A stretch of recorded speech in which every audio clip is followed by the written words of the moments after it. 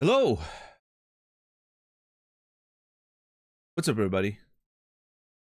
Rasta, Lonigan, Red, JR, Chipmunk, 10 bucks, Z, Soro, Shezar, Macaron, Solipsist, Ankthar, Colette, Serafin, Warren, Pyramage, Wolf, Heroes, and Diamonds, Mac Ace, Glegger, Thurlow, thank you for this 15 months, Tier 1. I appreciate it. Thank you. Faramage, it was indeed Cult of Luna. The song was Light on the Hills. On the Hill. Thank you, Warren. Lights on the Hill. That's correct. Hope everybody's doing good. It is Wednesday, December 3rd. Still have a bit of a migraine, but I think it's gonna be okay. Hopefully.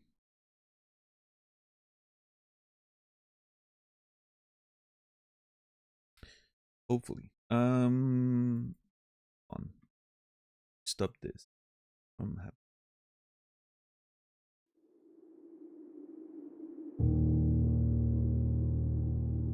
Steam was downloading something. I need Steam to not download something while I'm streaming. Hopefully the stream wasn't lagging or anything.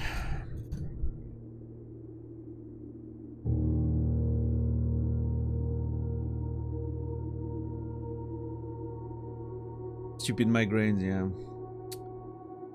It's a little annoying, but it is what it is. What's up, Gecko?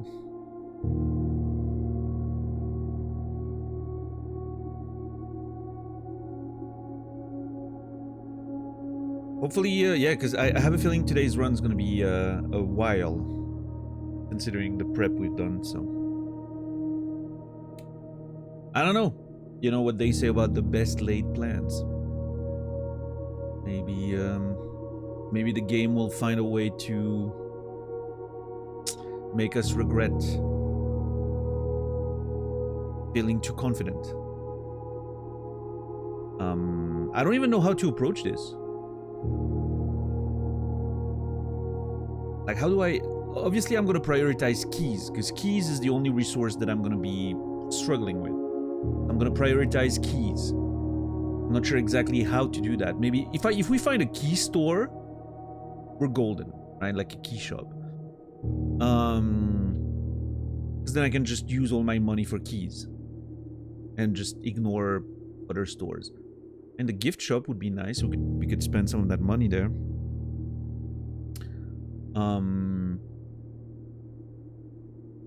Now, if we find the bracelet and the study,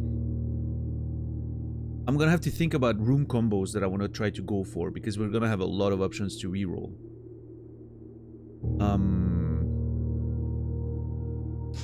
So we're gonna be able to try some crazy things, maybe the furnace and the freezer, right? There's that combo we need to try at some point. I don't know. I wonder how because the furnace, I'm sure is gonna unfreeze all the stuff in the freezer, and there's items to pick up. But at the same time, our gems and gold is frozen. So I'm like, does it just cancel the effects of the freezer? Or does it still freeze? Because we don't want to freeze our resources, you know, accidentally. So I don't know. We'll have to figure that out, I guess.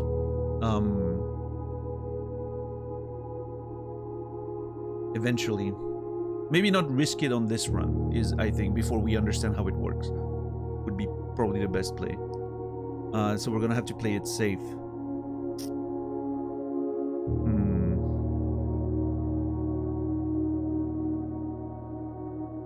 There's all the stuff with the experiments radiations that we haven't touched on yet, which is another thing that I need to explore. Yeah.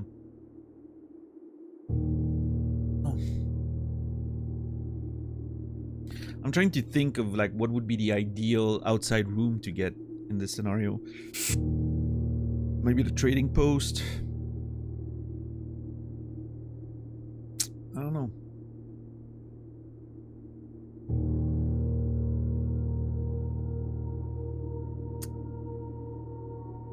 I don't know.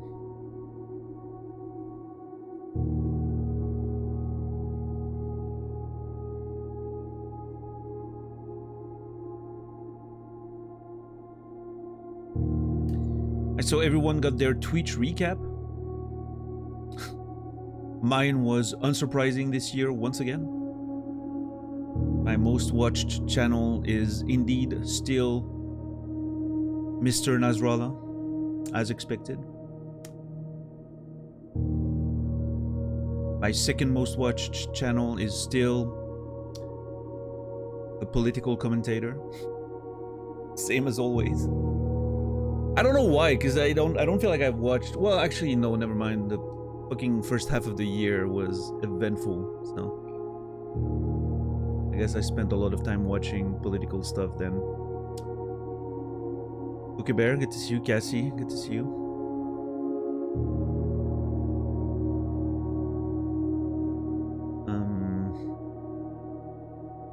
Number 3 to 5 were more surprising, I would say. I didn't expect some of those results, but it is. What do you think your biggest current goal is? I mean, still finding the keys at this point. Like, I'm trying to find the keys and, you know, open those doors and find the solutions to those problems. I'm not exactly sure how to find all the information that I need. I mean, I guess finding more passports would help. If there are passports with a different nationality on it, like a different realm on it. We need to all find the sigils, right? Like, that's a big thing. I still need to open those chests. I don't know if I have like a precise goal. I just, it's more of, there's still so much information that I feel like I don't have. Maybe someday I'm gonna have to really, you know, run a fine-toothed comb in my notes to just make sure I haven't forgotten something. Yeah. Interesting, Seraphin. Yeah. 493 hours. Very good, Glegor. Thank you. I don't know how long I've streamed in the entire year, so I'm not sure. I always find it weird that the recap happens in December. Do they use last December's data for this December? I don't know.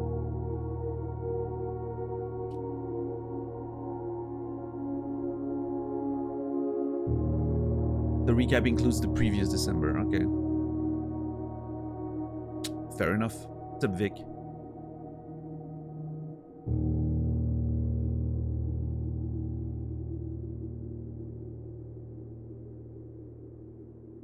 That's how I got 366 days on Twitch.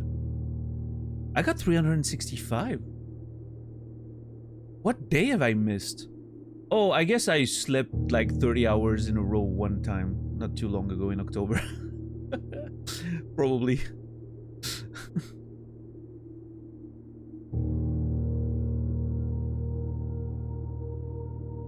Because I only got 365, so I probably skipped a day at some point. I don't know.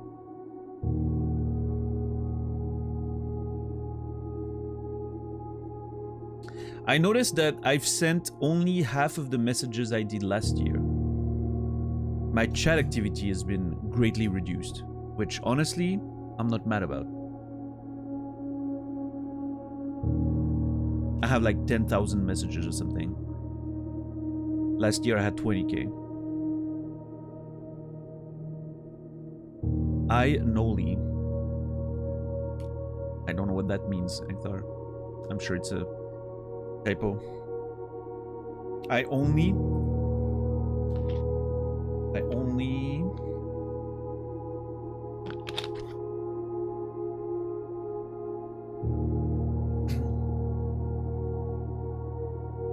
Streaming only doesn't count. My days of not watching any streams during Silk Song. Oh, right, yeah.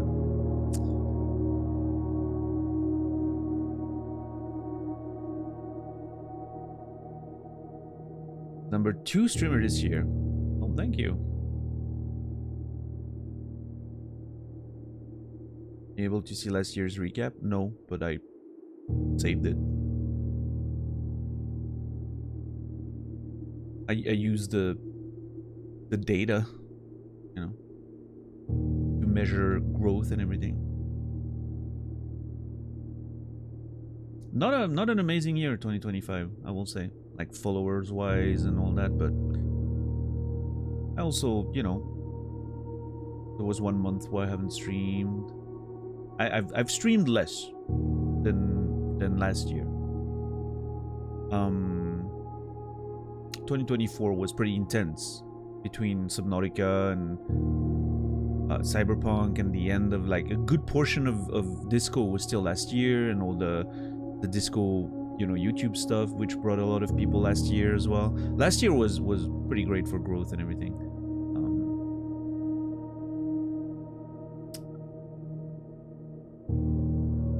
What's up, Van? How are you doing today?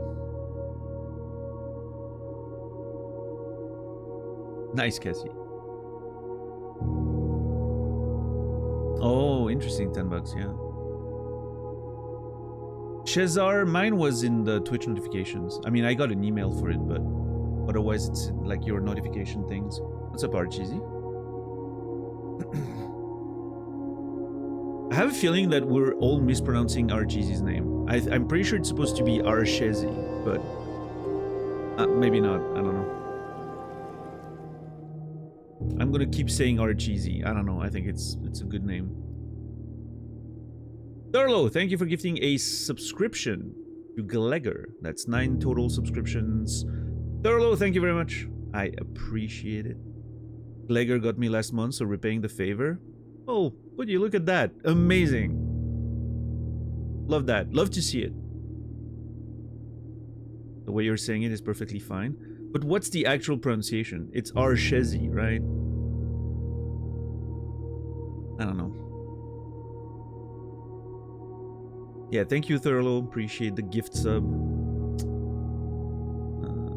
I still have some 35% off days to burn because they give us the option to activate those things ourselves now. And I still have, hold on, I have a bunch actually. Let me, I need to check that. I know I have a bunch. Where is it? Monetization, partner.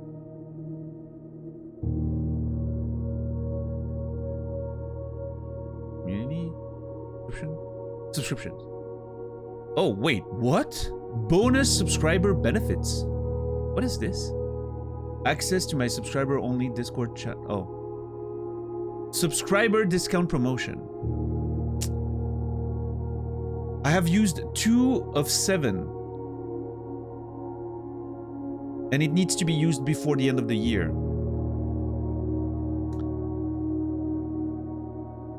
You know what? For the next 5 hours, ladies and gentlemen.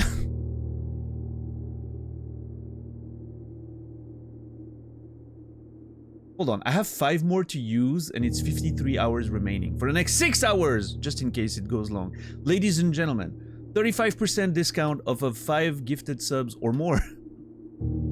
I'm not doing it for any special reason or anything. I'm just, you know, I need to use them before the end of the year. So, you know, I'm just gonna use them, I guess. The promotion is now active if I did it correctly. Please let me know if it works. Oh, well, I guess it does.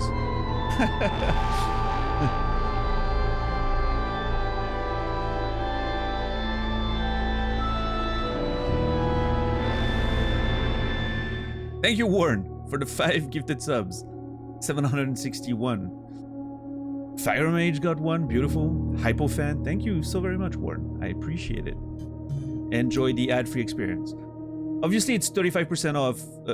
You know, meaning I split the difference with Twitch. I get less money, Twitch gets less money, but at least it's cheaper for you guys, and it means more people can have an ad-free experience, which I think is amazing.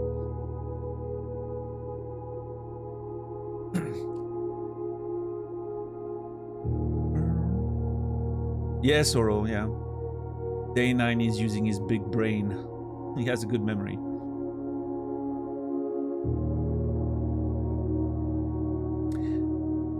But also at the same time, I don't know.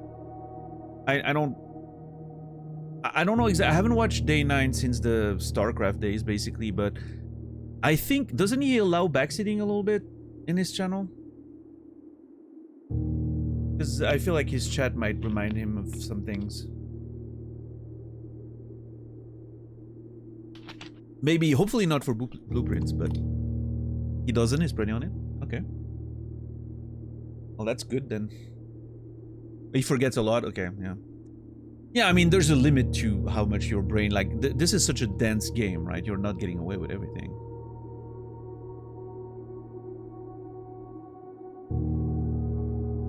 Welcome back, Chipmunk. Yeah, if you are already on the page, sometimes you have to reload whenever I go live. It's not always perfect. That's true, 10 bucks, that's true. My neck is killing me these days. Hope I don't have meningitis or something. Suddenly it's like, oh, my neck's a little stiff because I, you know, keep watching my notes up there and play League of Legends. That gets me all tensed, and then my neck is stiff and I'm like, oh my god, I'm dying of meningitis. You're okay, Daniel. You're okay. President Daniels is okay. It is paying the price for past Daniels' behaviors.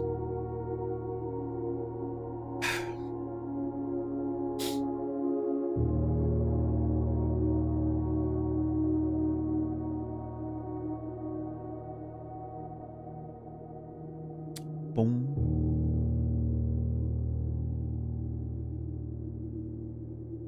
Yeah, Archizzy, that makes sense. Big day, I'm nervous. I don't know how day 22 is gonna go, but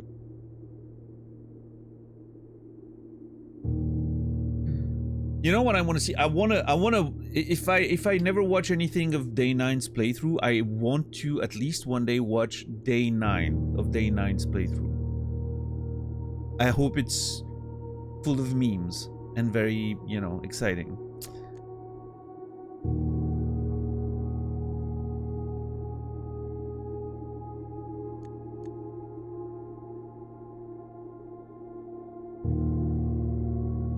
For branding, yeah.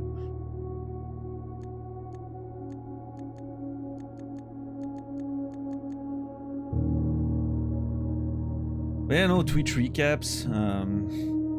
People have posted their Spotify recaps as well on the internet, which makes me realize how disconnected I am from what most people listen to these days.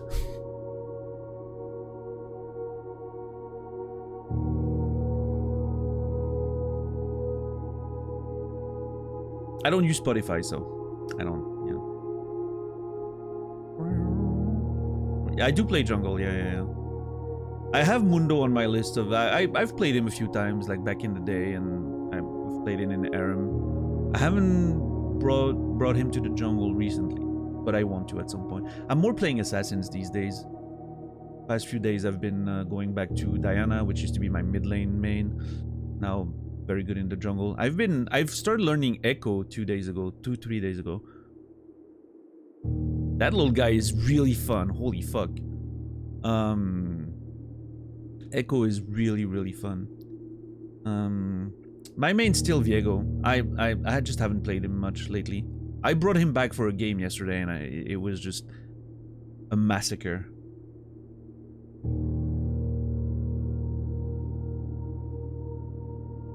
But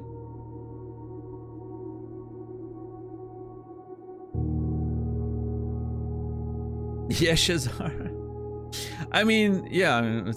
To be fair, a lot of like music from like the 90s or whatever are very much ancient at this point, right? Almost 30 years ago. Fucking Melancholy and the Infinite Sadness from the Smashing Pumpkins came out 30 years ago. 30 years ago! Some stuff from the 2000s is pretty ancient at this point. Like something like Linkin Park is, you know, I'm not a big fan, but it's just like an interesting one to bring up. Like Linkin Park is pretty much oldies at this point. Because think about it. When you were a teenager in the 90s and you were listening to, you know, Nirvana or the Smashing Pumpkins or Marilyn Manson or Radiohead, think about Led Zeppelin from like the 70s or the Beatles from the early 70s. You were in your head, don't, you know, be honest with yourself. That was old people's music, right? Even stuff from the 80s, I'm sure you would consider pretty old when you were a teenager in the 90s. So now we're in 2025. Something that came out in 2008, 2005, that shit's old. There's adults that weren't born when that shit came out. It's crazy to think about. It's so depressing. I don't think it's depressing. It's just, you know, it is what it is. Next year, the PS3 will be 20 years old, yeah?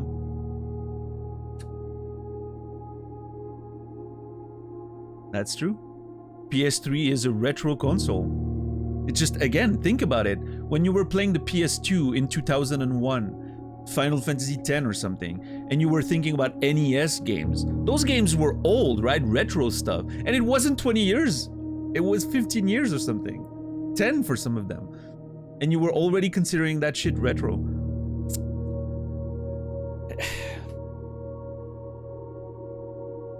Now, obviously, part of that when it comes to video games is that there was an acceleration at the end of like the 90s. There was a huge acceleration into like the 3D space, which made old games feel older very fast. But I don't think that's the same anymore. Like the past 12, 15 years, you know, obviously games have improved, but a lot of it feels sort of like just a new coat of paint on the same thing.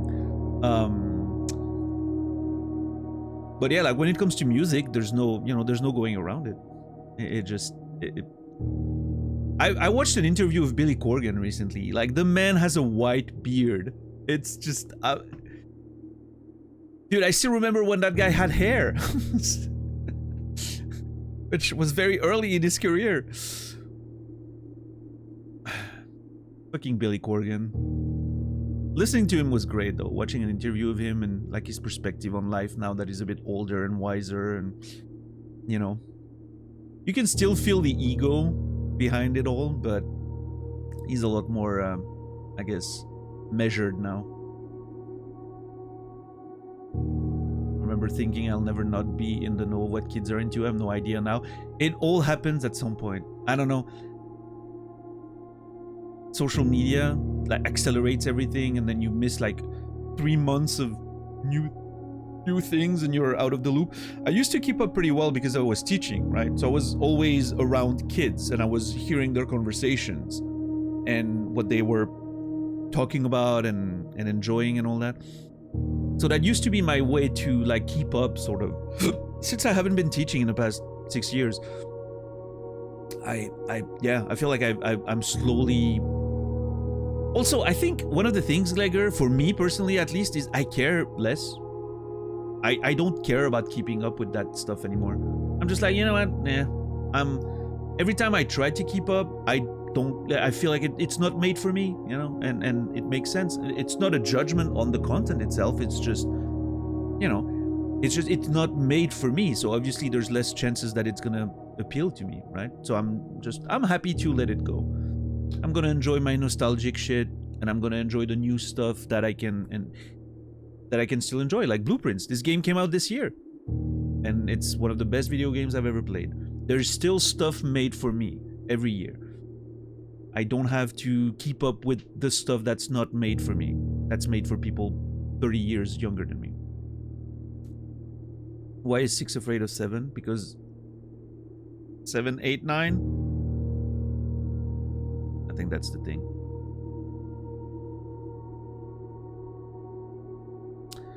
My husband has a 6-7 ban in our house. I still don't understand that thing. I think it's supposed to mean nothing, right? It's like it's the new Skibidi, basically. I don't know.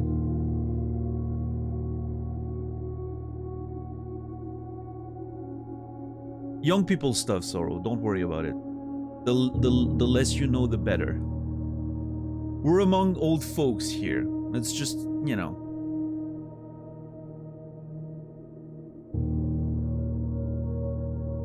Let's just enjoy our TV reruns and, you know, nostalgic music from the old days, you know, 2010s or something.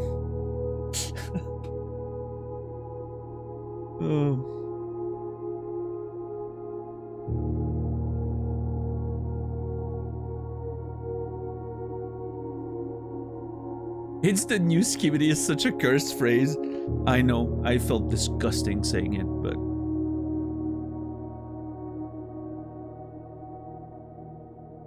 It's like 42? 42 means something, though.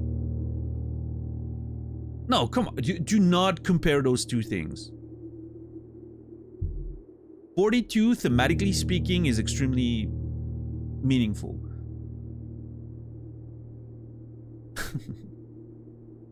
It is kind of like a random number, right? It's like, yeah, it's a random number. But it means something. There's meaning behind it. There's like a whole, you know, thematic...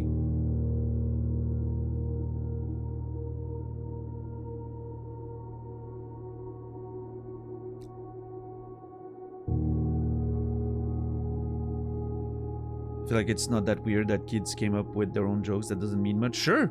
I mean, I'm sure we were the same when we were kids. I think the difference is when we were kids, the social media wasn't a thing. Like the mimetic nature of jokes like that was slower.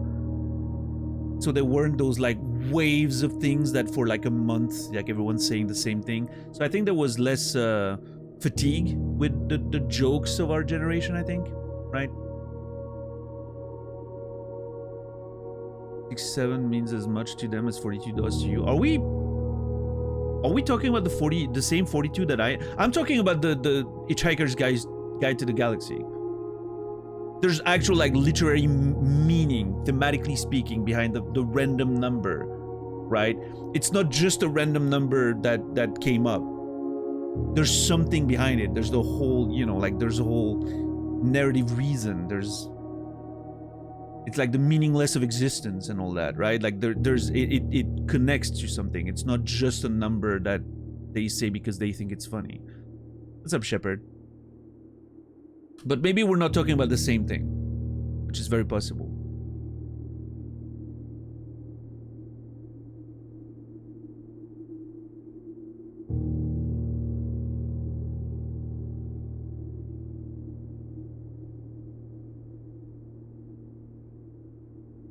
But at the end of the day, you know, I'm not judging the kids for having their own, you know, little things. Like I said, we had the same things when we were young. I just feel like it's very different how information travels these days. And I think that changes sort of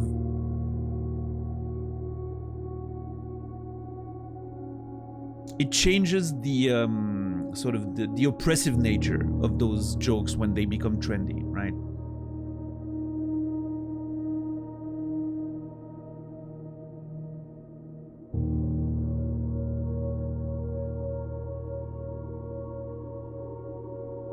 Yeah, but that's the thing, Wolf. The 42 thing just became a thing after the book.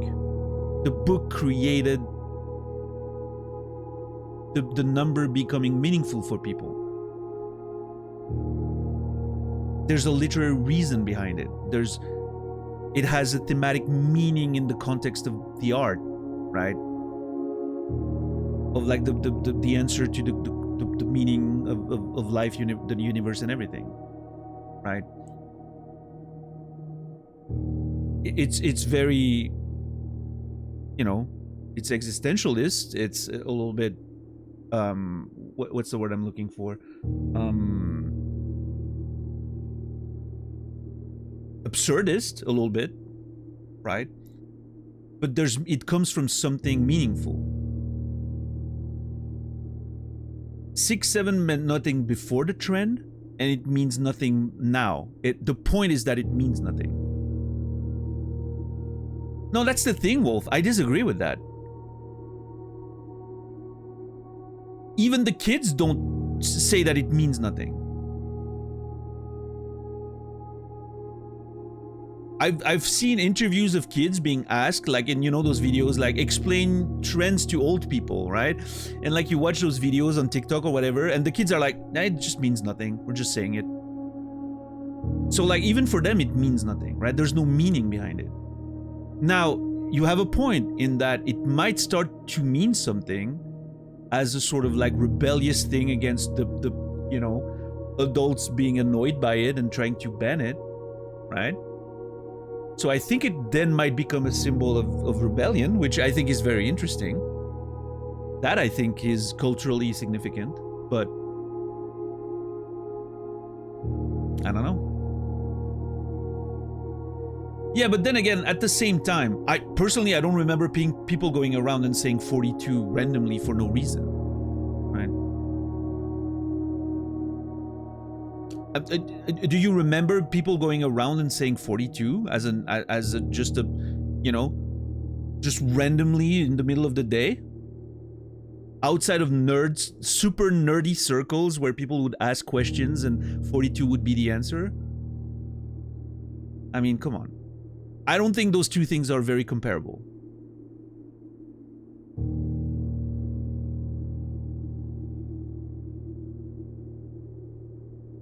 I can safely say that I grew up my entire life without anyone ever saying 42 around me. In like a, you know, random social setting.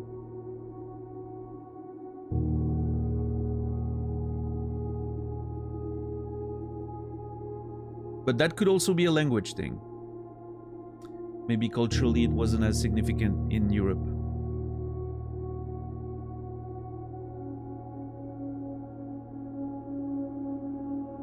'69 feels a bit closer as an example. Yeah, but 69, I mean, it's, you know, people go like 69 nice. It's just a sexual joke, right? Like there's no deeper meaning or anything. I don't know. 6 times 7 equals 42. Yeah, I think that's a random occurrence. I don't think that's actually, you know. I don't think that's intended, but that's pretty funny. Yeah.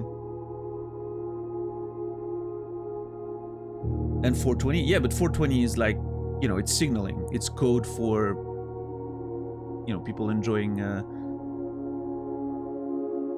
getting high and everything. Like it's a signaling thing. I don't know. You know, I do think Wolf has a point in that I think the 6-7 thing might become culturally significant as a rebellious thing, especially if adults are bitchy about it and start banning the use of it, and you know, because it's sort of like it becomes a, you know, it becomes a beacon of the youth rebelling against the adults. We're gonna use it anyway, right? We're gonna start tagging it on walls and wearing t-shirts with the number on it if we can't say it out loud and stuff like that, right? And then it becomes culturally important. So I think it's an interesting phenomenon.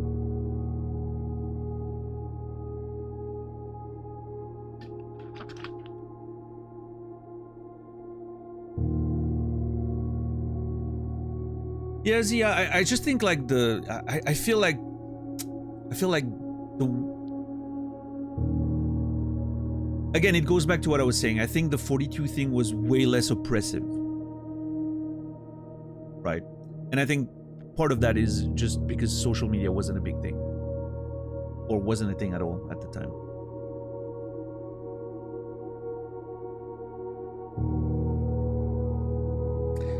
I don't think people actually have the thought process of the sex. Really interesting, because for me, every time someone goes like, you know, there's a mention of a 69 somewhere and someone goes nice, I immediately, the only thing that it connects to in my brain is like, oh, that's the, you know, I don't know, maybe I'm the weird one there.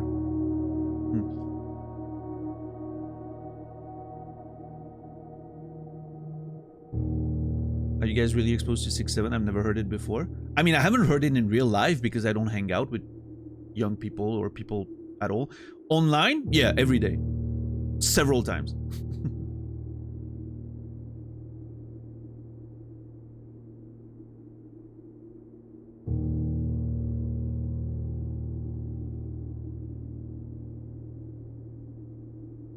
You're just not very online, Sorrow. Or you are online in spaces where it's not a big thing. If you're consuming a lot of like French internet, for instance, I'm sure it's a lot less present there.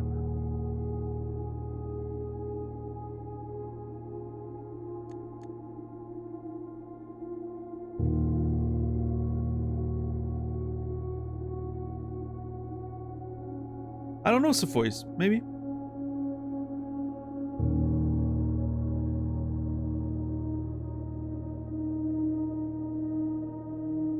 What's up, Dax? How are you doing?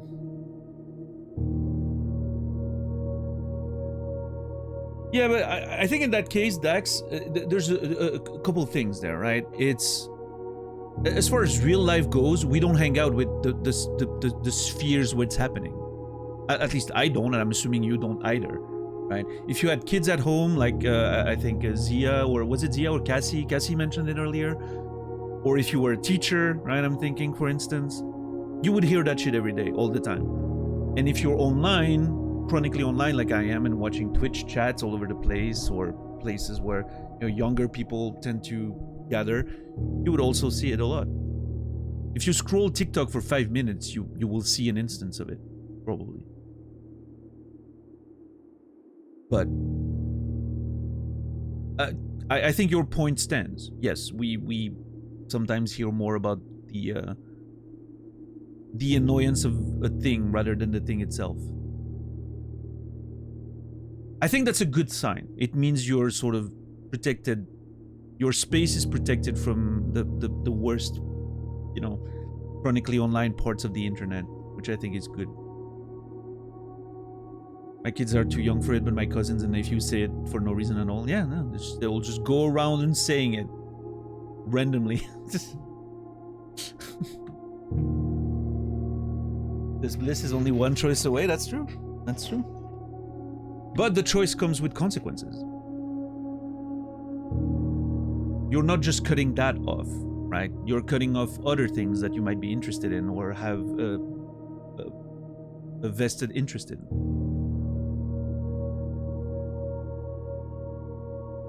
It's not always that simple.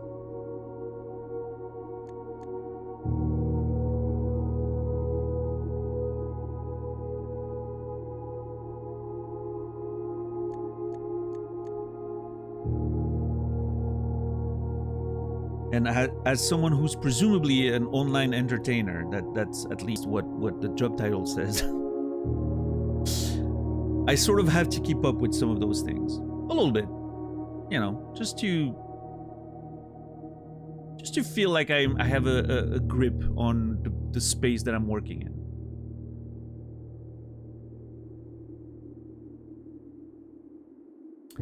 Maybe there's another way, but I haven't found it, if there is.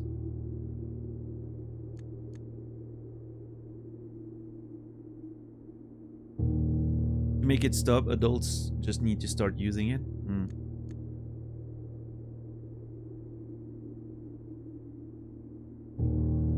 Anyway, we'll talk about that again once we're on day 67. If we ever get there.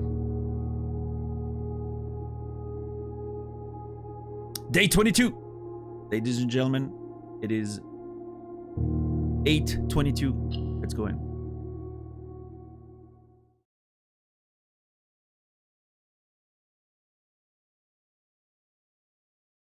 I don't understand why adults would want it to stop. I think it's just again, if you're around kids and they constantly say the same thing all the time for no reason whatsoever, I understand it can become grating. Right? As someone who was a teacher during the some of the worst trends I've ever seen, at some point you just want it to stop. That's what kids do, yeah, but doesn't mean you have to let it happen sometimes, right? Especially if you're, again, if you have to deal with it constantly all day, right?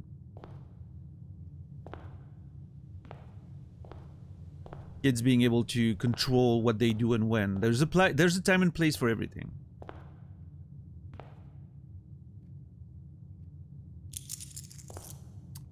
All right. First decisions. Do we immediately go to the outside room? I think we do. Let's set ourselves up comfortably. What's the plan with all of your riches? Let's start slow, let's start smart, and let's see where it goes, I think. I would love to find the code check and the study. The code check and the study together would be insane. And then a key shop would be great.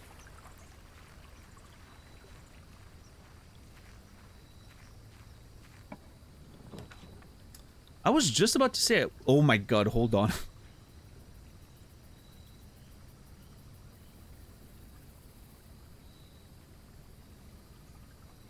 Hold on.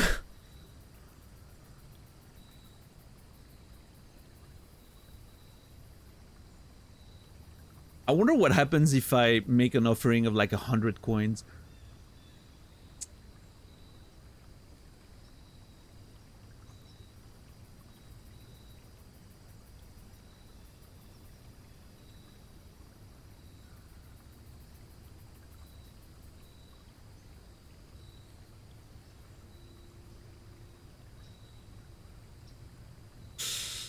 That would be that would be a, oh man, we would, oh god. We would burn, imagine if it's just bad.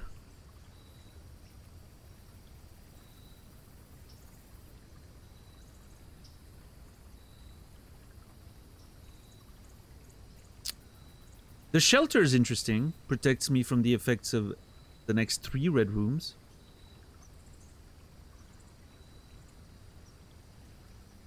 The root cellar, more dig spots. I mean, I don't need the resources, but it could bring some keys, I guess.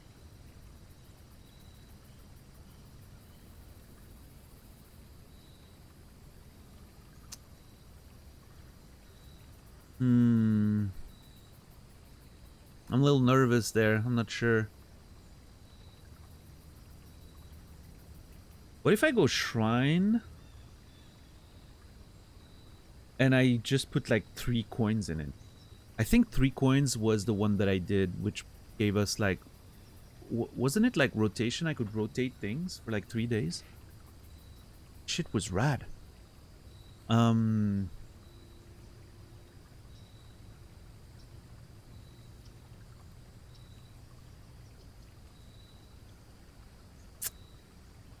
What's up, Shamo? Shelter enables, Shelter would enable the archive. Which honestly would be pretty decent, I think.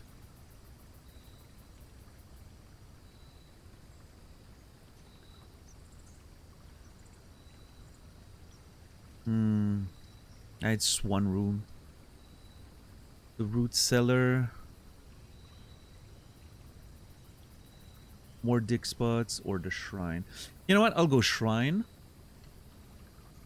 And I'm going to donate 3 coins, I think. There's a real part of me that wants to be like, you know what? I'm just gonna drop 100 fucking coins in there and see what happens. I'm just too worried that it's... oh no.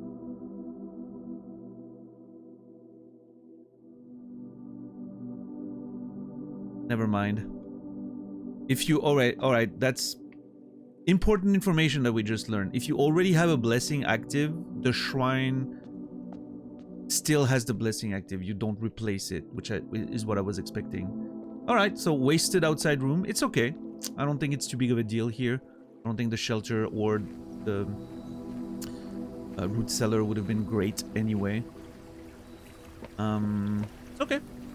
Good learning experience. Might as well learn on a day like today, where we already have a bunch of resources, so we don't lose too much. Outside room is a crutch, yeah. Alright, let's go in there, start drafting, see what happens.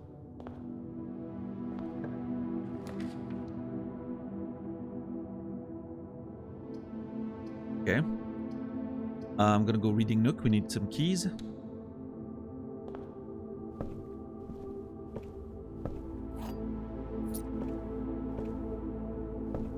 We need some keys.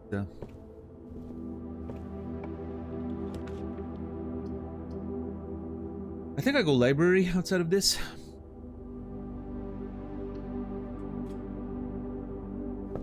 Just take that, try to take that right side. Get a hallway, that'd be nice.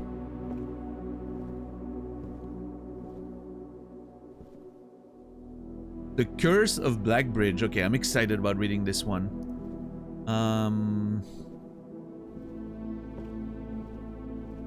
Does F4 actually work?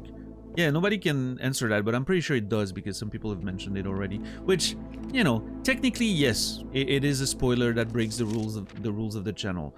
On the other hand, I'm never gonna do it, so I don't think it matters. Our longest day, 7 hours 39 minutes. Our average day, 3 hours 39 minutes. Total time, 78 hours. And we were wondering yesterday, 78 hours.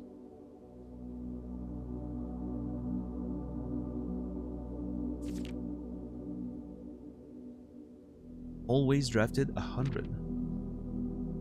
Gallery art named 0. Womp womp. Yeah, that puzzle really stumped me yesterday. Oh, the other day. I don't know. I don't get it. I don't understand. Hopefully we find it again someday and we get to try again. Okay. Oh, we have a new one. Yeah.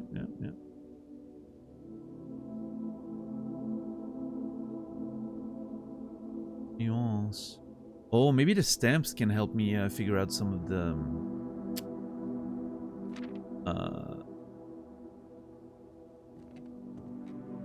what's it called? The sigils. Yeah. Yesterstream, yeah. Yeah, still 2 red letters. Haven't been able to open any other chest yet. I have a few ideas, but oh wow. Simon P. Jones, the only one who take it out. This book was graciously gifted by Simon P. Jones. Oh yeah, of course. I bought the book for the library. The Curse of Blackbridge by Redford Ewing. Forward. Oh my god, there's a 4. Okay, hold on. How many pages is that?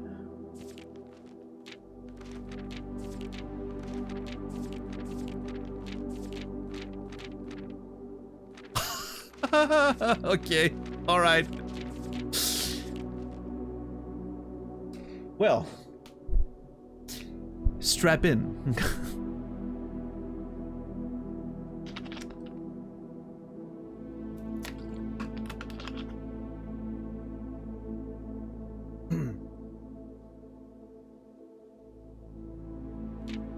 Forward. The legend of Blackbridge is one that's well known to the people of the Grand Realm.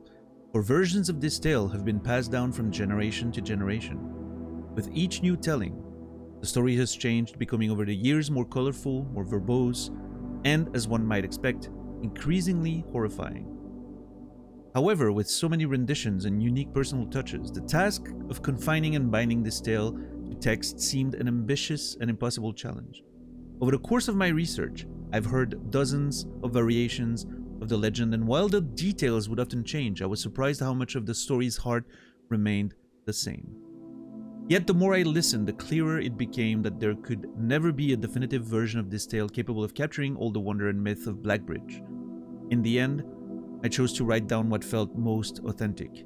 The story my grandmother told me as a boy long ago. Okay. Part 1. The Berry Picker from Oris. Little berry symbol. Interesting.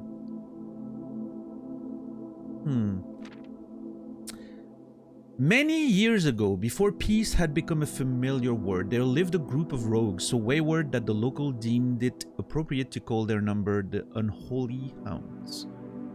They were feral outlaws composed of society's worst in a time when society was at its worst. And for each crime that fearful travelers credited to the group, a dozen more laid unclaimed, each worse than the last. For the gentry, however, who often valued their coffers more than their companions, no crime could measure more wicked than the group's primary enterprise, high road robbery. This is like Red Dead Redemption 2.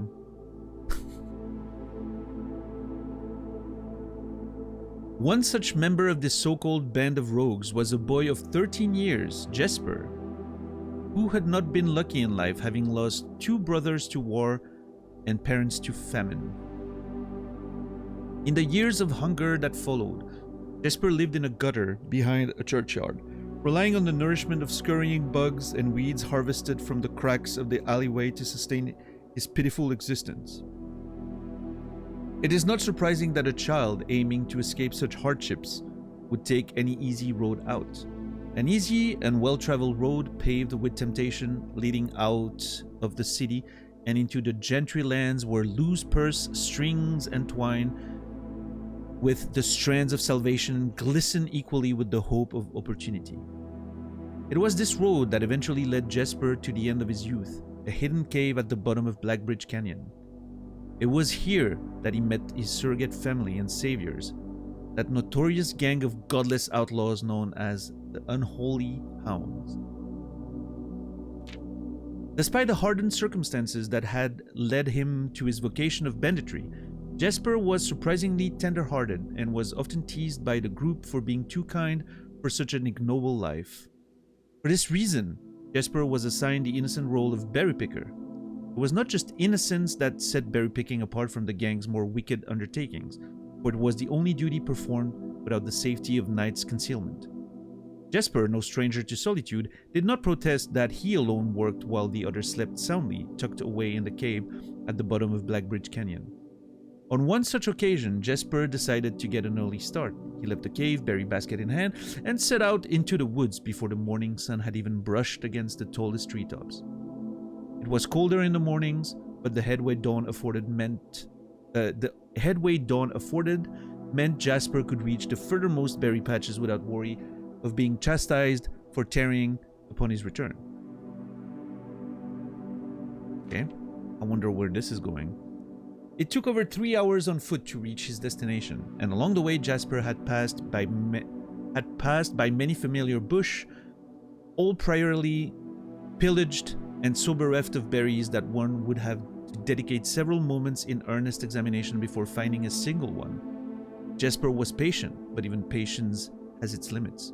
He was confident that even accounting for the time lost to this long stretch of travel, his efforts would be well worth the pains. Surveying the patches in this new growth surprised even Jesper. The red dots suspended among the leaves seemed as numerous as stars in the sky. Upon seeing such a bounteous sight, he clutched his berry basket tightly and nearly toppled over out of joy. Once he had regained his senses, Jesper quickly made a decision. Who gets so excited at the sight of berries? Maybe the boy's hungry. I don't know. He would not reveal the location of this newfound treasure. Instead, he would earn the respect of his confederates who, upon seeing his yield, might attribute the success of hard work. Smiling at his plan, he's gonna lie to his folks. Smiling at his plan, Jesper set off to fill his basket and was making steady stride in his task when the sound of thundering hoofs interrupted him. A carriage! Carriage is approaching! The thought of it made Jesper freeze. Had he been so enchanted by his discovery that he had neglected to observe his surroundings? How could a roadway be so close? He dug down and crept toward the impending sound, hiding behind one of the larger bushes nearby. It was only a moment more before the sound source revealed itself.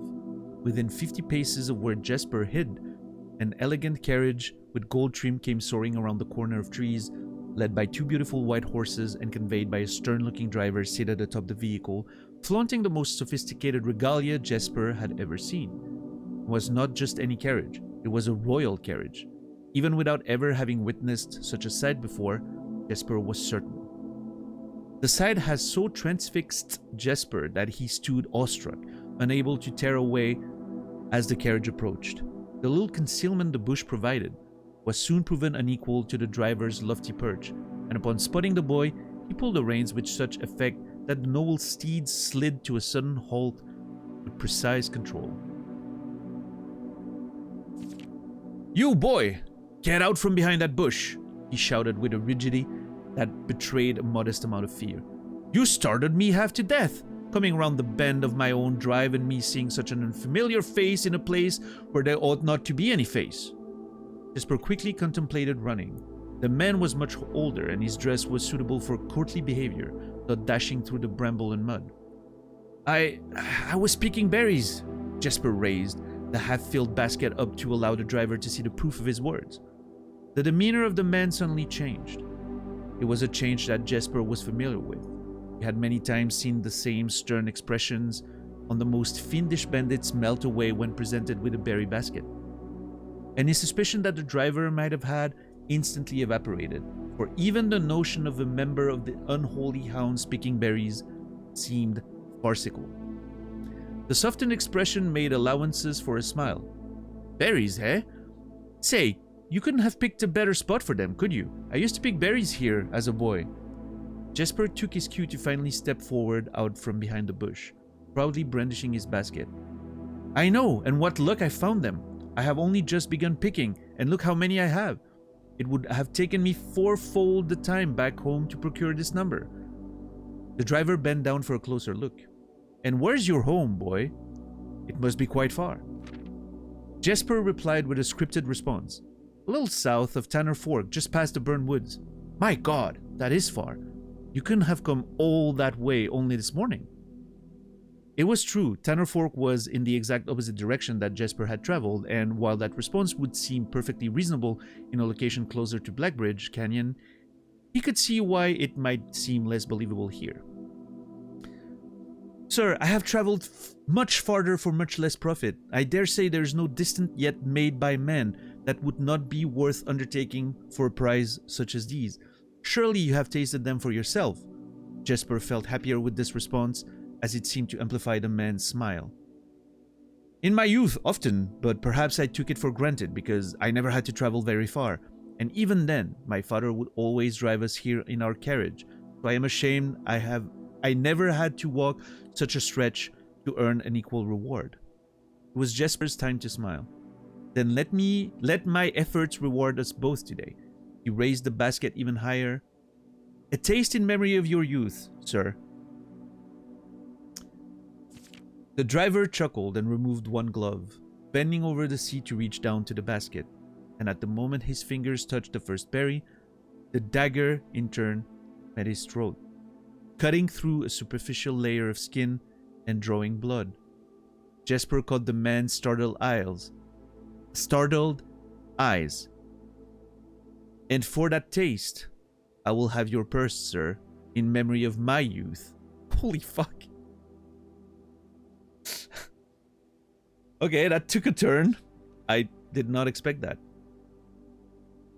The driver's arm had gone stiff, his chin raised and trembling, more frightened than he had ever been before. Whether unable or incapable of speaking, he did not respond to the boy. Perhaps he did not think his jaw could afford to be engaged at this particular time. Jesper let the basket drop, freeing his other hand to probe the man's pockets. Do not mistake me, sir.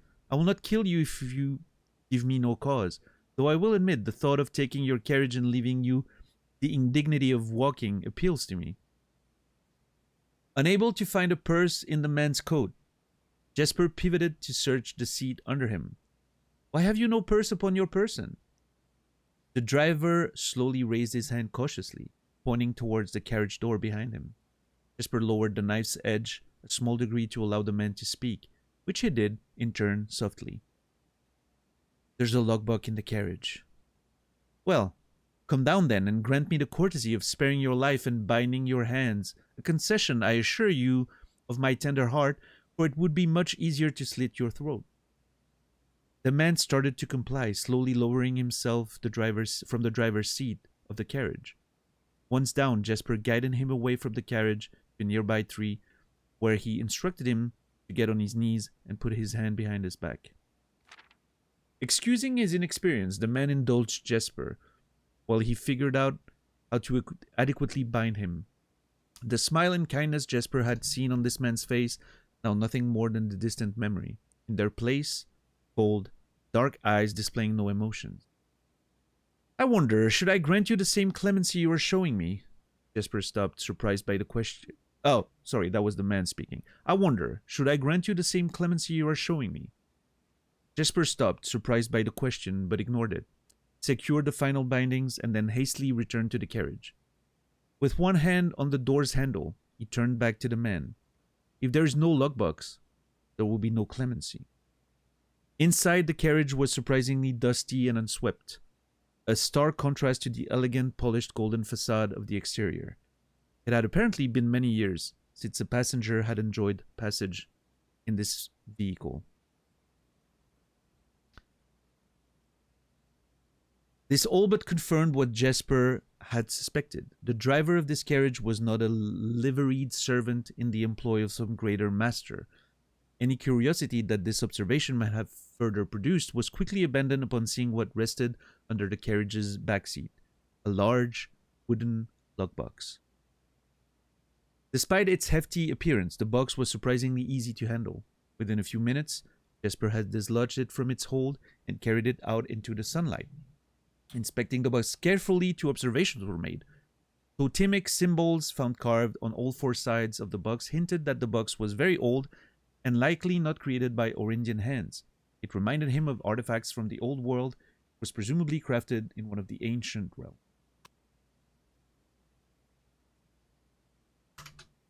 I'm really intrigued by the old realms thing, like the old world sort of thing. Yeah, I think this is like there's an interesting like lore to this that still has me curious. We're gonna learn more about it. Secondly,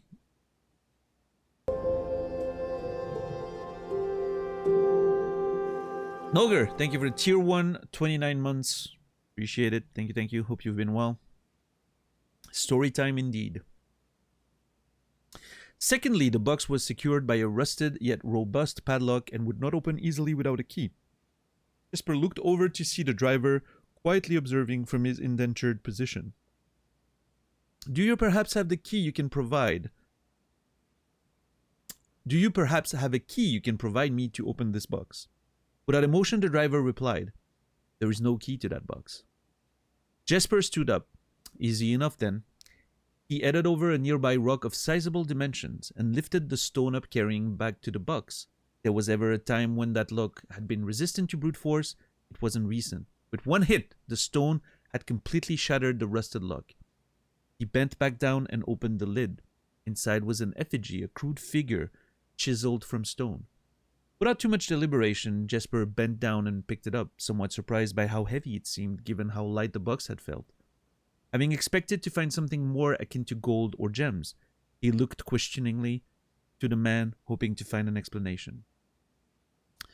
The driver's smile had once again returned. You are cursed, boy, for deadly is the stone. You have opened that which should never have been opened, and you are cursed. Jesper carried the effigy over to the man and shoved it in front of his face. What is this? That's one. Feeling his disappointment rising to Wait, what? Jesper carried the effigy over to the man and shoved it in front of his face. What is it? That's one. Feeling his disappointment rising to anger now, Jesper tightened his grip on the effigy. One what, you mumbling agenter? And in God's name, why have you no purse upon your person? The man did not seem intimidated. One pace. He paused for effect. 12 more, and you will be dead. Oh my God. He only had a second to flinch before the effigy struck him in the head and put an end to his cryptic ramblings. If there was ever a time when the old man had been resistant to brute force, it wasn't recent. Jesper looked down at the sculpted stone. That's pretty funny, by the way. The callback to the box with the, you know, if there was ever a time where it'd been resistant to brute force. Nicely done. Jesper looked down at the sculpted stone figure, now splattered red. Was it cursed? Was he cursed? He had, of course, heard stories of curses and had never doubted the validity of their past, but now, okay, I'm just calling it. He's gonna ride the carriage to not have to, like, if he walks 12 paces, there's a curse, right? He's gonna ride the carriage to not have to walk anymore. That's my prediction. He's gonna become the driver himself, right? B-side, thank you for the prime. 19 months, appreciate it. Would like to subscribe to the audiobook by the Daniel Matt service. Yeah, I'm not a very good reader out loud. I don't, especially like in English, I don't read out loud very well. I make a lot of mistakes and all that, so I'm trying my best. I hope it's not too bad. Jesper looked down at the sculpted stone figure now splattered red. Was it cursed? Was he cursed? He had, of course, heard stories of curses and had never doubted their validity in the past, but now that he was standing face to face with the possibility of being cursed, his mind pleaded with him to be skeptical. And if he was cursed, what difference would the knowledge make? A dozen more paces would not be enough to find another living soul, to say nothing of the chances of procuring a remedy. If he did not move from where he now stood, he could live maybe another 3 or 4 days, maybe more given the abundance of nearby berries. A plan that, if we ignore its obvious fault, might provide additional opportunities for help to come along.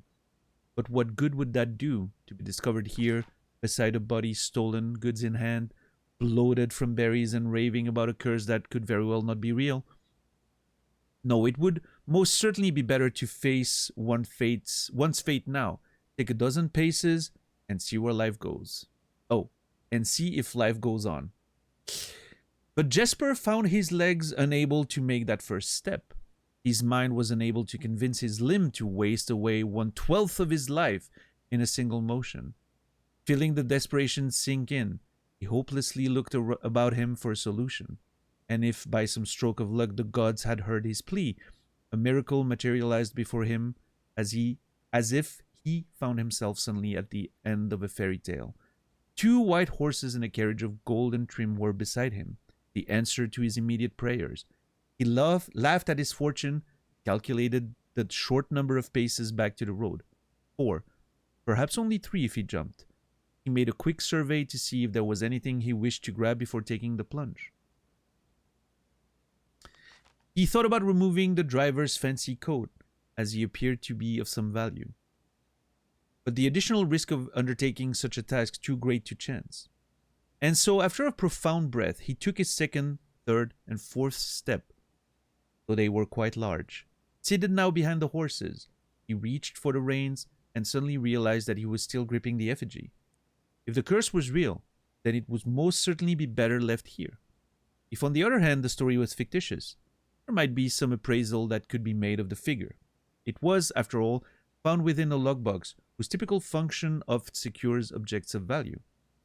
Having witnessed firsthand the horrors of destitution, Jesper found his mind equally reluctant to allow his hand to let go. And if it is cursed, I die, if not today, then tomorrow. And if I died, what care do I have? And with that statement said aloud to the horses seemingly, Jesper took up the reins with confidence. Part 2. Below the Black Bridge. I like the idea of like the notion of that curse and having like a measurable sort of, you know, like if I take 4 steps, that represents a third of my life, right? So you start considering what you can spend them on, right? I think there's an interesting theme here of how we sometimes don't live our lives thinking about the same thing, right? This project that I'm going to start is going to take me X years. That's a certain amount of time in my life. Like, you know, there's a sort of like facing your own mortality may, you know, affecting your decisions if you think about it too much. I think that's interesting. And there's obviously, before reading part 2, I don't know if it's going to, you know, expand on that, but the idea that, does it matter if the curse is real or not, if you believe in it? Because if you believe in the curse, even if it's not real, you're you're acting as if it is, right? You're cursing yourself by just your own belief, I guess. Which again is the the analogy there with some of the decisions we make in our life, obviously pretty interesting. Anyway, part 2, Below the Black Bridge.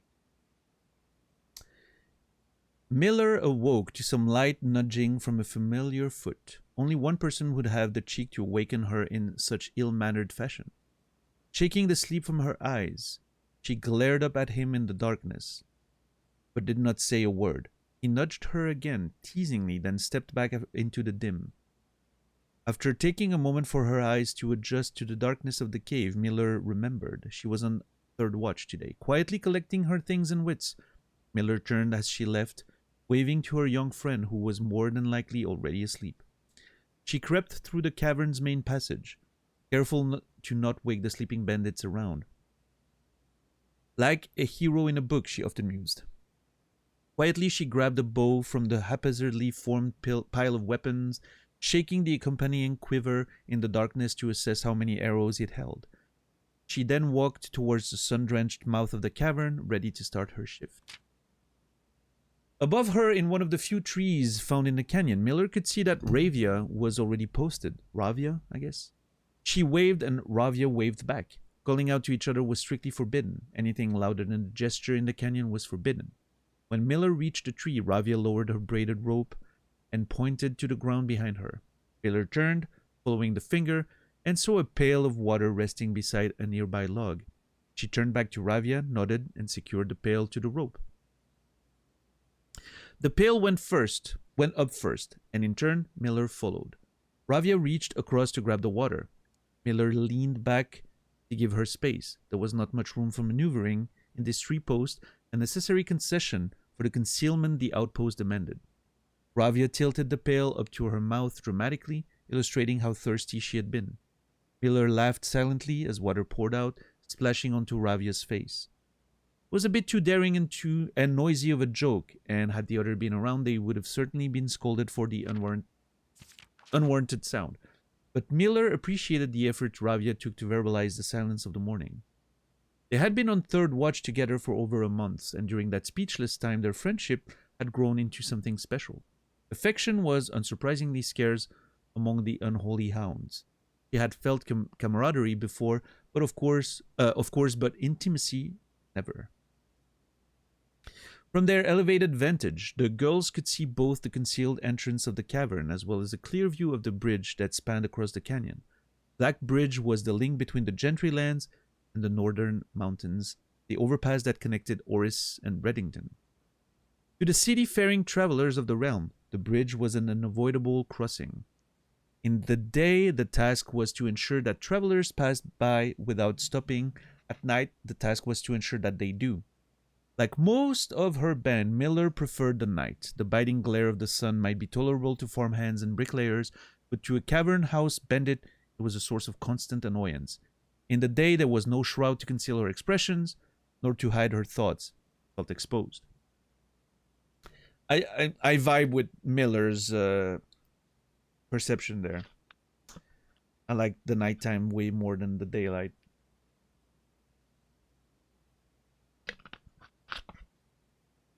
They were roommates.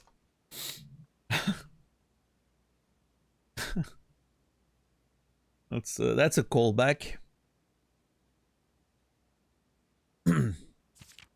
Ravia touched her elbow and pointed up. Miller, striving to suppress a budding smile, subtly shook her head in response. There were many signs that the unholy hounds used in lieu of words, but the two of them had developed an extended vocabulary. Gestures quietly forged in the shared solitude of their months among the branches. She watched as Ravia shifted, placing her palms flat on the floorboards beneath them. Miller knew what she was trying to say, but shook her head a second time. It was often more fun to pretend not to understand. Ravia rolled her eyes and turned away, looking back to the canyon. Squinting through the leaves, the two girls held still, watching and listening. It was not long until Miller, too, heard the sounds of approach. Ravia held up 2 fingers bent, and a few moments later, 2 men emerged from the bridge southern end. They were dressed in a familiar uniform, long gray coats with black facing, white waistcoats. Long gray coats with black facings, white waistcoats, and black tricorn hats. They belonged to the local patrol, the Blackguard. I don't know if it's the Blackguard or the Blackguard, like I'm not sure here. Although not an everyday occurrence, their presence at Blackbridge wasn't an unusual sight. It typically indicated an important traveler's impending passage across the bridge, information that the girls would promptly relay to their leaders as soon as the coast was clear. But this report, while exciting, was rarely acted upon. In Miller's 5 years in the Unholy Hounds, he had never once seen a carriage taken in open daylights when the Blackguard was nearby. It's like typically that word, you pronounce it Blackguard, but in the context of the Black Bridge, I don't know. Also, it's an interesting detail, but it almost looks like there's a misprint here, which I'm sure is just for flavor, but it makes the thing feel really real, like a real book, right? Old misprinted thing. Anyway, the men had nearly reached the bridge's north end when Miller heard the horses, faintly at first, but growing louder with each passing moment. Ravia's eyes met Miller's, the same concern mirrored in each other's expression. This did not sound like the typical carriage cautiously approaching the bridge to cross. Instead, the familiar crunch of the high road's gravel, they heard the harsh clattering of hoofbeats against stone. Both girls quickly redirected their attentions downwards, looking through the foliage. The sounds were not coming from the high road, but from the canyon itself. The horses were coming from below the bridge. In an instant, Miller had knocked an arrow and drawn her bow. Go! Brendan, thank you for the raid. Appreciate you. Get out of here before you spoil yourself, son. Thank you, thank you. Hope you've been well. Let's get on a call one of these days. I know the deal. Thank you. Guys, if you wanna watch a stream before I go live, B-Son here, Brandon's all live on a lot of days before my own stream. Playing Silksong right now. Used to play a lot of fighting games, but I think he's going more variety now, so that's great. Everyone's going variety. Love that. Love to see it. Yeah, give Brendan there, B-Son a follow. You won't regret it. A good guy.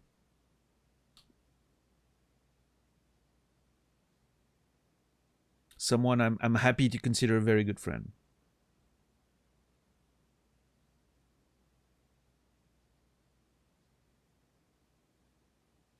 Ravia was gone before the whisper had even left Miller's mouth. The young scout was already sliding down the bank below, racing toward the cave. There was no road that ran below the canyon. There was no reason for numerous horses to be approaching their cave.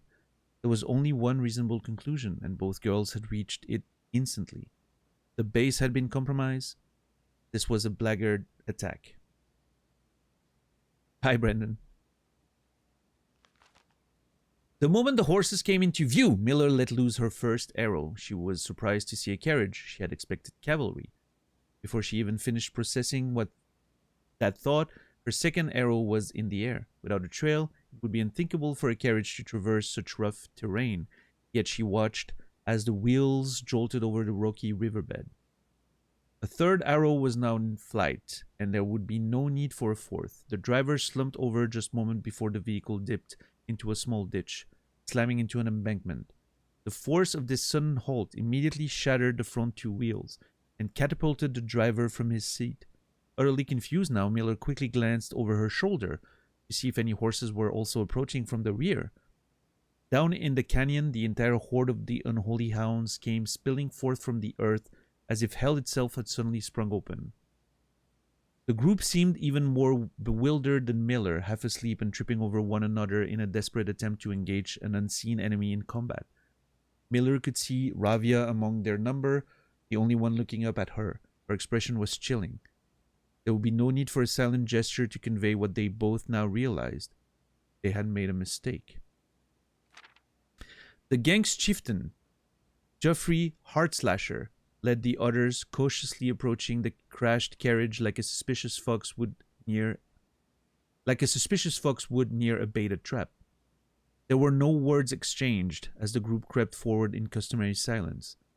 A dozen or so paces in front of the wreckage lay the far-flung driver, an arrow protruding from his broken body, and beside him, a blood-stained effigy carved from stone.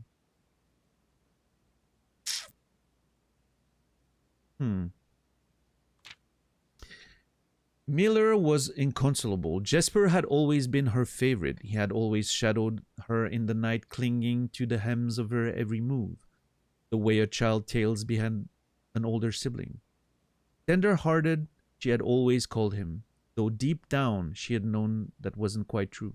His appearance of gentleness concealed a raw, resilient durability that emerged in the most perilous of situations. He had been a flower among the nettles of this cave, but his tail had thorns, honed by a grim past and 100 hands of misfortune. They buried him in the darkness, in the back of one of the larger cavern rooms. He was interred with a berry basket and a silk handkerchief that he had treasured. The mysterious effigy they had found beside him served as a distinguished gravestone, a marker that stood out as somewhat special among the rows of similar swords marking neighboring plots. No one spoke, not even in whisper. There was nothing to say.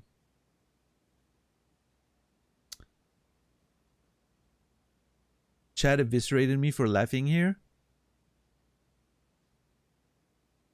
What did you think was funny about this?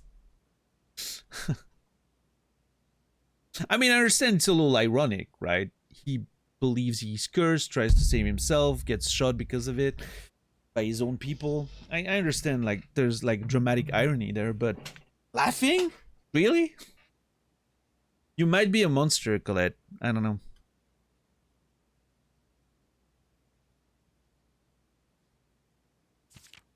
Miller awoke the next day to a thunderous shaking and rattling of the earth, a far cry from the playful nudging of the previous day. She strained to adjust her eyes, but the choking sting of a stirred-up dust caused her to flinch. It struck you funny? Well, to each their own. Panic was also in the air. The sounds of scurried footsteps and clattering feet filled the space around her. But even in alarm, the silence was louder. What was it that sounded so strange? Miller closed her eyes tight and used her feet to guide her along the passage. The whispers around her were getting louder, and intense voices could be heard ahead. Louder speech than she had ever spoken in the canyon.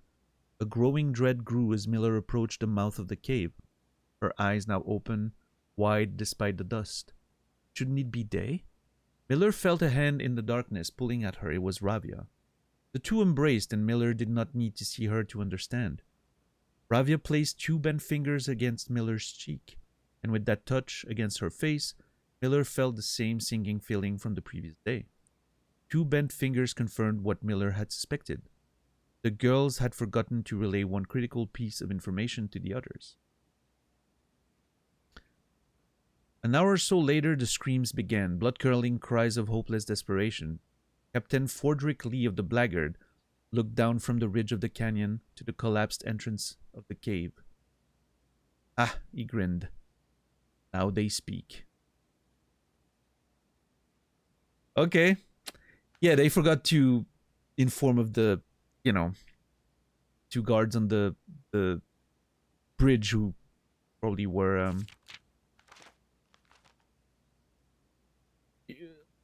noticed the commotion below with the carriage and all that.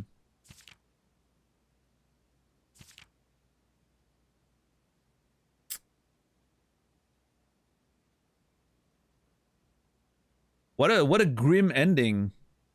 All because little Jesper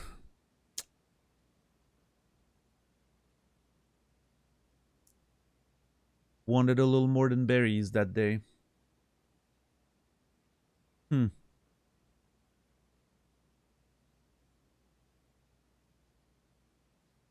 That last page is pretty brilliant.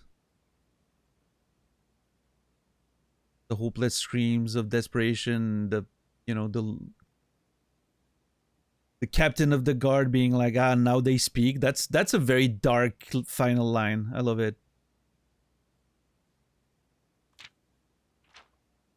And yeah, it very much feels like, you know, very much feels like an old, one of those old tales. You know, there's a lot of those like fairy tales and all that we only know them through sort of like the Disney versions, or like more like kids friendly version, modern kid friendly version, right? Which are they're often made softer and more whimsical and all that. But if you read like the original versions, they're all very dark and grim, and you know, it's, yeah.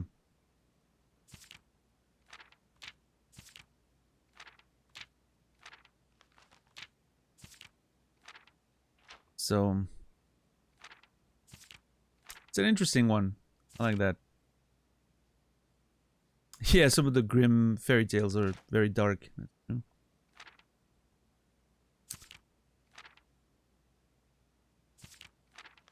What an interesting read that was.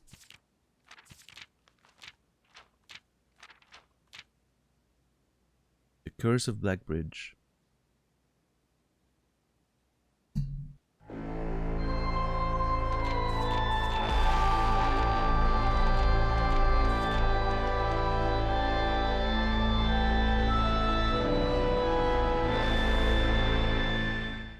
Thank you, $10 for the 5 gifted subs. Lenny, Shelby, Sponger, Gumblar, B-Sun, that's a nice pick, and Bunch. You will all be remembered. Thank you, $10 for taking advantage of the 35% off. Literally losing money if you're not taking advantage of it.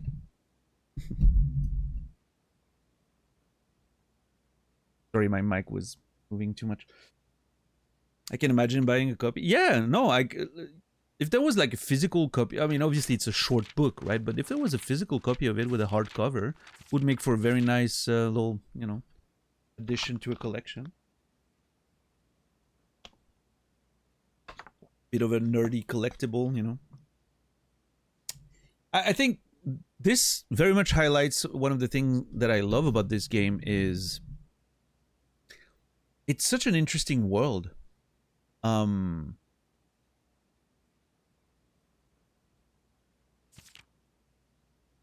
Because you get, you know, you get the sort of weird science fiction stuff with some of those rooms and the way the dimension works, and then you have all the magical fantasy things that are, you know, some things clearly work magically, kind of, and then you have this whole history of strange realms and political situations, and I don't know, it's such an interesting, complex world. I really love it.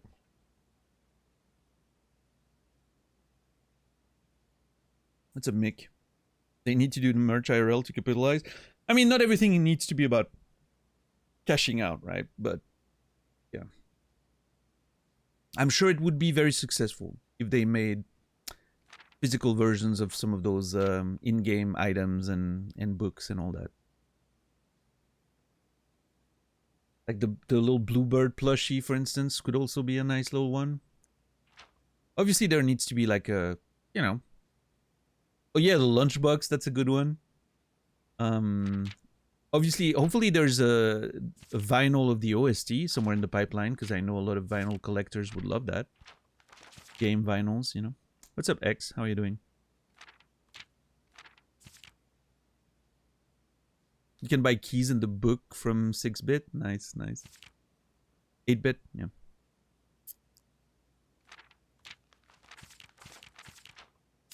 I do have to screenshot all of this, by the way.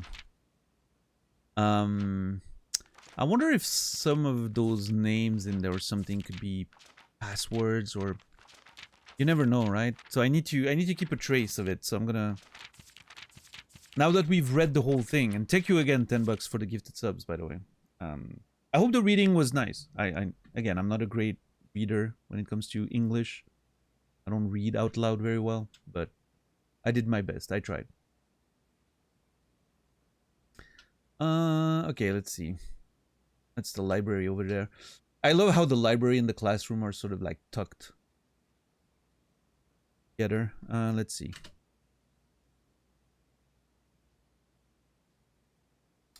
Yeah, well, if it was enjoyable, I'm glad. And let's start.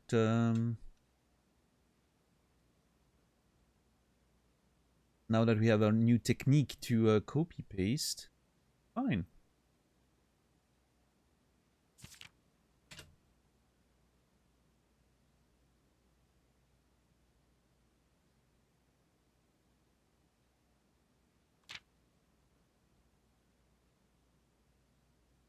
Now I'm interested now in the like the berries, right? Like the berries was already something we noticed. So, now we have like sort of the origin story of that symbolism in this realm.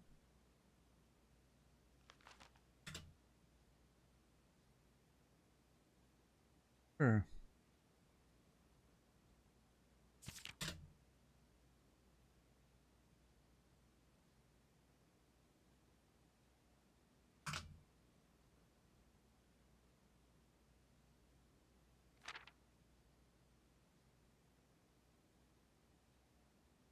I wish the music had continued all the way through. It was very silent there for a bit.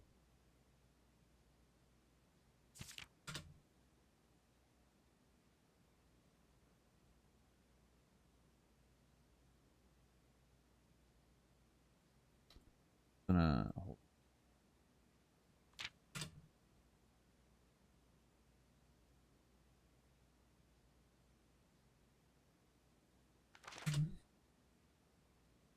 Man, I'm just thinking, like, can you imagine how horrible it would be to be stuck in a cavern, collapsed the entrance, you know, and you can't get out and you're stuck in the darkness? That's a rough way to go, because especially like there's a lot of people in there. Not everyone's gonna die at the same time. It's gonna be a rough last few hours.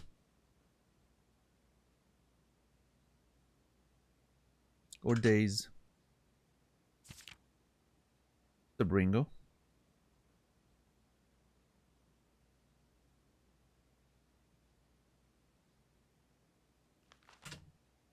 Man, this thing is so long.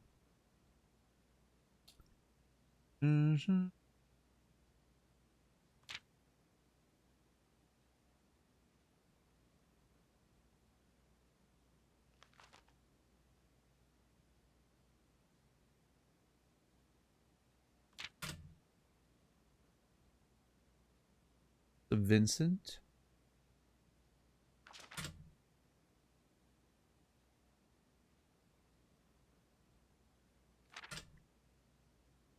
This is by far the longest piece of document we found in the game.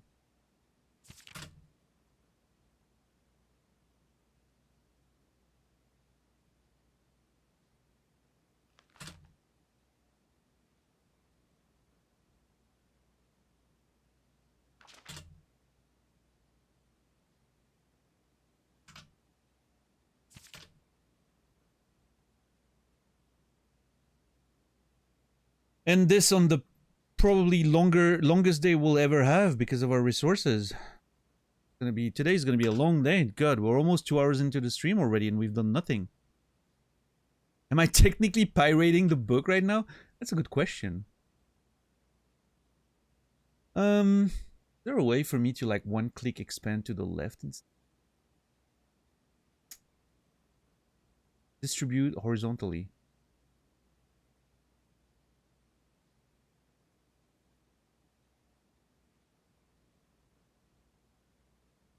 Distribute horizontally.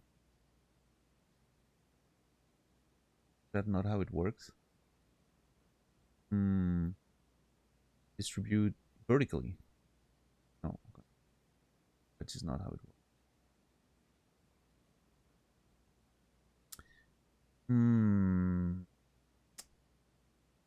I don't know. I think I'm gonna stick with like the vertical orientation from now on because it's so much easier to copy. Kind of a switch in my organization, but I'm okay for this one in particular. Like, I mean, look at the size of that thing. Vertical reading direction.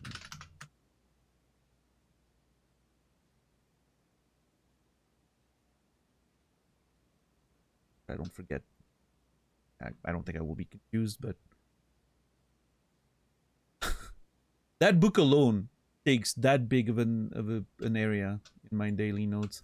I also love the scale of those notes now. Like if you look at the greater picture, and then you have to zoom so much to get into like the actual details. I think that's funny.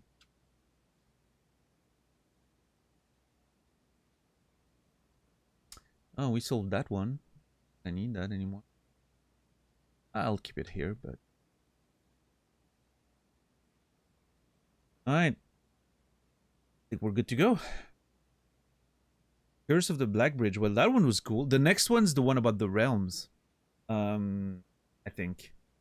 We'll see next time we can order. Because we bought a bunch of books the other day. So I don't know which order there will be, but... The next one's about the realms and the sigils and all that, I think. Which should be interesting for the solving some of the puzzles. We also have the uncensored version of the history of Orindia waiting for us at some point. And the clue, the one clue thing, the book that our mom wrote. Yeah. I'm excited about that one too. Man, there's so many things in this game. Well, that sucks. We're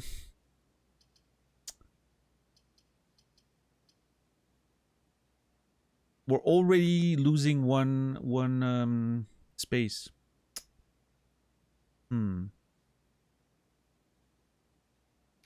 So I could go commissary to buy things, but I can also go attic to just get items, right?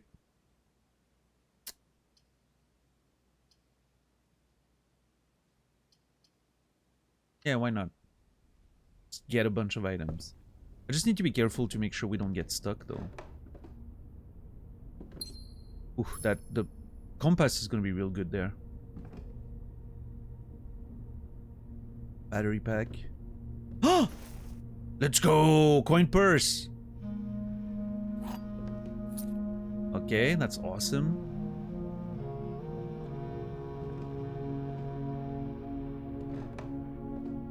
Lockpick. Oh, beautiful.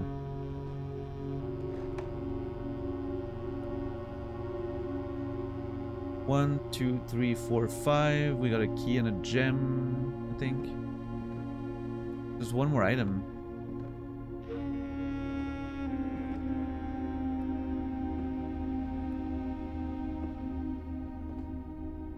Wait, did I miscount? We got a key, a gem.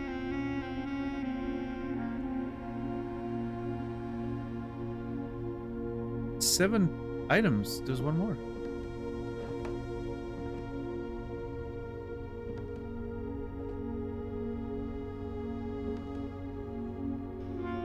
Oh, that music is so good.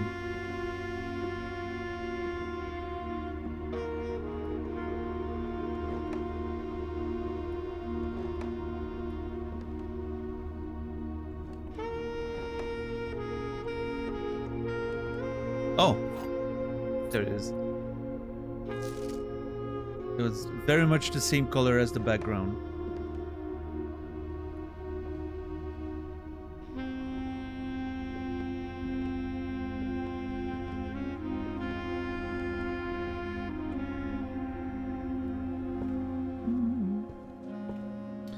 Okay, well.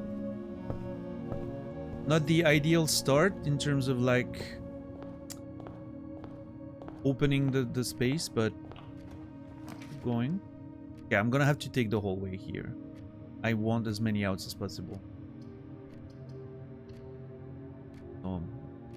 We stick with the whole way and play smart.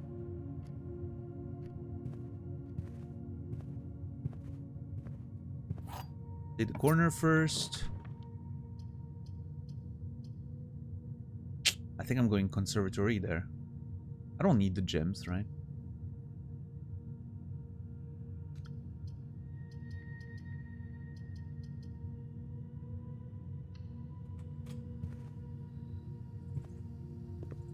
I need a shovel. I'm gonna need a shovel.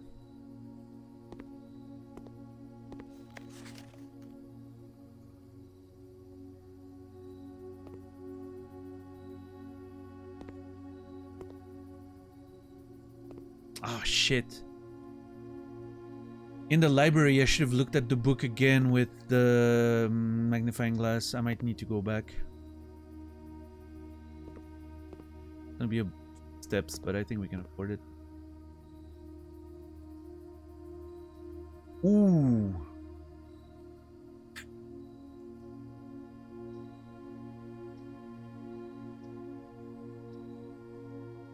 Today you may adjust the rarity. Oh, it's just for today.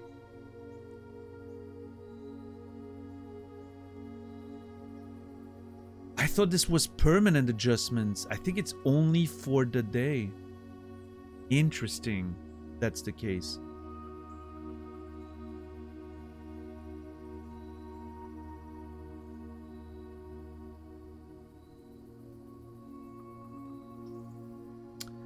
I don't know about the Chamber of Mirrors. Do I actually want it? My problem with the Chamber of Mirrors today is that it's going to trigger too many dead ends. Although, to be fair, getting the attic again? Not a terrible idea. 8 more items?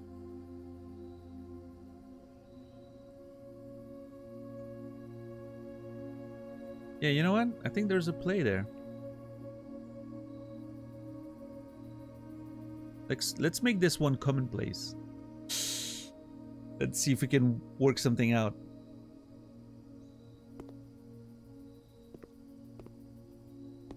The greed, I know, that's very greedy play, but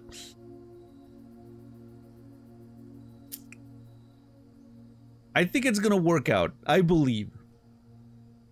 Maybe I shouldn't. Okay, the courtyard here is brilliant, I think.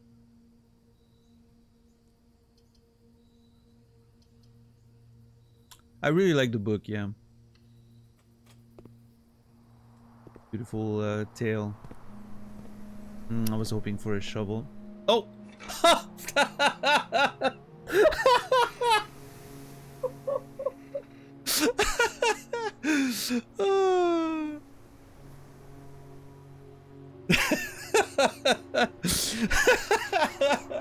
That's so funny because usually the items like here, right? I found a bunch of items just here. So I was like, oh, no shovel. And then I turn around and bam! This is so funny, dude. Oh, man. I'm just backtracking once just to get this. Son of a bitch. I want fruits. I want anything that gives me steps today. If I can find the kitchen or the... Oh! Let's go. I just had to ask. Once again. Give me more food. A key is fine.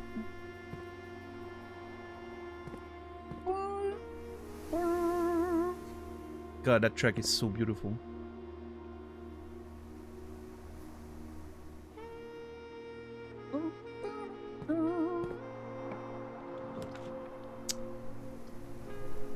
Ooh. What number are we today? 20, I think? I think today would be 20. Hold on. Last time was... Last time was 19, wasn't it? Clavis and Diamondus Major. So today would be Florealis, Bloom of the Sky. Green rooms are more likely to contain special flowers.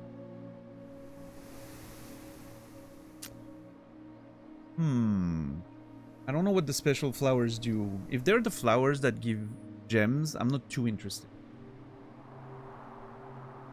Because I have enough. So maybe I'm gonna skip the observatory today. Maybe. I'm gonna go West Wing Hall here. It's just, it feels perfect. I don't know if I'm going through though. Go right first. Ooh. Okay. Not mad about the kennel. I think the kennel is actually pretty good. It's gonna solve our key problem. Oh man, if I had the root cellar, oh god. Yeah, that would have been great.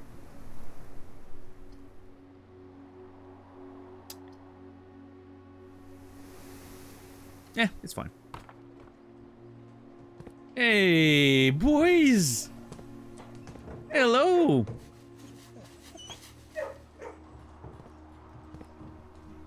What's up? I don't remember their names. I don't remember all of their names. There was Old Chew. I think they're changing boxes too, so I'm not sure. There was Old Chew, Tin Can, Pebbles, Brick, yeah.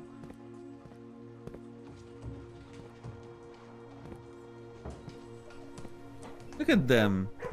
All the boys. They're so cute. Oh! Diggy diggy hole. Oh, Pebbles, come on. Hey, good boy. I love the complete lack of logic of this room every time. This is the only room in the house I've seen so far that actually has a logic problem, like, you know, with the visual,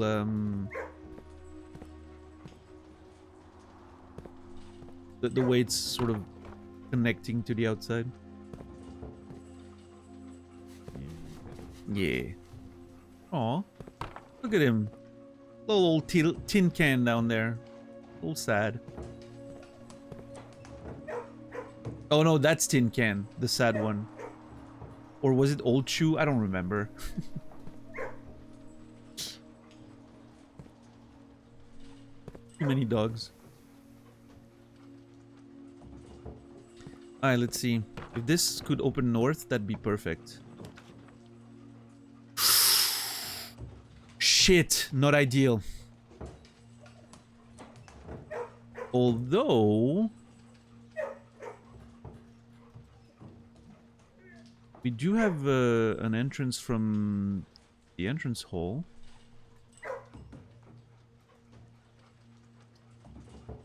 And being able to draw the rooms we have now is pretty good. They're all pretty good rooms.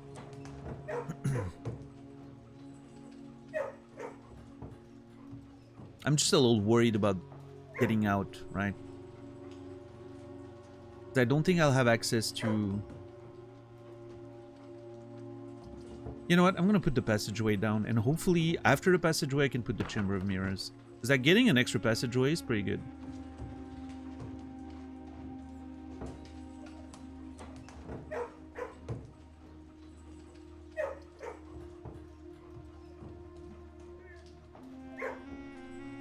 God, the music is so good.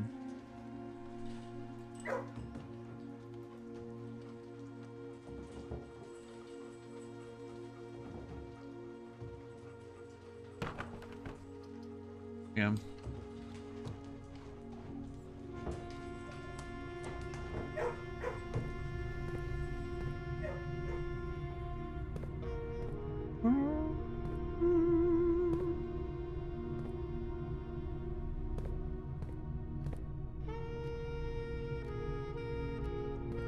Dude, it's so good.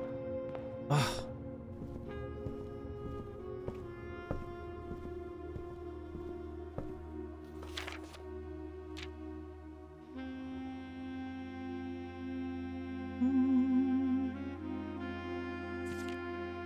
I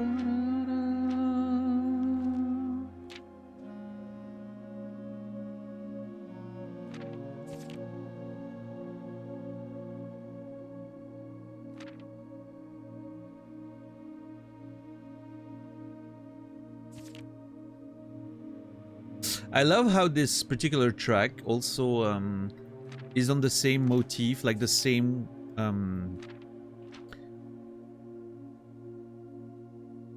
it's on the same basis as the one in the Sanctum rooms, right? The one with the drums that I love. Like right now, if you listen to this part, like it's the same sort of like it can smoothly go from one to the other, right?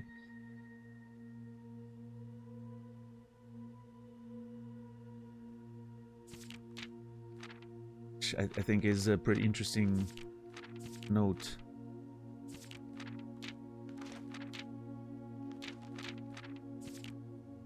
It's a bristlebutt.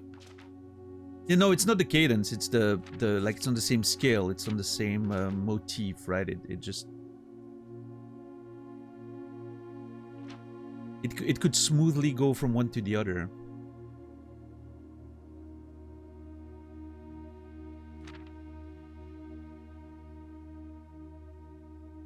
I think that's that bridge goes to nowhere. What the hell? No, I'm sure the road goes like to the background, like we don't really see, but like also require matching cadence. I mean, it's the same tempo, but that's like, you know,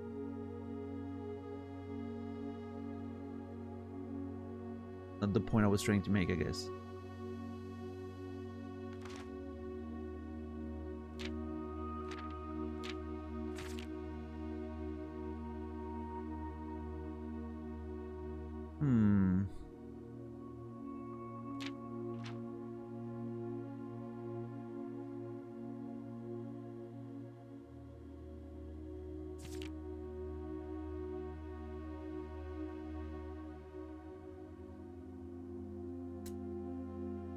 There's a Orinda symbol there. Interesting. Oh, fuckers. So sad. Okay, well, nothing of note, but...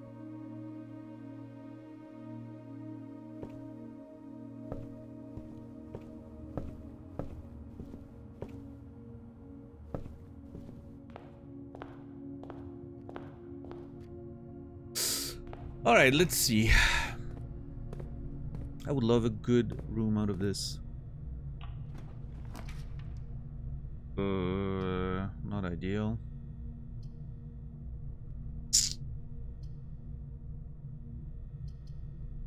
Okay, listen. If I could manage to get out of this with a double nursery, would be fucking amazing. I'm gonna go chapel here. I have enough money to afford. I just want to wait to east, the east side. I'll just, you know.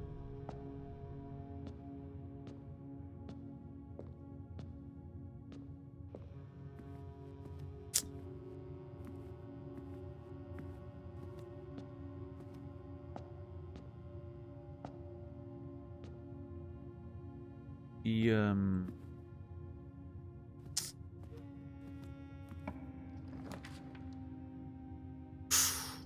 another passageway. Don't mind if I do.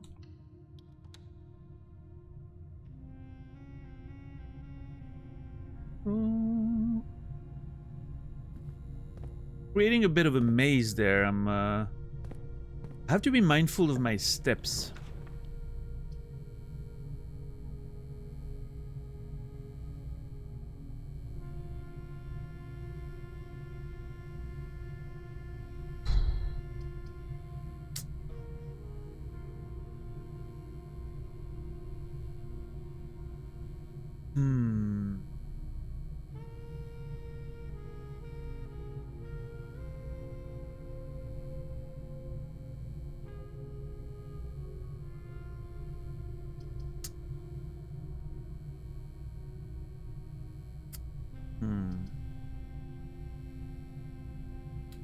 I don't hate the guest bedroom here.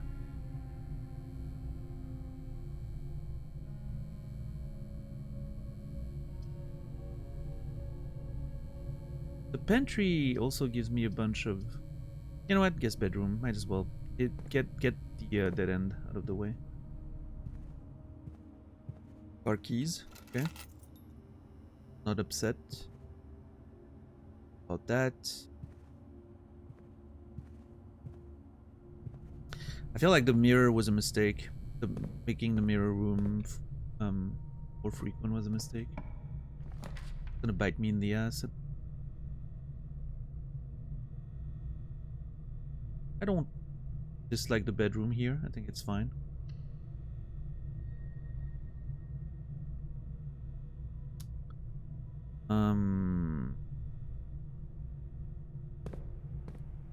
Let's keep pushing a little bit on this side.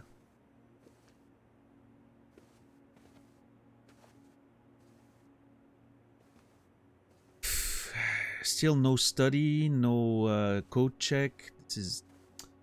I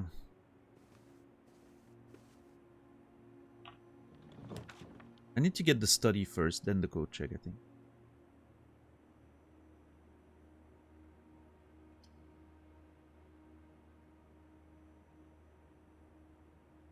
None of that is really... none of those rooms are that interesting. I think I'm gonna take the patio just for the digging spot. Also, the parlor can be positioned in other spaces, so more valuable to...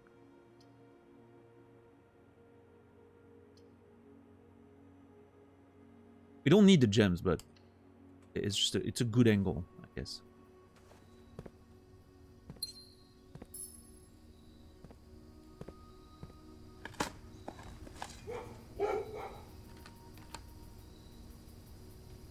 I already found this one. Yeah, I already have the recipe. Also, this door was locked and it just unlocked. We heard the dog bark. That's so funny. I mean, I would be very surprised, Macaron. Again, unless we find like the study and then we start re-rolling like crazy, I don't think it's gonna happen. Oh my god. Okay. Okay, that's good. We found a way to spend our gold. I'm not mad about that.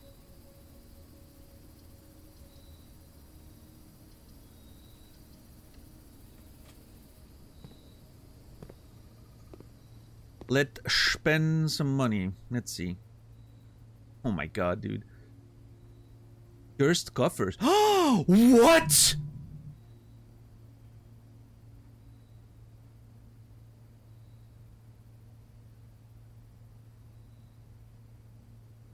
Oh my god, this game. This game.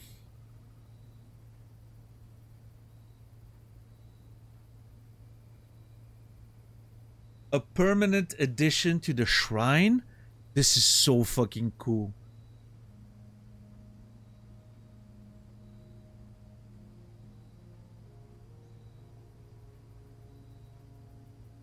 What does this do? Unlock dare mode.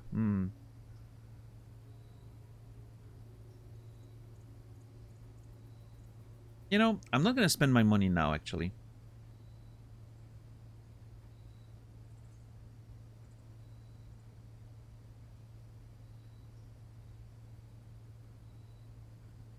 Let's not spend our money now. Let's wait. We never know. But we have the option to spend it later if we need to. Let's see. Lockpick. Nope. Okay. Hopefully. A little awkward. How do I do this? Do I feel safe enough that I can reach the foundation, or do I want to guarantee it now?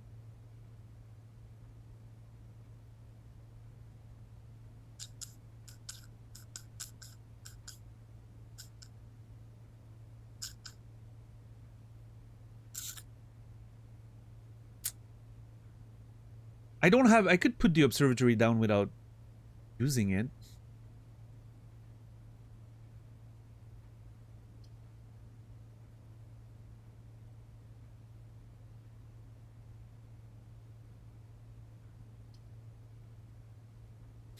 Yeah, let's guarantee the foundation. I think it opens up another out. I think it's better. Let's guarantee the foundation. Now, do I want to use it? Oh, hold on. We're already on 20. Wait, how? Oh, no, we just... Never mind.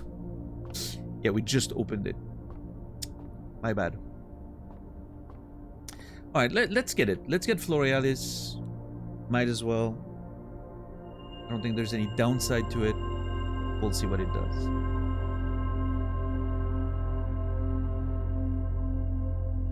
Green rooms are more likely to contain special flowers today. Whatever that means.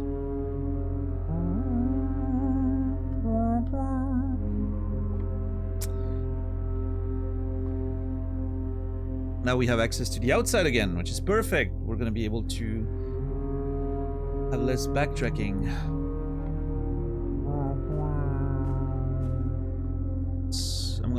I'm gonna dig and then open the rooms because this guarantees that we don't have to use a key. Love that for us.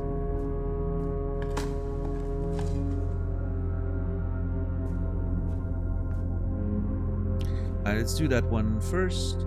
We can put a dead end here if we need to.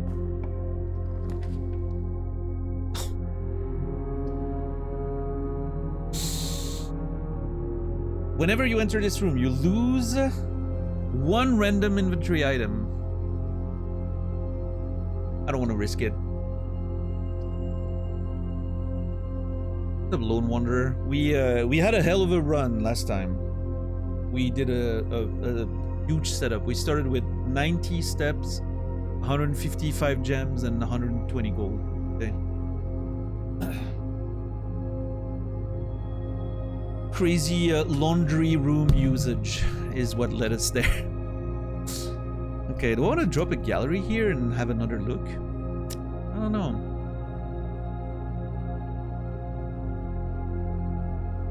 I feel like this is only gonna make me mad. Maybe a pantry, more steps. Oh yeah, and the freezer, of course. Yeah. Yeah, the last 20 minutes, the last 30 minutes of the previous stream are worth watching if you haven't seen them. It was kind of crazy.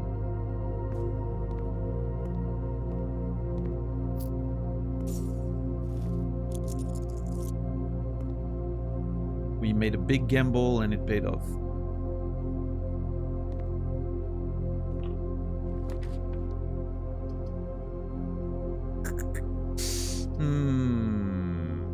Not sure about that one. Orange into what? Into orange again?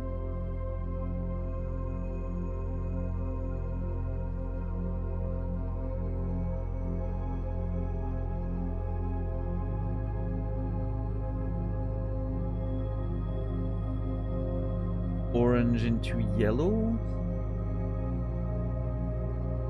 Get the shop down, because we have enough openings down there that we're gonna fill the space anyway. I don't need to worry too much about that.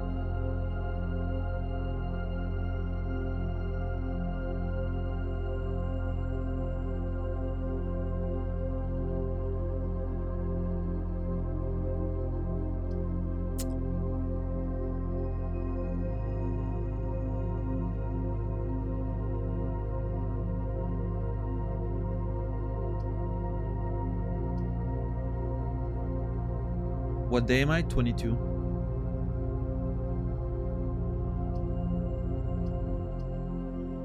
Yeah, I'm gonna go orange into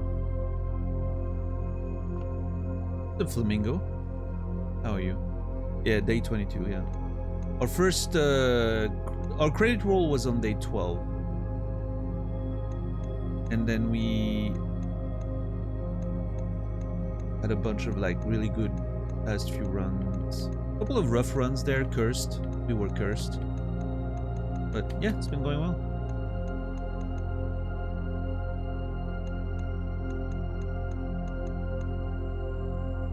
Let's see.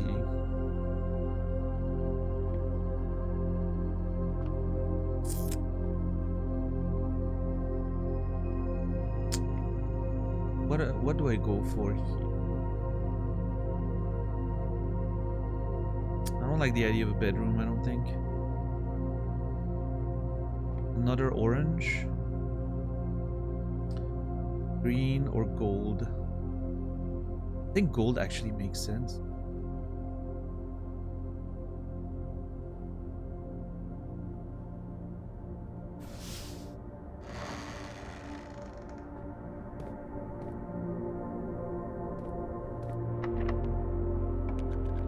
Lockpick worked.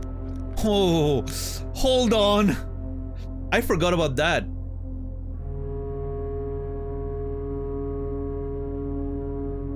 We have so much gold. Oh my god. We have so much gold. And I have a way to go upstairs anyway, already from the foundation. I think I have to go for it. It would be crazy not to.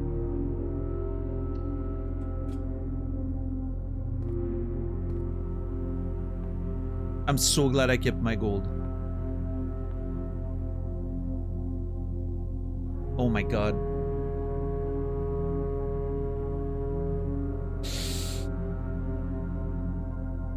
It does have the same symbol as the one in Blackbridge. The little tree symbols on the door for the... Interesting. What is that? You may rewind after drawing new floor plans. Silver spoon, whenever you gain steps, gain twice that many steps. Oh my god. Oh my god. I want the master key, the silver spoon, and the moon pendant, I think. Although the moon pendant, I could pass, probably. I mean, the master key is just too good.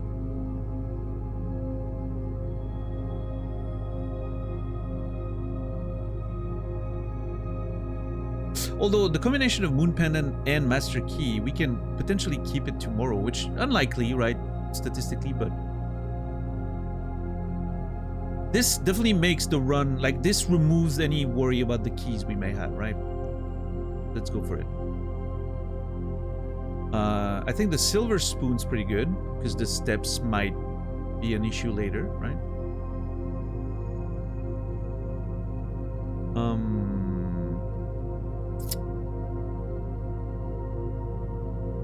And then, do I keep money or do I moon pendant? I think I keep money for now. We can always backtrack. If everything goes well, we can always backtrack here. Okay, hold on. I need to start taking notes.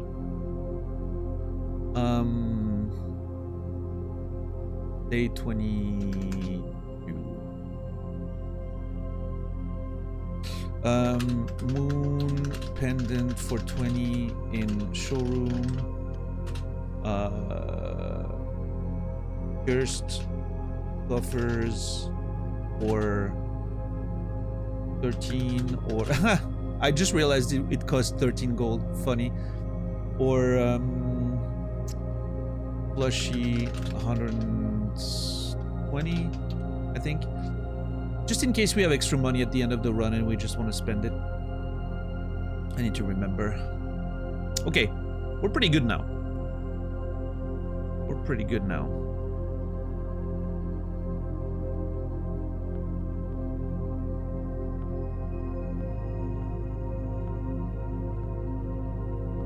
We're basically... As long as we keep getting outs and not, you know, we don't deaden ourselves, we're pretty much invincible.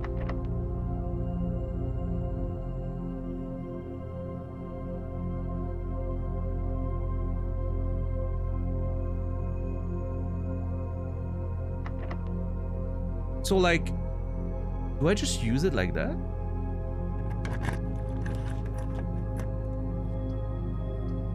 I think we go commissary here. Okay, I was worried that it was gonna use the key and then I was legitimately concerned for a second that it might be a one-time use thing, which would have been so weird, obviously, but okay, I get the sledgehammer.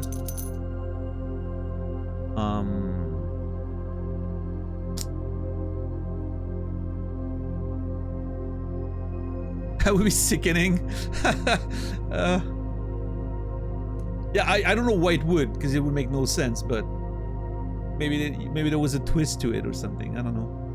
Do I want the metal detector? I don't know. I do need to find more gold again. I'm getting low on gold now. I mean, I have ways to get gold, right? The vault is one. The bishop is the second. So we're okay.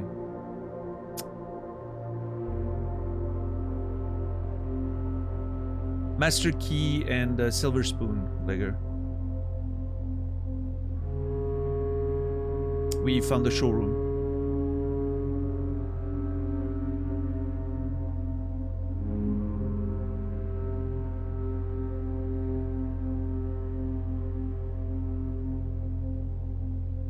I mean, I don't think with the silver spoon, I'm not sure the salt shaker makes much sense, but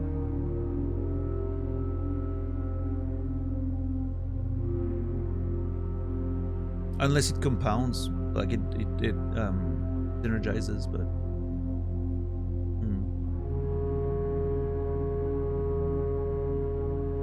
I'm gonna take the metal detector. Why not? I still want more keys. We might find a locker room. We might find the Great Hall. Security here is pretty good.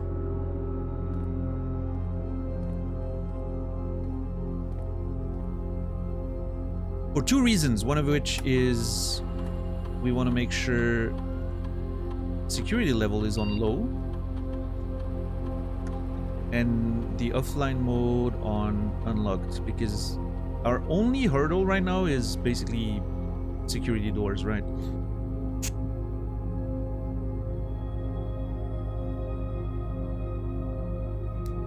There's 2 gems somewhere that I missed.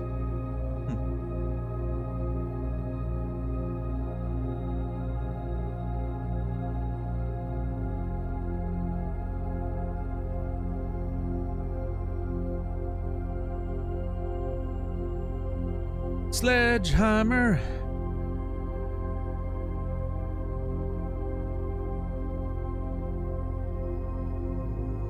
Remote.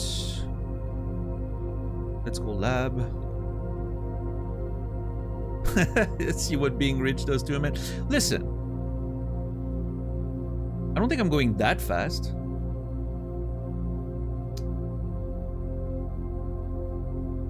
I was just preparing the field. Now that we have a field that's pretty well prepared, we can try to go for some things, potentially.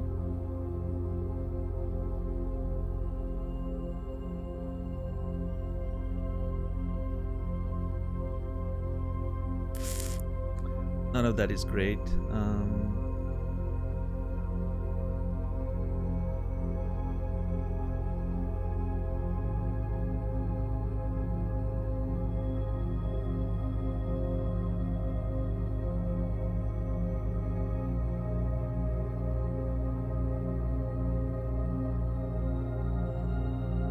None of that is great.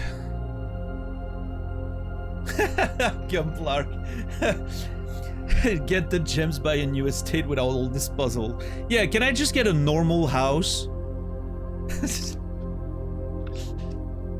For 138 gems?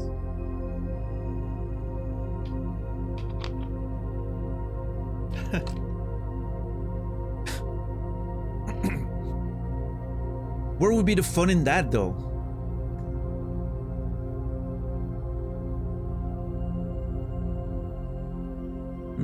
I don't know. I don't like any of these.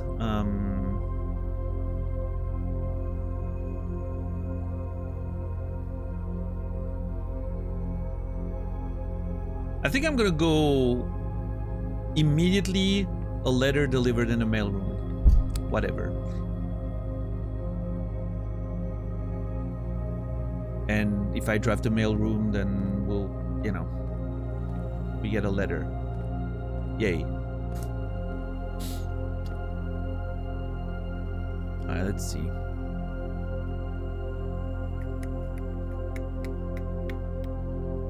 Well, yeah, sure, Gecko. We have to think a little less about the consequences of our actions because we have so much freedom at this point.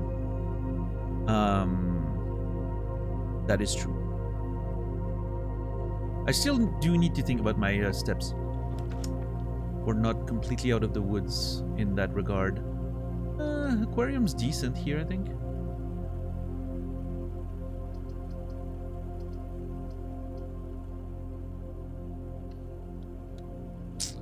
I'm really annoyed that we haven't found a single Ooh. Those are the special flowers. Okay, noted. I'm really annoyed we haven't found it. Oh, that was sick! The silver spoon! It actually went like the... I skipped the animation mistakenly. I have to make sure I wait next time. But like it went into the turnip. I still need to be careful that I actually do something with all this power. I'm annoyed we haven't found the code check. It's a bit upsetting, but...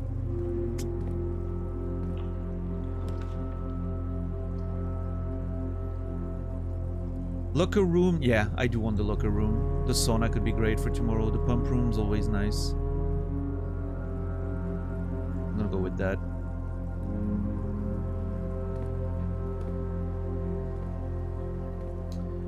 Do we try to find the garage there?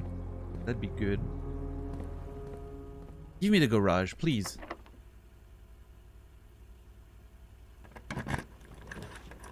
Shit.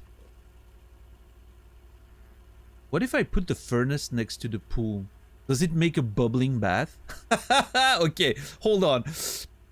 I kind of have to try. I feel like I have to try. But then I'm more likely to draw more red rooms, which I'm not sure I'm really excited about that.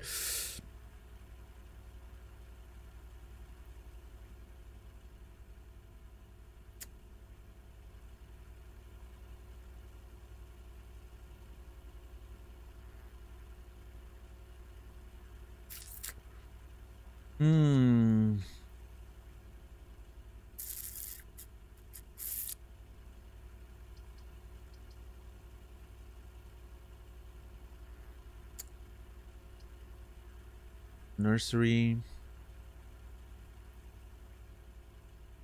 Obviously, nursery would be good for steps, but then what do we do with all those steps? It remains the question, right? Unfortunately, this run, my issue with it so far is that it's a bit aimless. We're not really doing anything. I mean, we had a nice book. That was cool. I'm always on the lookout for more information that I can discover and, you know, experimenting and stuff like that, but...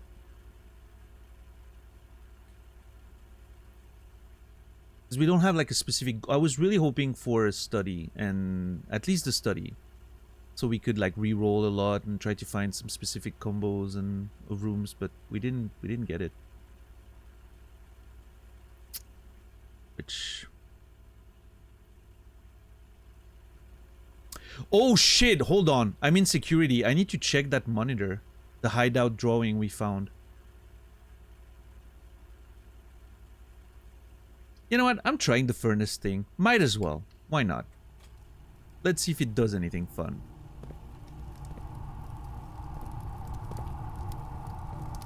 Knowledge is the key to progress.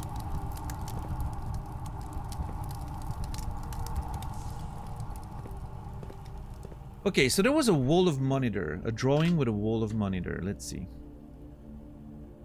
In the hideouts.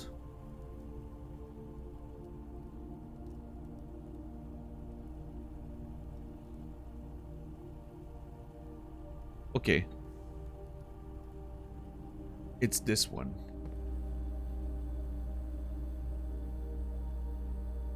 That's the archives. This is a drawing of the archives. And there's an A, and it says deleted. Huh.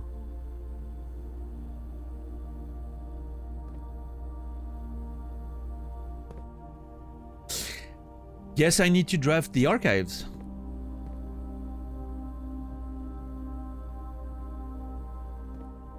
I'm not sure what it means. Not sure what I'm supposed to see or find there.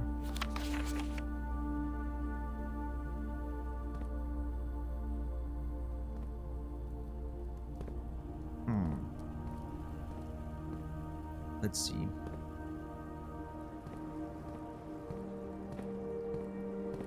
Aw. I was hoping for a special interaction, like the turn into a bubble bath or something that you could swim into.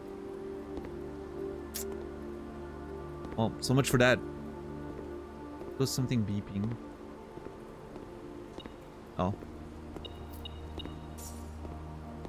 Yay! Hey, at this point, that's 20% of our net worth, so...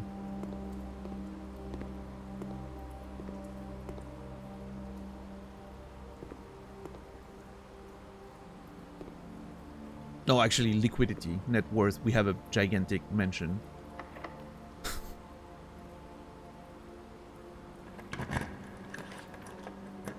No, sure, Macaron. I was just, you know, it's a video game, okay? Listen, it's a video game.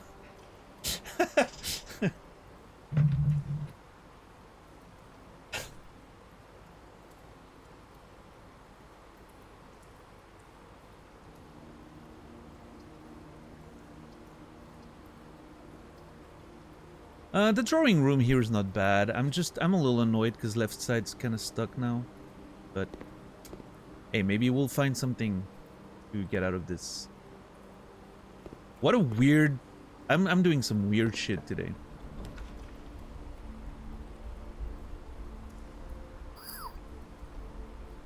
I'm not doing that. All of this sucks.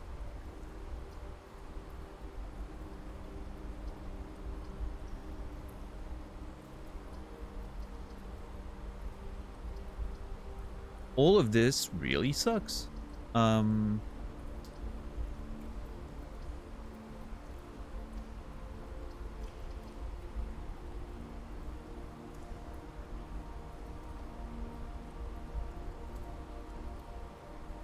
put the lab here just for the sake of it.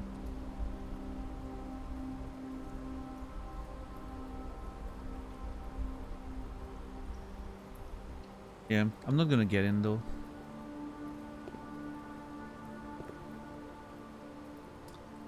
Because I want to open that side from the drawing room. Makes more sense.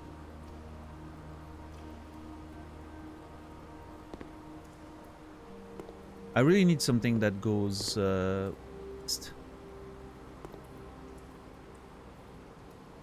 right. Do we want money again? Do I get the bishop?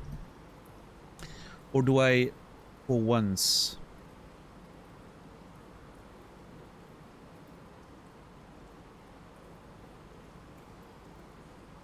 try to get the armory and see what it does?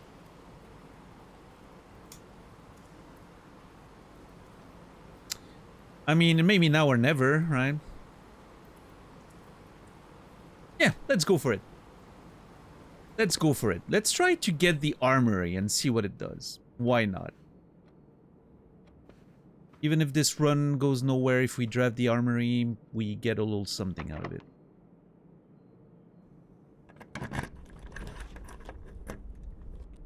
Oh, fuck. Okay, that's annoying.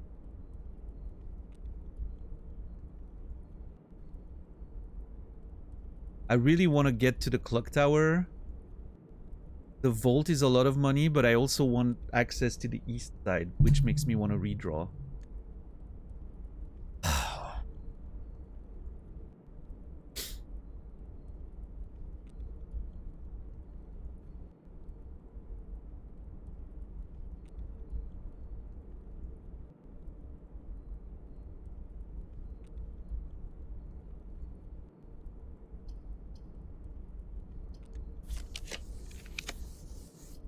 Oh my god, thank god. Holy fuck. What an absolute masterful draw that was. Holy shit. I don't care about the antechamber.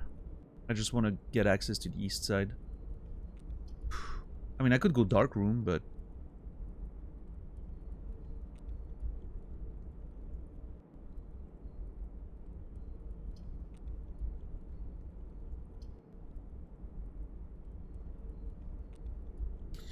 So if I go dark room, I need to find a circuit breaker before I get in there, right?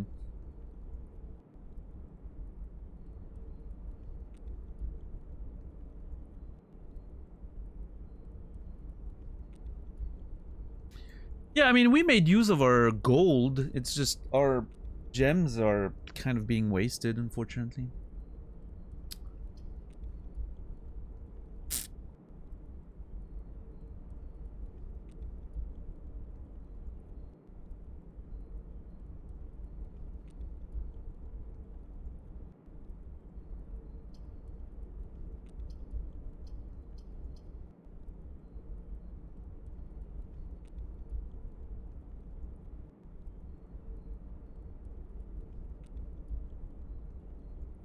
Yeah, I'll get the locker room.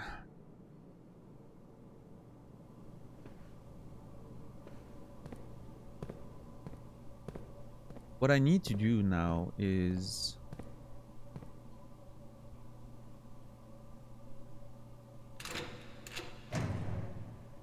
Hey. Yes, give me more fruits. Do I need keys for anything else? I do have a sledgehammer. I have the master key. I don't need keys for anything else. I don't...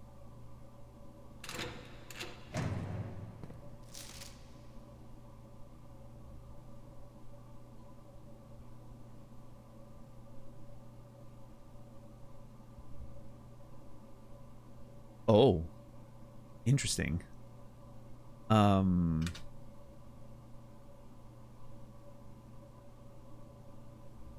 That's a code I need to try, by the way. Dark with 2 R's in outside. Where's the locker room? There. No! What's up, Kimmy? How are you doing today?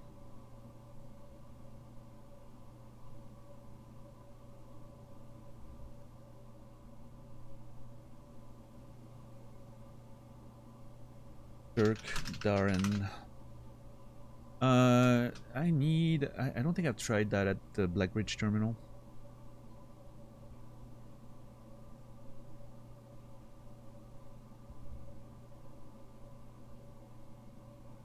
Dark...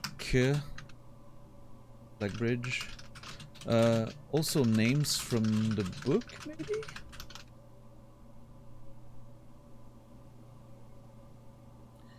You are tired? Okay.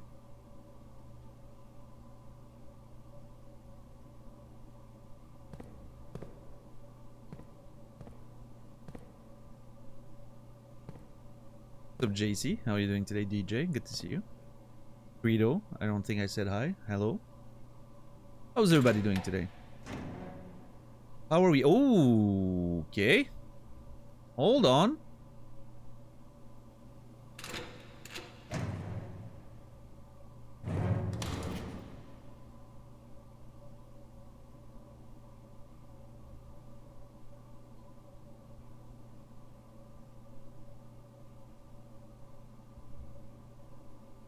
Huh?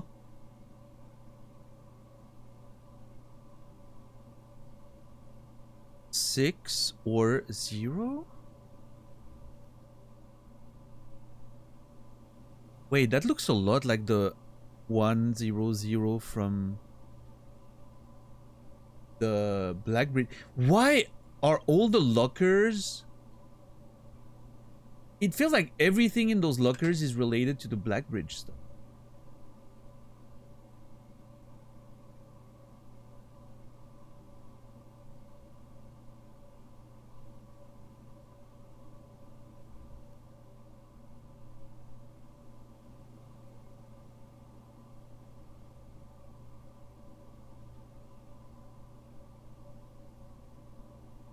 Huh. Just adding my notes, screenshots and all.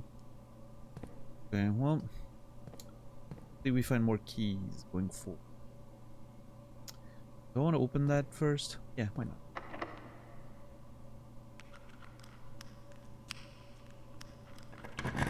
Oh, nice, JC. Yeah. You're gonna work for the evil man. You're gonna work on the side of evil. I get it.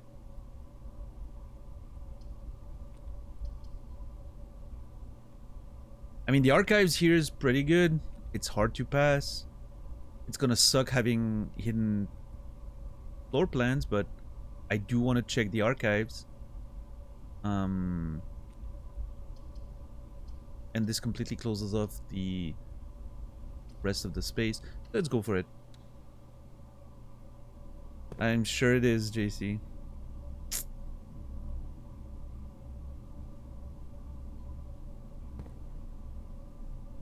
Someone has to, Macaron. Someone has to. Let's see. So what we saw on the monitor was here somewhere, wasn't it?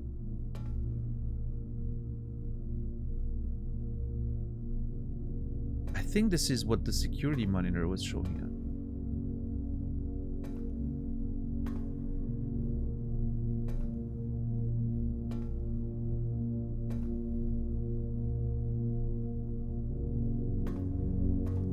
Oh, the archives music. It's been so long. Oh my god, I'm gonna cry.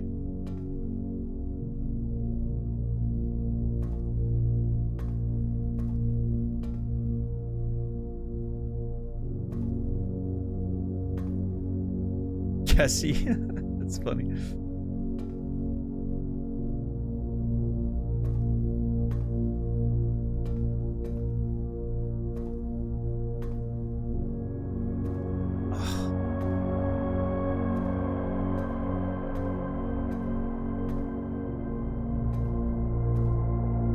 I never doubted you, archive music. You're still my favorite, despite everything.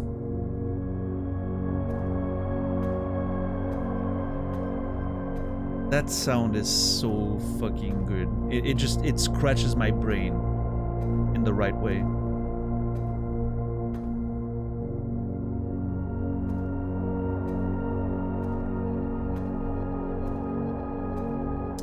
It was definitely, I mean, we had more music that was like the observatory music first day was like, whoa. Even like just the intro and everything, right? But that was the moment, the first time we found the archives on day 3, I think.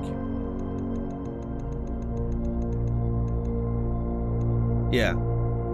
That was when the game really, like, I was, especially like the combination of that music and reading those documents here.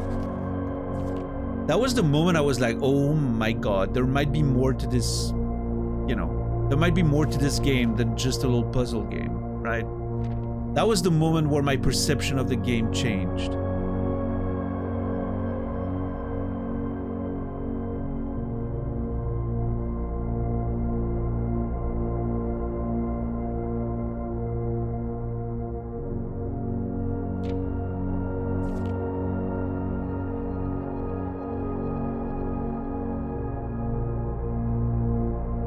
Oh, that's white.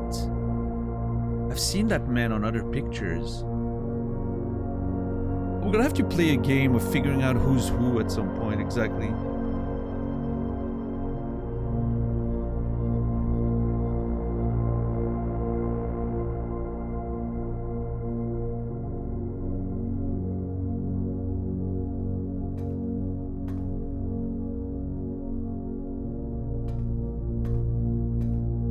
What's up, Edsta?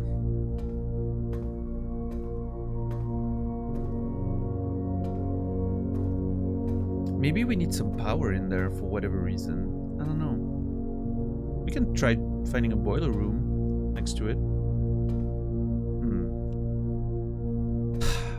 You know what? I think I'm gonna go outside. And I'm gonna first finish filling up that little T figure in the middle there. Trying to maybe find something that helps us then draw up here. Before we waste that space for nothing.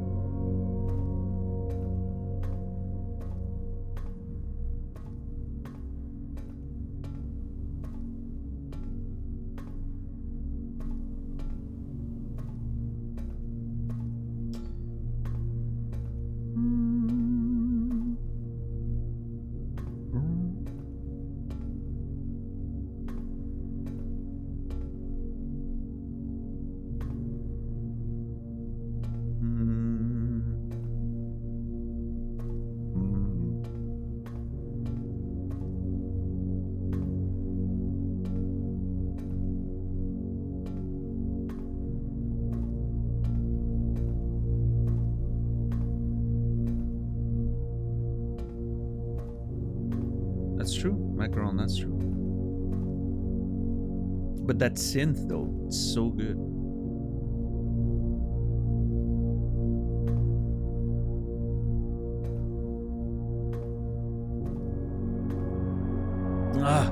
It literal shivers down my spine every time it starts.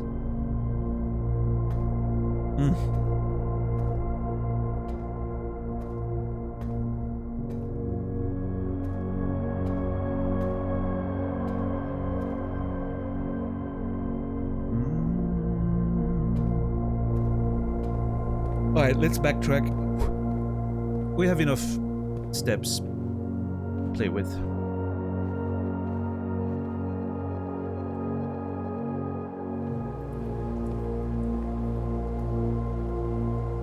We spread keys, right? Yeah. Some in there, maybe? I never entered this room.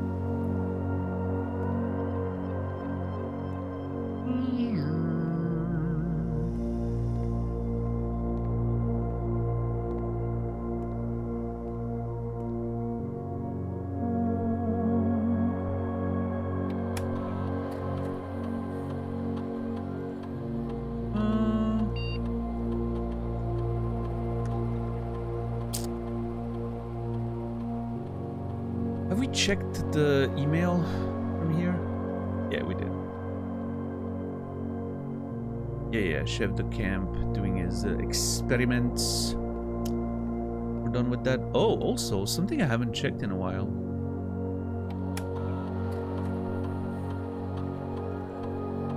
The glossary. We haven't looked at the glossary in so long.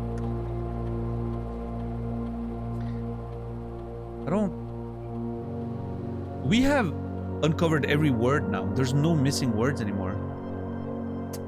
Problem is, I don't know which ones I read and which ones I didn't. So, wish I haven't read that. Sigils are ancient runes imbued with meaning that use symbology to represent different aspects of the old realms. The Book of Realm and Runes serves as a helpful guide for those looking to decipher these Jiren symbols. Yeah. The Sanctum. Mount Holly's inner sanctum is one of the oldest rooms in the house. It's a chamber deep underground, shrouded in mystery, adorned by 8 doors. Okay. Let's none of this is, I don't think, useful information.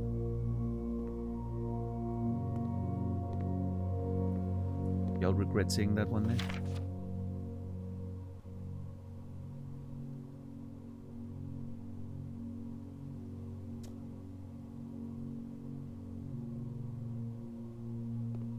Oh, what's we have to check those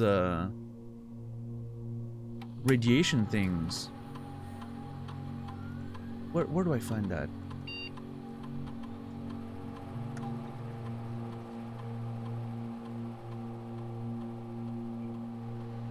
I don't remember where I find this. There was something about like the radiations and levels and all that.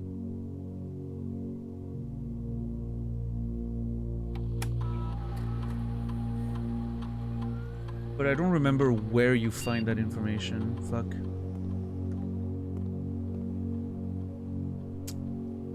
I'm sure I'll find it again one day.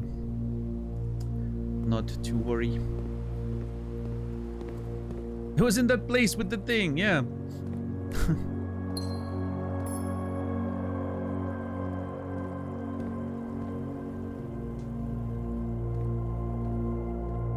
That one room, you know? Oop. I'm not seeing any keys. I'm supposed to have red keys throughout the house, but I'm not finding them. Oh, in here? Okay. Oh. I was gonna say, this is the worst floor to find a key on.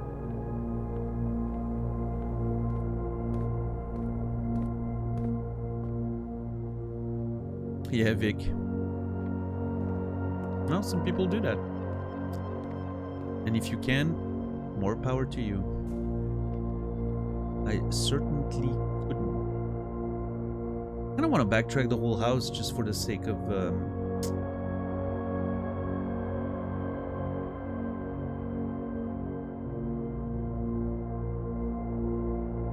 finding all the keys. Because then we can open more lockers. Yeah, I think we can afford it.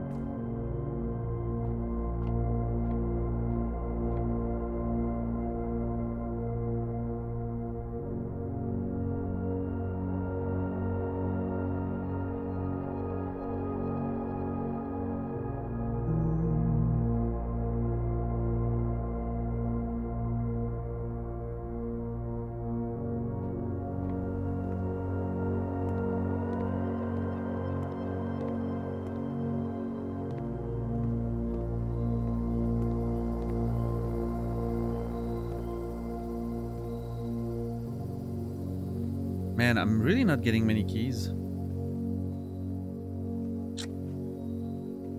It didn't spread that much. Although, well, I have a lot of rooms. That plays a role.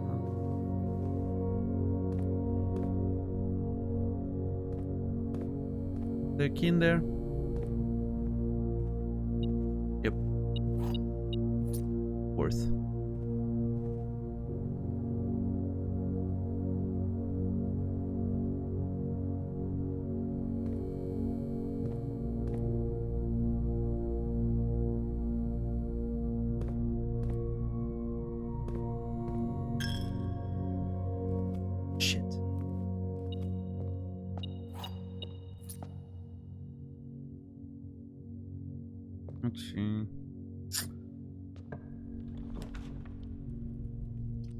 Oh, I don't have money anymore.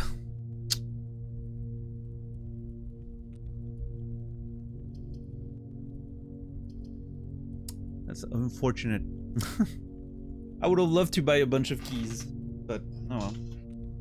I mean, it's mostly just to open the locker room. It doesn't really matter. I'm gonna open this. Whatever. Which one's that? Oh yeah.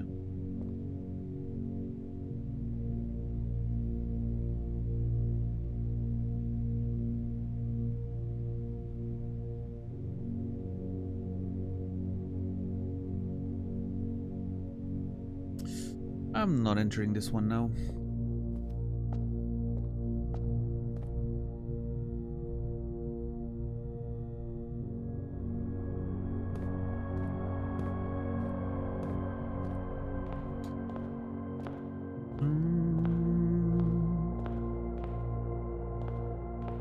I'm so happy that the music from the archive's still playing. You get a key. Check the attic for a key as well.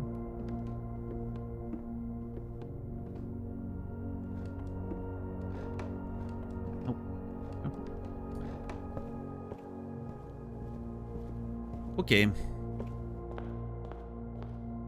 Now, entrance hall. This place.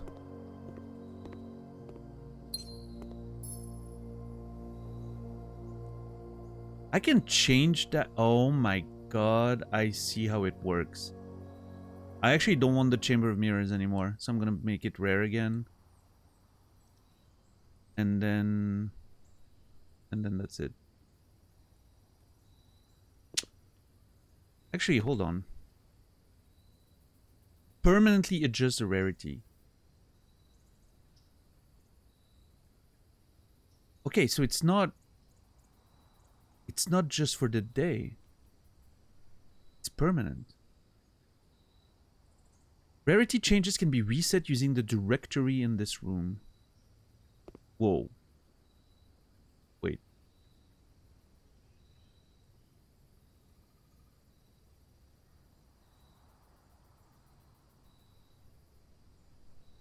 I don't see it. Not sure how that works. We'll figure it out eventually. Hello, Shay. Good to see you.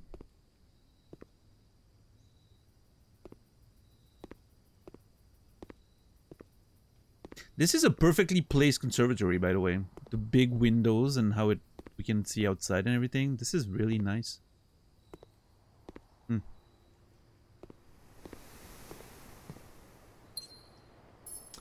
And the fact that we haven't found any use for our gems, heartbreaking. Hey, boys. Oh. Oh. Most of them are gone. What's up, old shoe? Aw. Look at they look sad.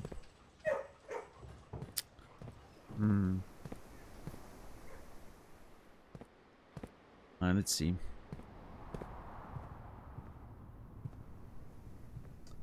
Let's start with this one. Oh my god. Do I dare? Like, I don't even know. 2 rare items, but you lose 1 random inventory item. If I lose my key, I'm fucked. So, no. I'm gonna go with this one. Whatever it is. Oh!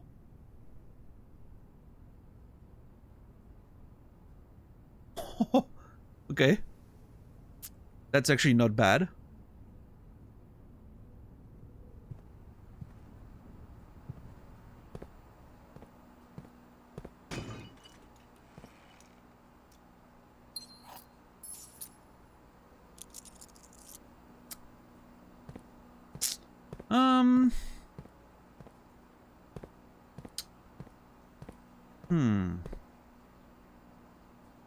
I mean, I can empty the pool and get the 2 chests, but...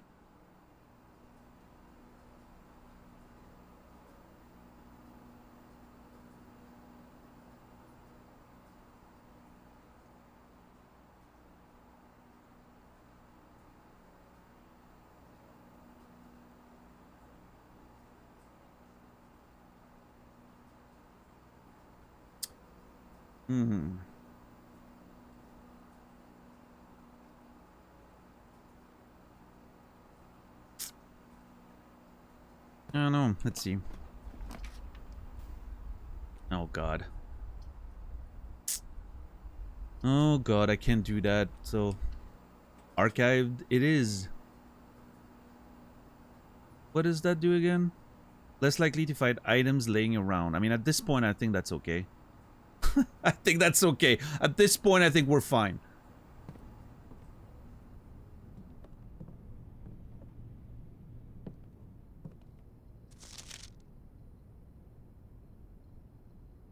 The death of our benefactor, employer, and master, the Baron of Mount Holly, H.S. Sinclair.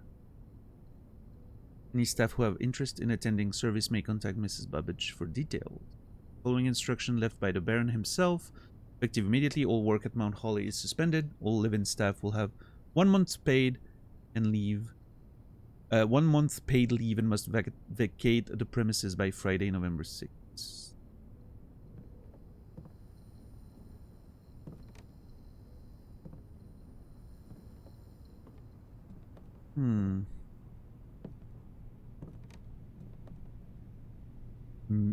Mila. Oh shit. Hold on. Have I ever looked at this? The ladyship.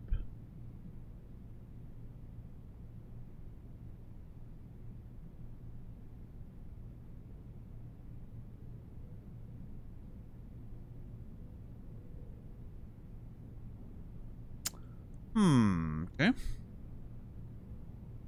I don't think... Have I ever been in there? I feel like I've been in there, but now I'm starting to doubt.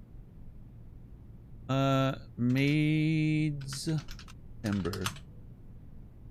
If I've been in there, I didn't take notes of it. So, let's do that. Shall we?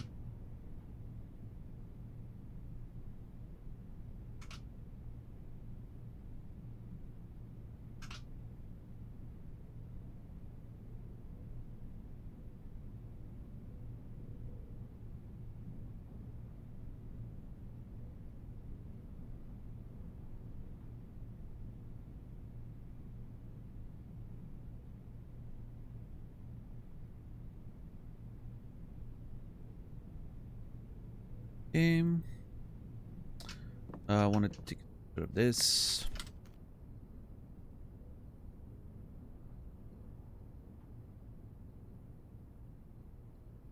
There.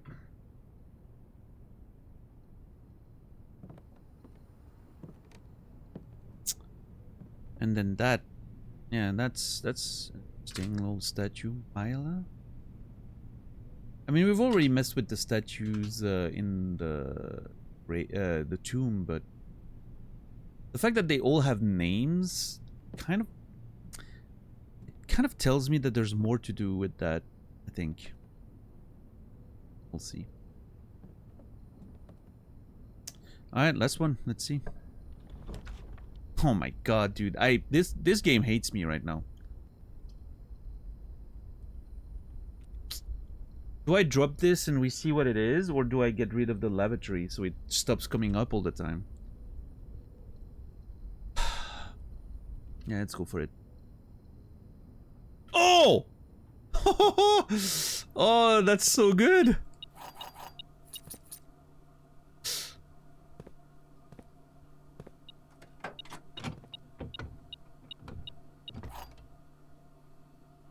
Oh my god, Dookie.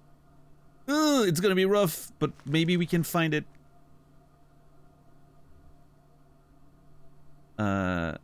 E5. E5 is the gift shop. Okay. We'll go back.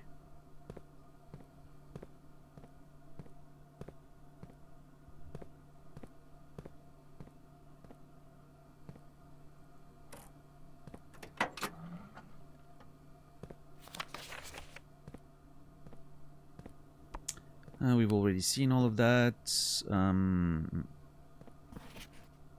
Different. Okay. To the gift shop we go.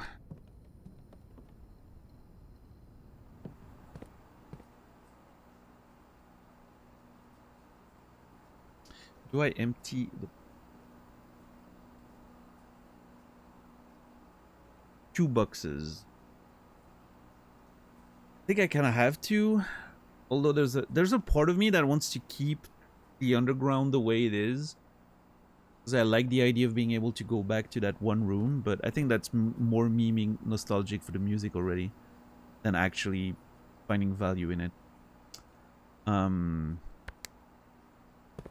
So maybe we play it smart.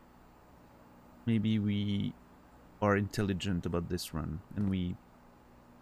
Yeah.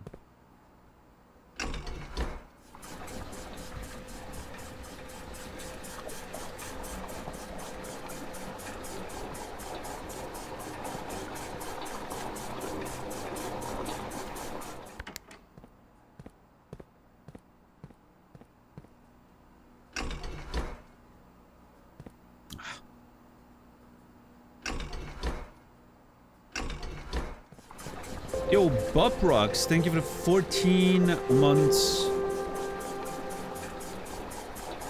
Prime, appreciate it. Thank you, thank you.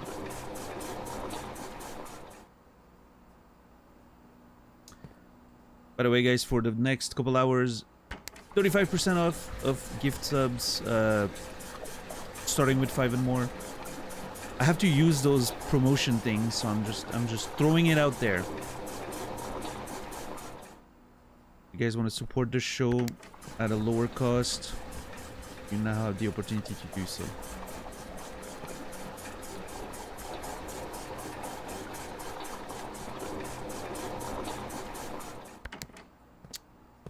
Let us do a little bit of switching around here. You're basically losing money if you don't.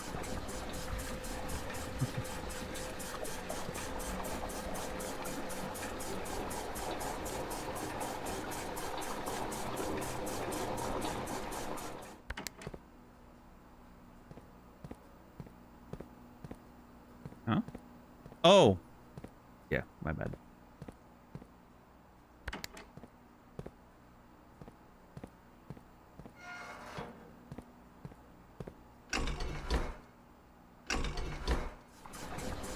I feel like the controls in this room could be slightly, you know, more fluid, faster. It's a tiny detail. I don't think it's a big deal. even I would say adds to the immersion of like the clunkiness of the whole mechanisms and all that. But when you're starting to like, you know, when you're starting to really mess around with it, and it like a lot of clink and clank, you know.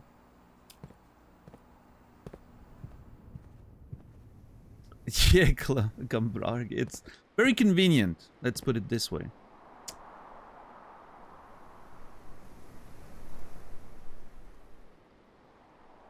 Okay, let's go. Oh, hey, doggies.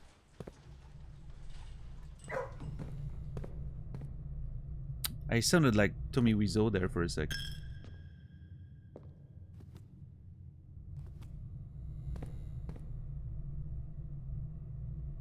You know what? The furnace is a hell of a fucking annoyance. It just struck me how annoying the furnace is. Hate that fucking room.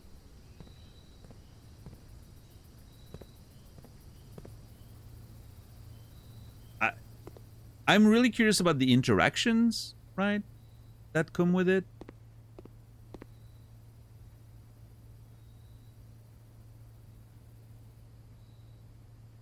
Yeah, it's in there somewhere. I'm really curious about the interactions that come with it, but I just, man, hell of a fucking annoyance to deal with.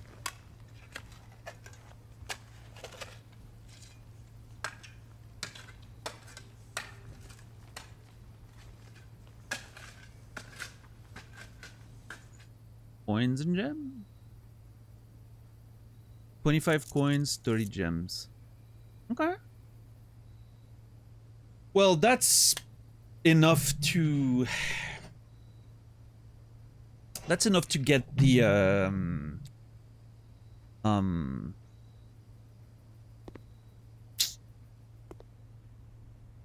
moon pendant, which I think I'm gonna go for.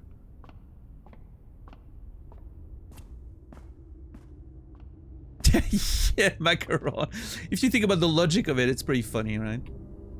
Yeah, these dumb shopkeepers. They could keep that away from me.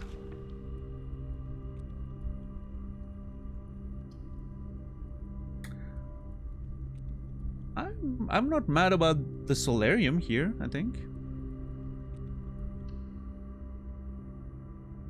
It's actually a perfect spot for it, I would say. I would argue. Okay, give me something like a turnip or... Wait. Something else? Oh, a key. Nice. Give me a turnip, please. Ugh. That's fine. That's fine too. We do need some extra steps though. Ideally.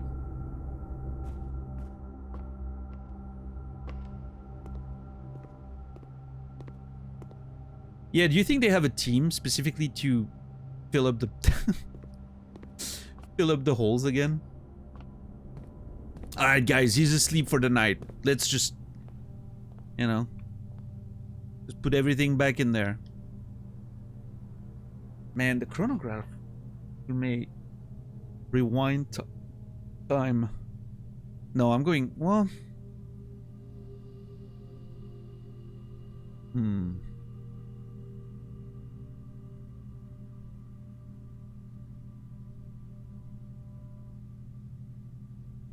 I'm not sure what time rewind time means, but I'm also thinking about one aspect of this situation right now, which is this run clearly isn't really going anywhere, right? We're not getting to a major discovery or anything. How about we try to find the freezer again and we save our gems? There's an argument to do that.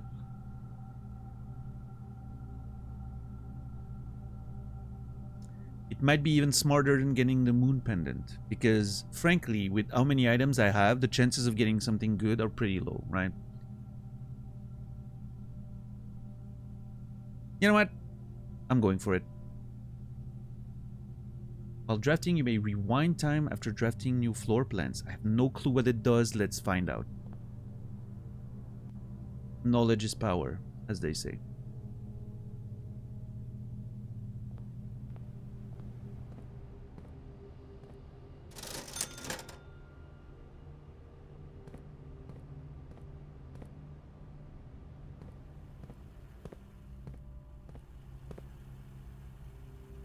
Knowledge is power. Hide it well. That's so funny.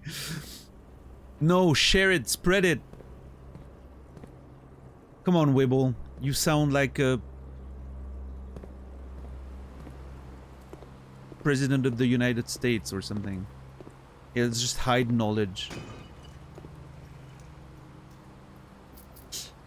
Apparently, he once said, "Smart people hate me," which I think is hilarious.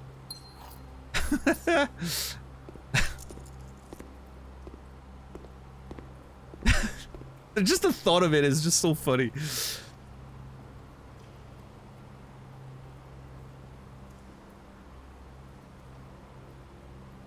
Okay, I'm not gonna backtrack now, but because I wanna make sure we have enough steps. But we have enough money for the moon pendant now. So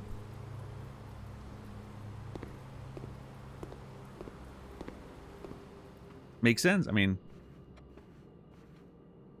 it certainly does.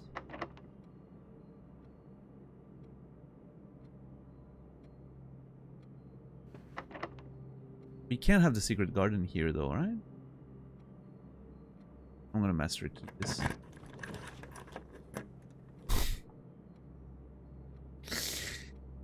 That fucking code check has only showed itself in the last 5 ranks, or last 2 ranks, in the last 5 days or plus. That fucking code check is fucking with me. You know what? I'm actually like, there's a part of me right now that's like, I want to get the emerald bracelet out of here and put the master key instead. Because the master key is pretty damn good.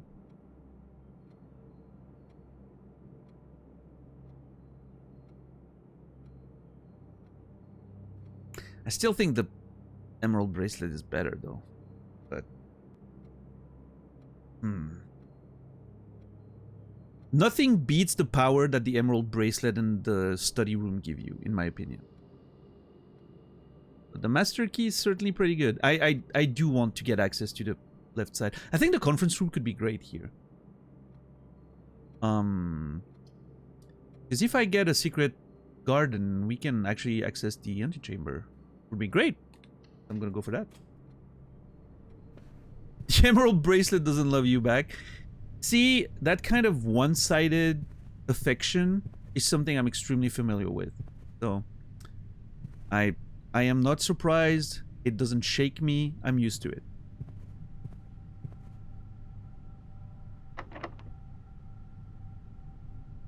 No! Ah.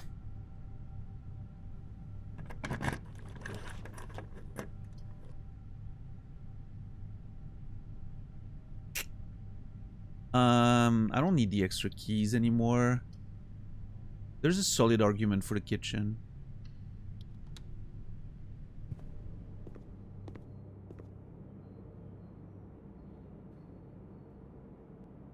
The showroom. Oh, we will get a shit ton of steps if we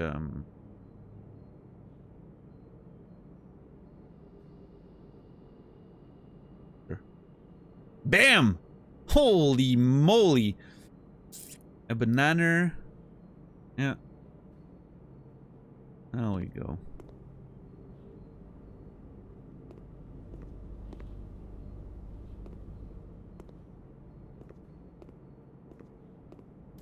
Alright, come on, secret garden.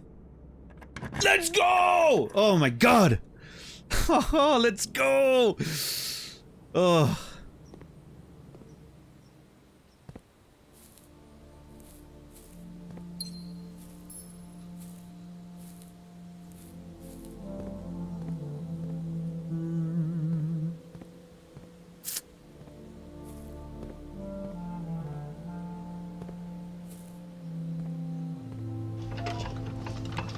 I could go for a porterhouse. Yeah, you know what? Me too. Actually, I could go for pasta Alfredo. I don't know why that popped in my mind, but...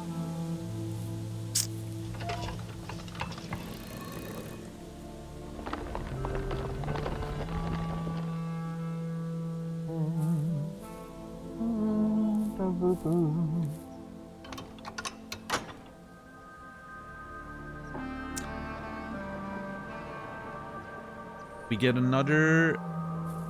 Oh man, now I need to... I need to go underground.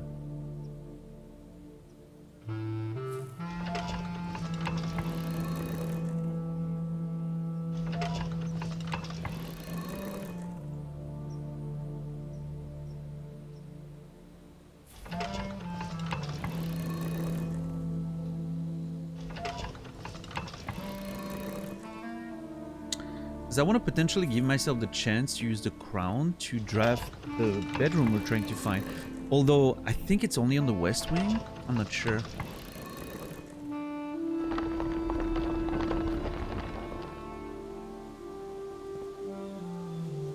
How many red rooms do we have? A bunch. 1, 2, 3, 4, 5.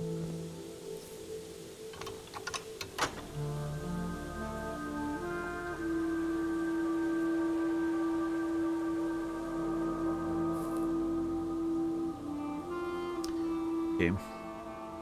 Do I have enough steps to mess around? I think I do.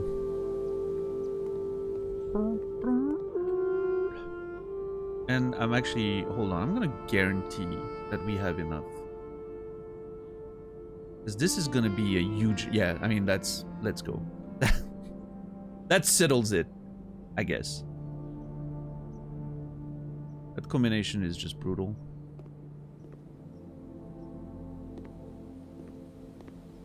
I didn't want to spend the money first because I wanted to keep enough for the showroom, but... Alright, hold on. There might be hope for this run yet. We might still be cooking something up.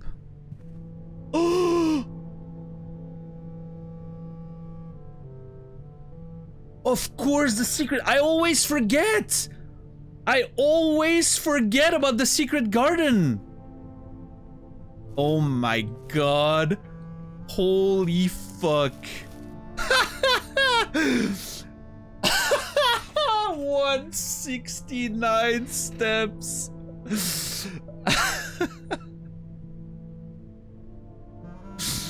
Oh my god. Okay, this run, we're gonna make something happen. Trust me.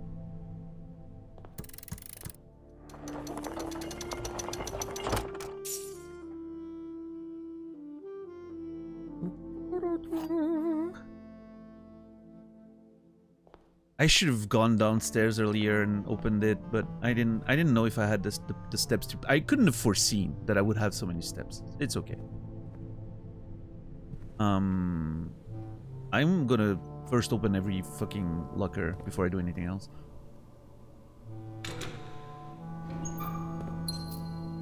This is truly a run of abundance. Ridiculously so. And it's not getting worse. Okay, oh my god. I really want to find a freezer again. I'm not gonna lie.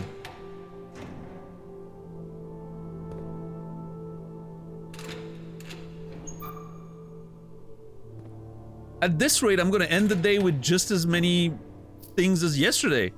Imagine if I find a vault and a freezer.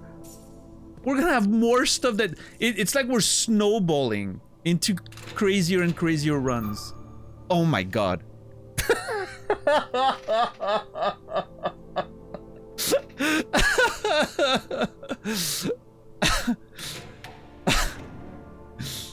Alright, do we want to go for a run?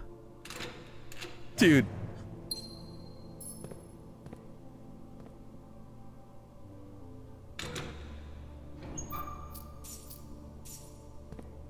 I need more keys. Oh my lord. I need more keys. 2 more lockers.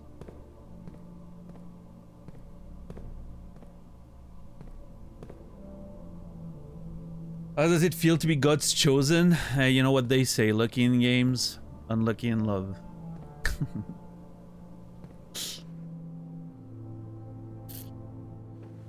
Alright, let's go.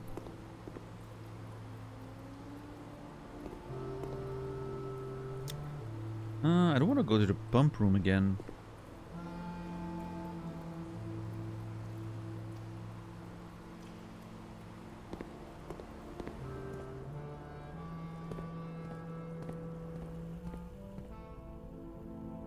Bum, bum, bum. Let's check the inventory. Oh, clean. Love that for me.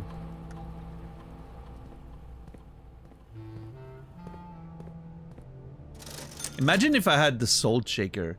I should have bought that damn salt shaker. We'd have over 200 steps now.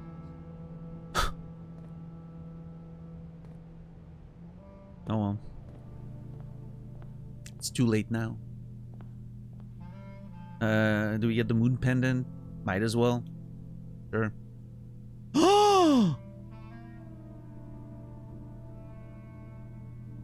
A recognition of affluence. Okay, it's just a trophy. I don't give a shit.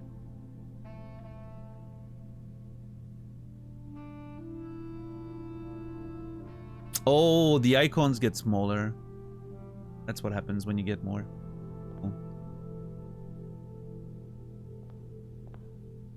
Yeah, I don't give a shit about the trophies. I mean, I'll get it if I have the money, but I don't quite care for it. I only care in this game because I feel like it could somehow unlock new things, right? Like the way the game is structured, I feel like it could have hidden effects that I might want to explore, but I'm not gonna like shoot for it or anything.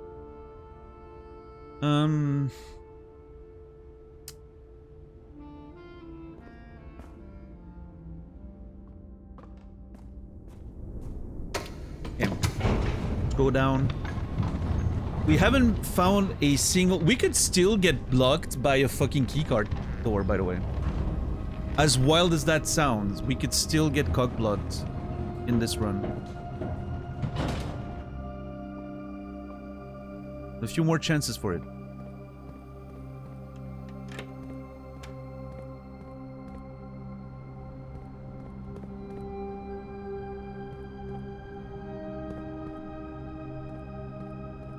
Let's see, what's the situation down there? Okay.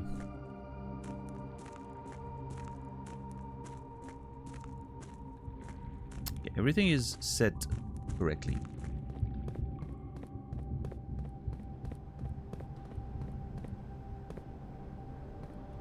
That one statue is so weird.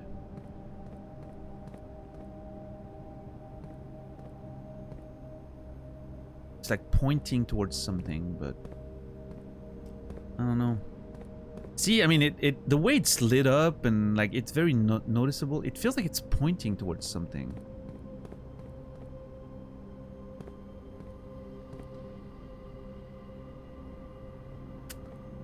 I don't know. How is everyone doing today? Are we having fun? What a funny run this is. I think it's amazing that there's only 5 rooms left to open, and yet there's all this dramatic tension still. Because who knows what can happen in 5 rooms, right? It could really go crazy somehow. I think that's pretty cool.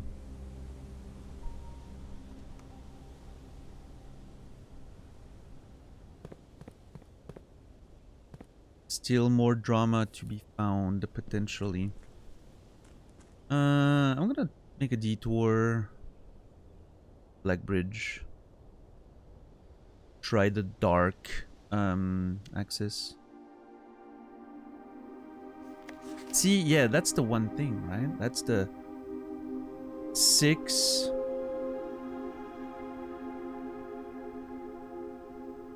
The 6-0 thing, but I don't understand what it means.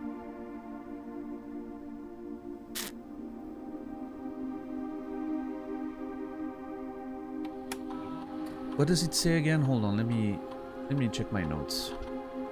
6 or 0.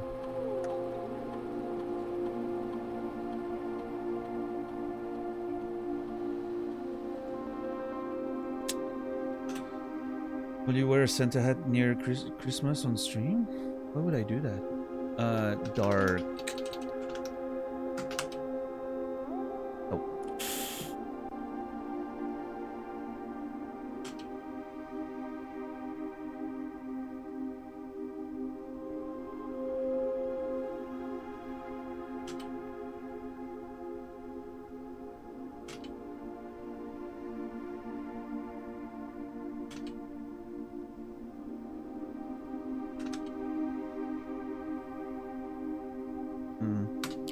Just trying a couple of things, but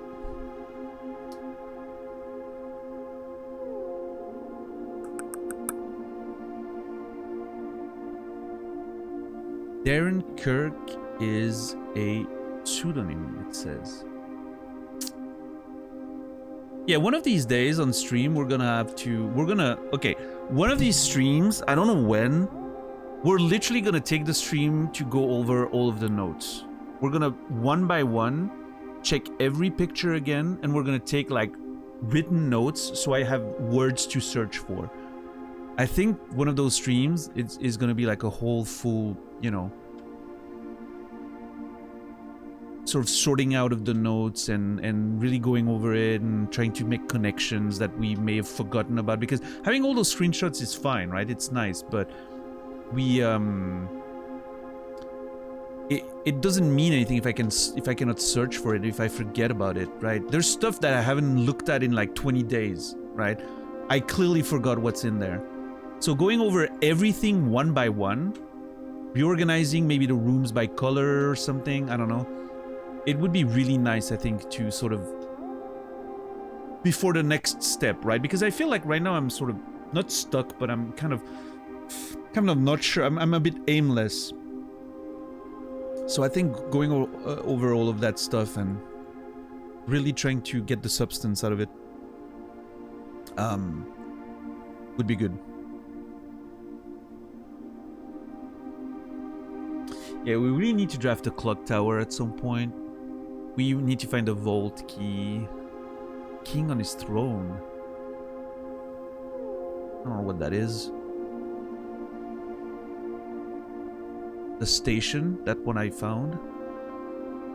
Beneath all the docks. Maybe at the far bottom of the reservoir.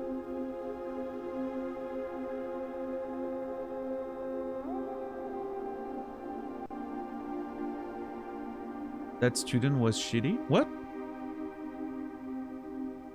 Oh, you were talking about that, the marks, the grades or whatever? Yeah. Yeah.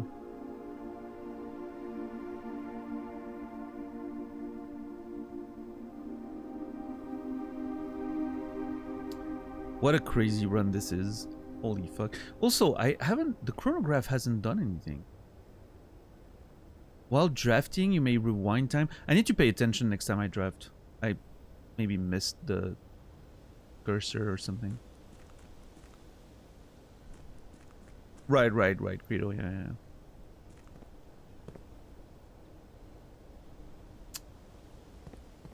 Okay, let's go. Direction, pump room.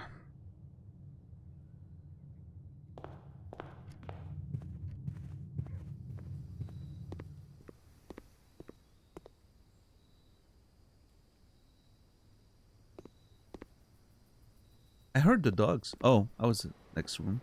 Nice. You can hear them from the next room. Hey, look at this little guy there.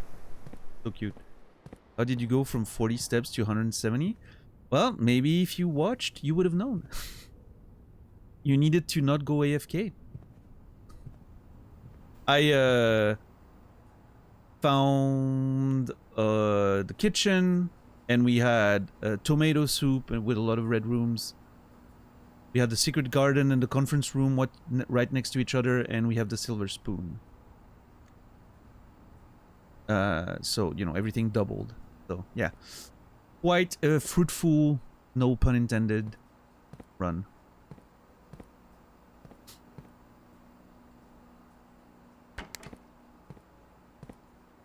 Real gamers don't do that. Showering. Yeah, why were you showering? Who does that? Are you a monster, Mancini? Be honest. Be honest, do you also change your sheets like twice a month? Don't yell at me on my birthday.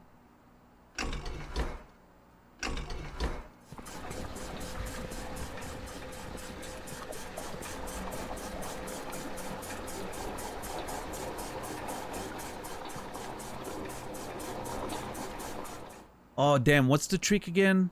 1, 2, 3, 4, 5, 6. So I empty 4 and then I need to... Yeah. Oh, hold on. I got this. I can do this.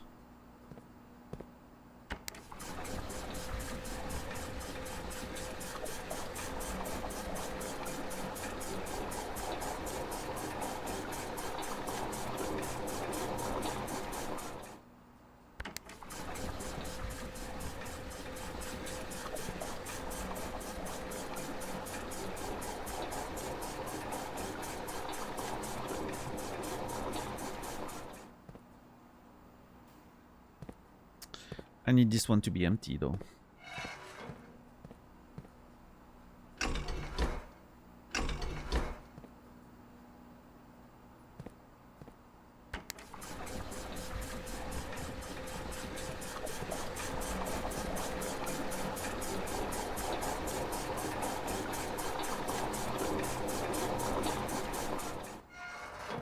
I like to change my sheets weekly for mythical people called guests.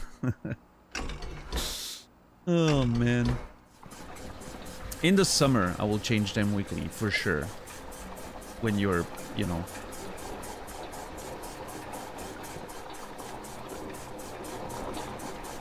sweating every day, constantly. In the winter, eh.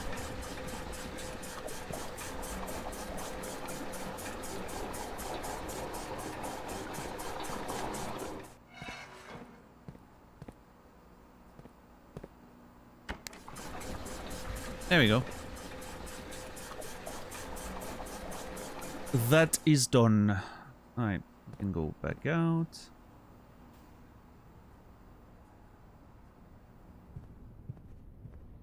Now we go underground again. We say hi to a little buddy. Yeah, look at you. Hey, old shoe. Hey, Brick. Tin Can's not here. Whatever this guy's name is. Pebbles. Yeah, that's Pebbles.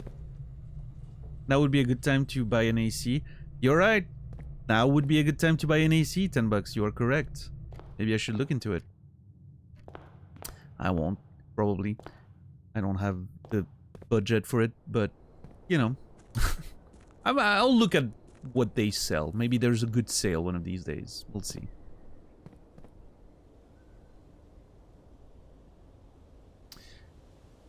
Sledgehammer. I think a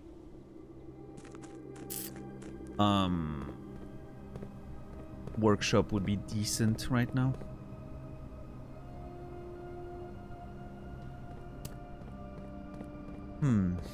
Because we have so many items, the amount of combinations we can find could be interesting. How are you, matey? Good to see you.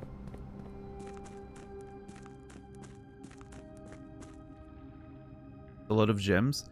We started the day with that many, and we had 120 gold. Look at my steps, though.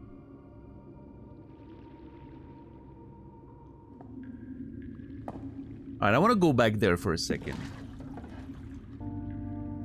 I need to.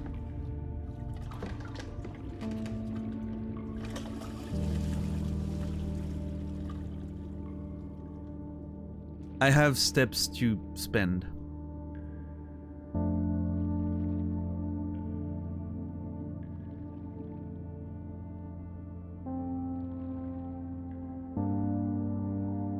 I lied. This music is the best. It's better than the archives. I don't know, they're all so good. Oh.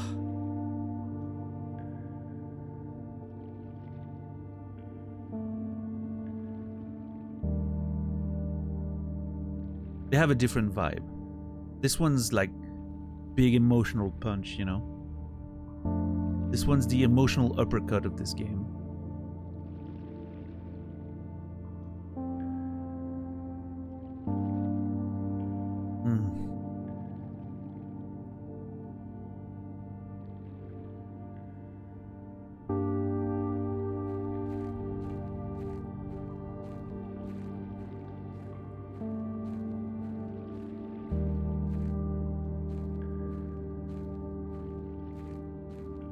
Wait for it.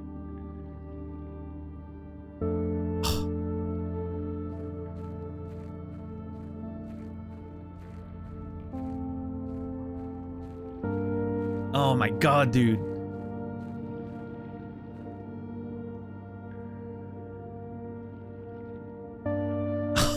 Oh, it's so good. And then it waits, suspends, and then it falls. Listen to it. Oh, dude. It's so good.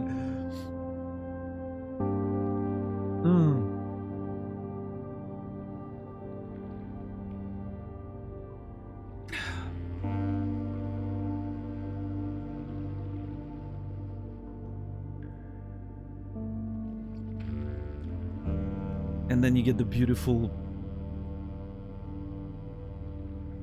bass clarinet or whatever it is. Ugh.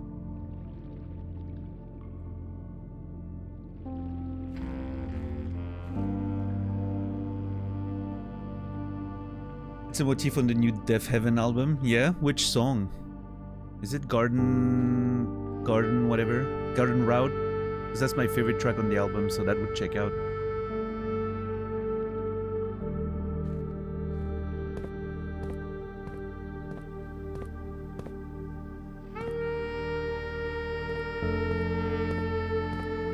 Dude, this is ridiculous.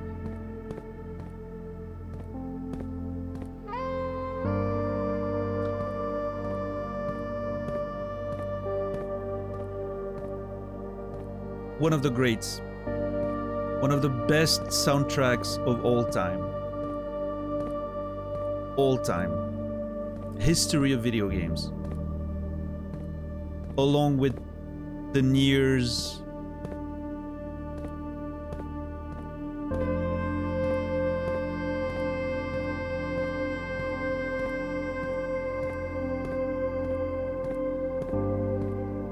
The old Final Fantasies, like all of it. It's up there.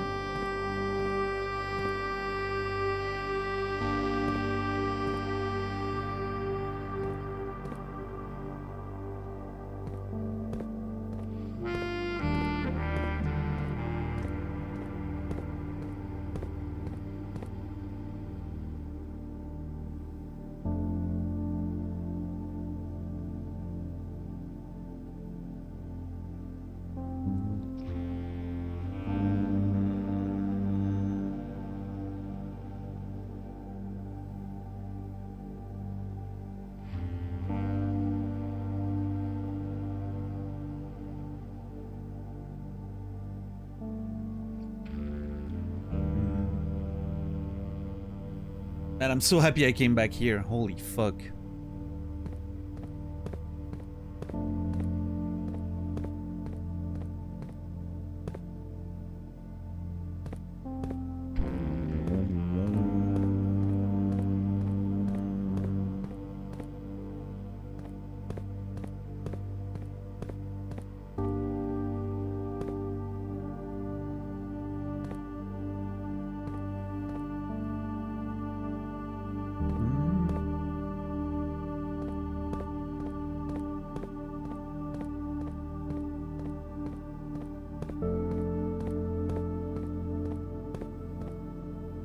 This is one of my favorite locations in video games ever. The build up to finding this place, to the actual finding of this place, and the lore involved, and what it means, and just the vibe of it, the aesthetics of it.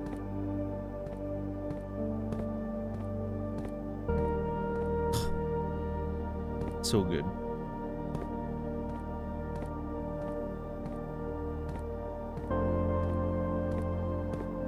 Hmm.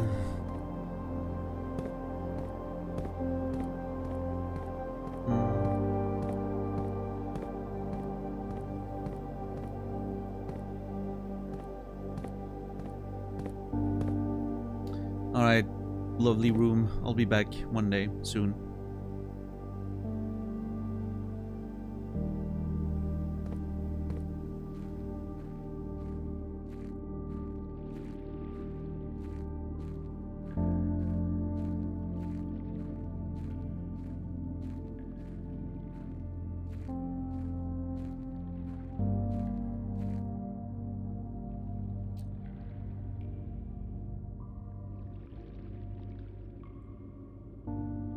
I think the one day when we'll have to go over the notes for an extended period of time, I'm gonna have to find a way to come here first. Or we'll just sit on the main menu, I guess. Or maybe I'll ask someone to send me a link to this specific song of the soundtrack and we'll just play it on a loop while I do all the things. I don't know. We'll figure it out. What's up, Sila? Is anything big? We're not done. We're far from being done. We still have to turn this run into something. It was a bit of an uneventful run. We had so many resources and we didn't really find things to do with it.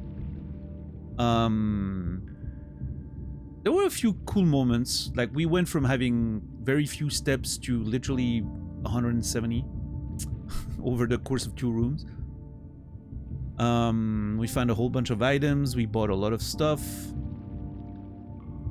We read the entirety of the Black Bridge Curse book. That took a good 30 minutes at the beginning of the run. 3rd room we were in. That was nice. Yeah, I would watch the VOD if at least parts of it. If you're, you know, if you want some of the detail, but nothing major, like no big revelations or anything, unfortunately, yet. But hey, still more rooms to come, so who knows?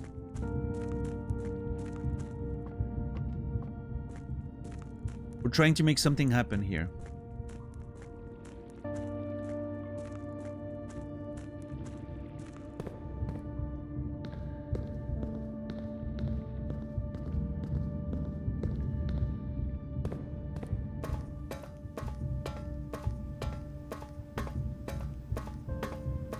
God, that music, man.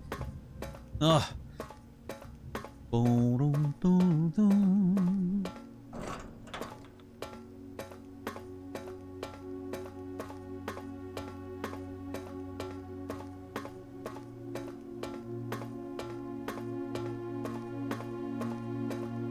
And another banger, yeah.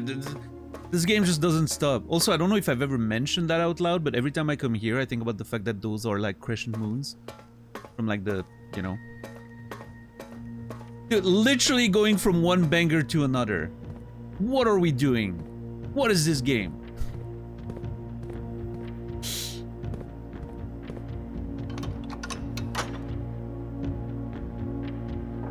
Not nominated for Soundtrack of the Year, by the way. Just saying. I'm gonna mention that every time.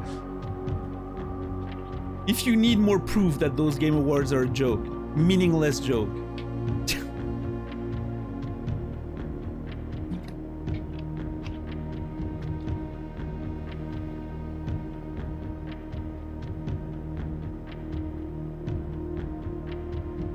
It's fine.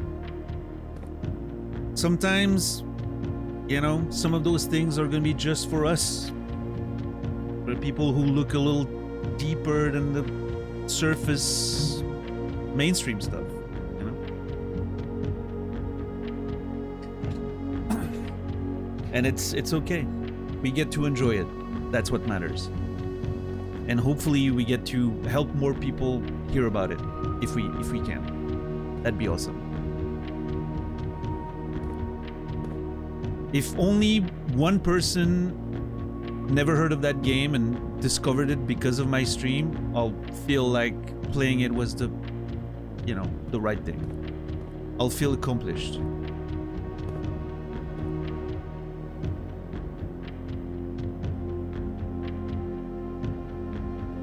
Probably not, Sila, yeah.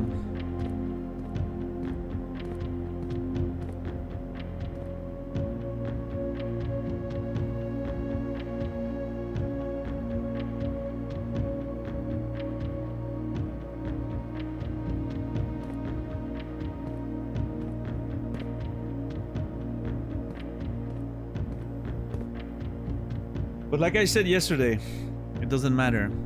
This game is literally, and I mean that, too good to be a game of the year. This is a game of a lifetime, not a game of the year. There's only a few of those. There's a game of the year every year. A game of a lifetime, you only see them once in a while.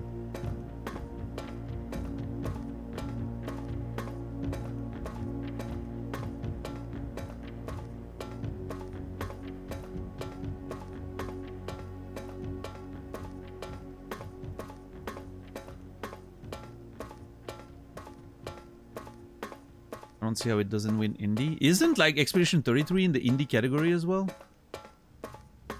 Which I guess technically makes sense, but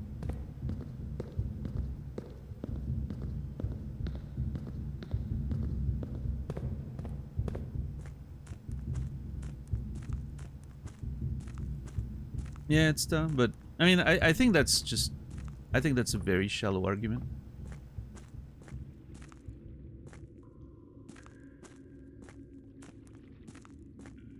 Because from those people, I mean, right?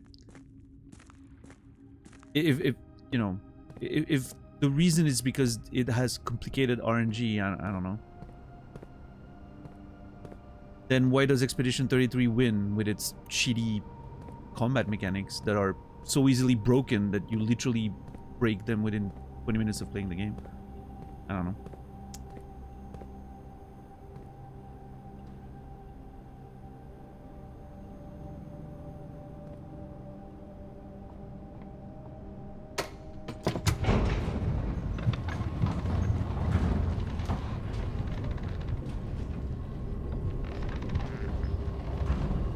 But anyway, my point is, it's not about dunking on other games.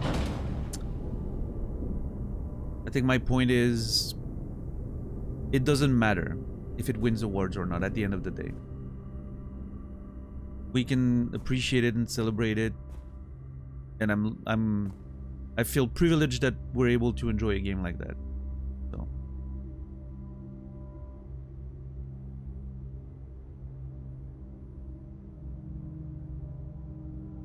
we thankfully do not have to turn it into a competition between games.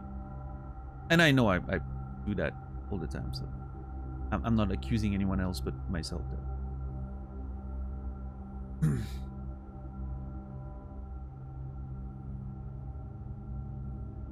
And I'm excited. There's more good games to play. I'm excited to play Silk Songs soon-ish.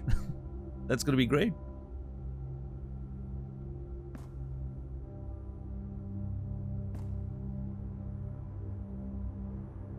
Can't believe we got so many of them in the last decade. I mean, that's true. All three of my my favorite games of all time have all come out in the last 10 years.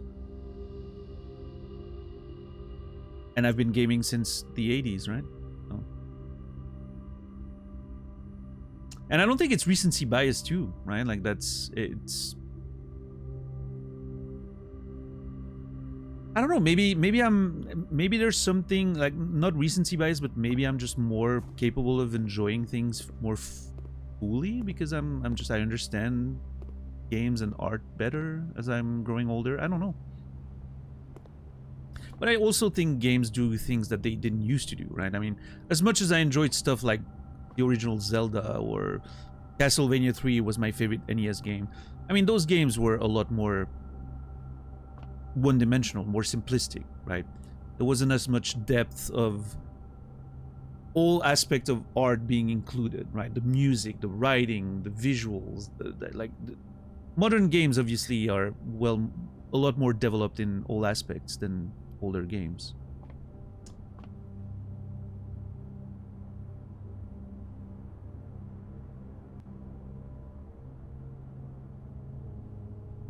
Well, yes, Sila, but in the exact same way, the RNG mechanics of you in that case, my point is only that if you complain about the RNG mechanics in this game, and that's the reason why it can't win Game of the Year, then the same applies to Expedition 33 for different reasons. To me, the RNG mechanics are an absolute benefit to this game's quality. That's the only point I'm arguing. I'm not saying, I'm not, you know, there's no like...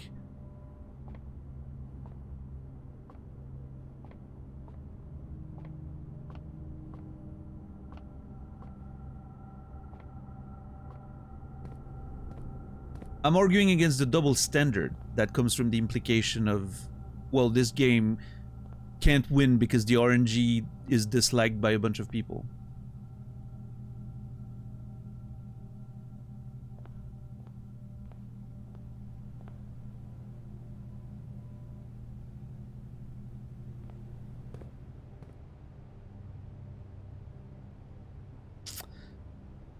Do we have everything we need? I think so. Let's see.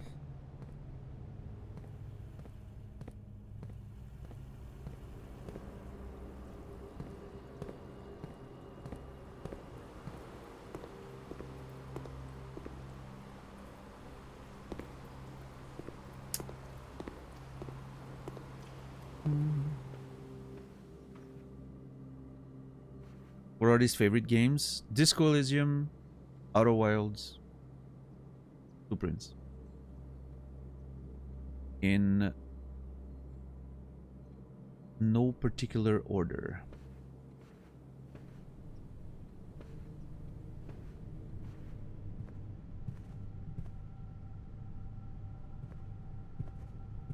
And Redacted. Redacted is number 4. Redacted is a special mention. It's a other category.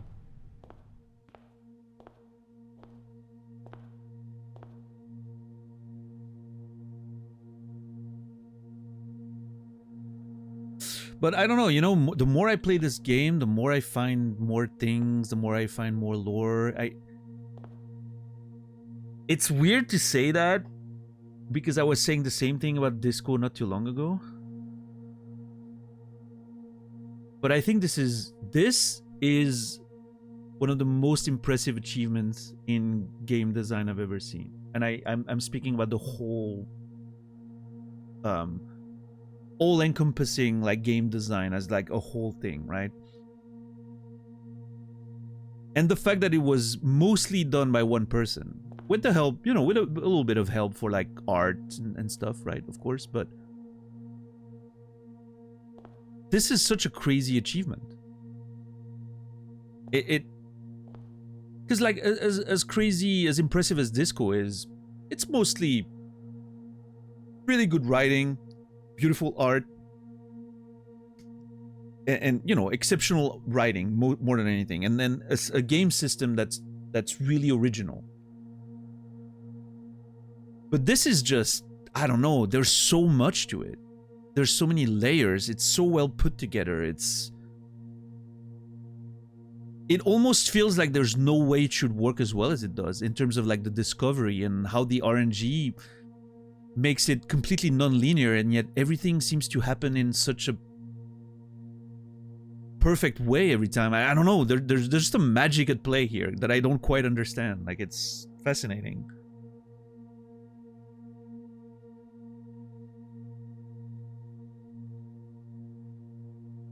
Just such a finely well-tuned system on top of beautiful writing, exceptional art. Clearly a lot of depth in the themes that I haven't even started exploring yet fully, because there's so much more with the characters and the political stuff and the history and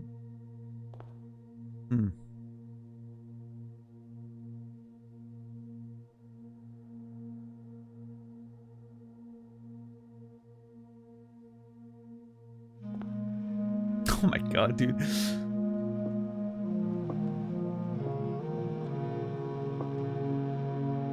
This never gets old. This is the second time and it hits just as well as the first time. Perfect. Wait, that's the thing that was in the... on the painting. The rose, the apple, the card.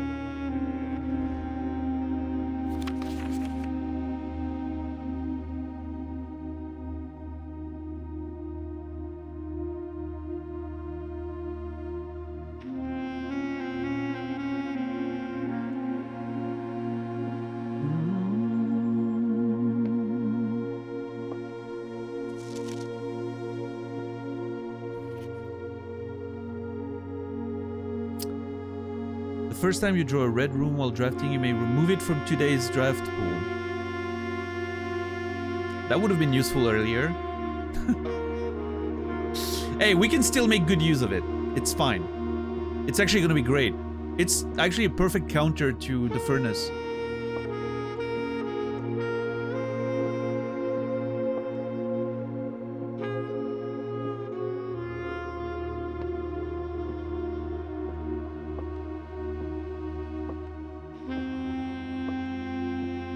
Huh, the berries on the Sinclair's banner.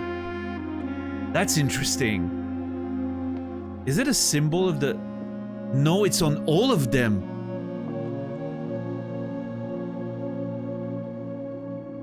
Wait.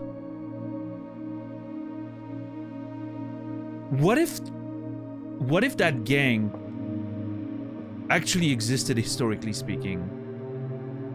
Or even if it's just a myth or a story, what if they identify with it as like the rebels, right? They see themselves as those rebels. And so that's why the tale is so, you know, meaningful to them, right? The Blackbridge gang thing.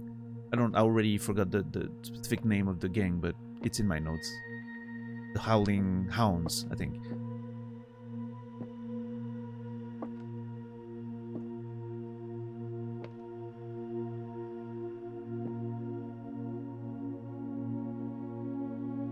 Interesting.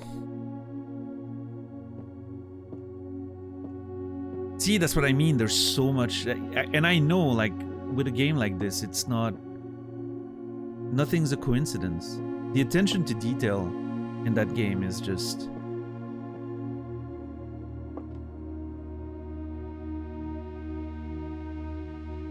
I'm gonna be playing this game for a long time, I think. I'm not sure we're gonna finish this game this year, at this point. I think Silk Song will be a 2026 game. Huh.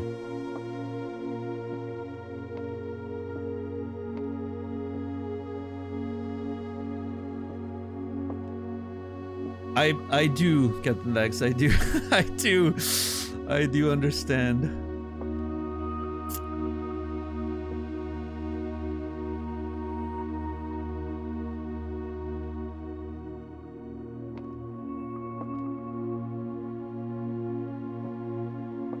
Eight candles, by the way.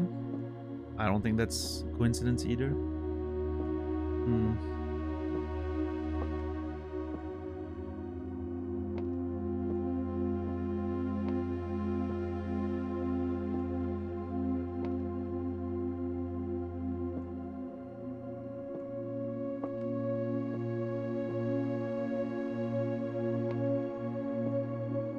In my magical mansion? This cannot be.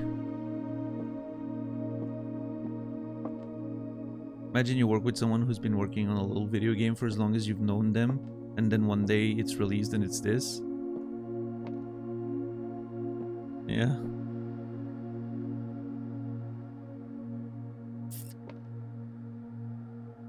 Absolutely, Sila, yeah.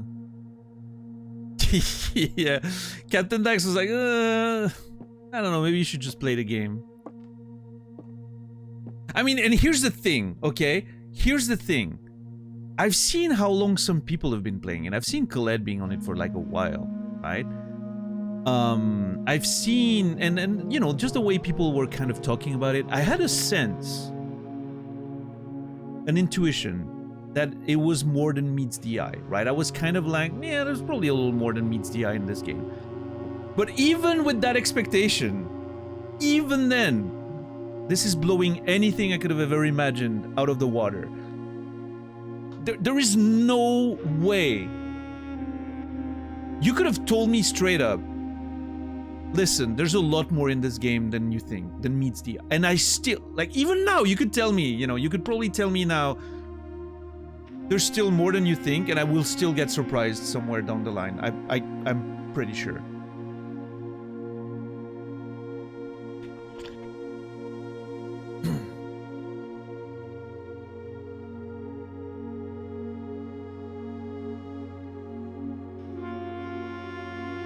It's like an infinite well of things to find and figure out and...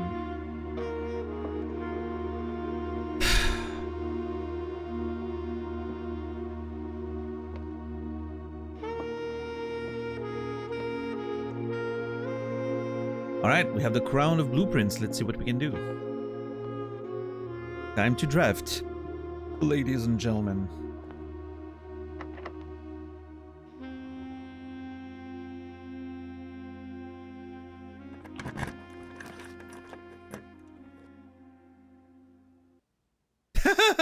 The ballroom. How about no? I think I'm gonna go with no on that one.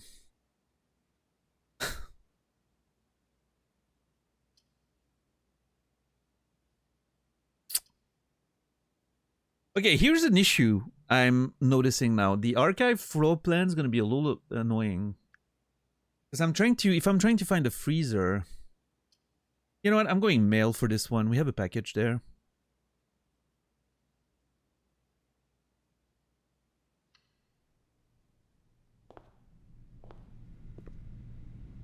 And then we'll get a package the next day. So it's kind of like win-win. Where's my letter? Oh, there it is.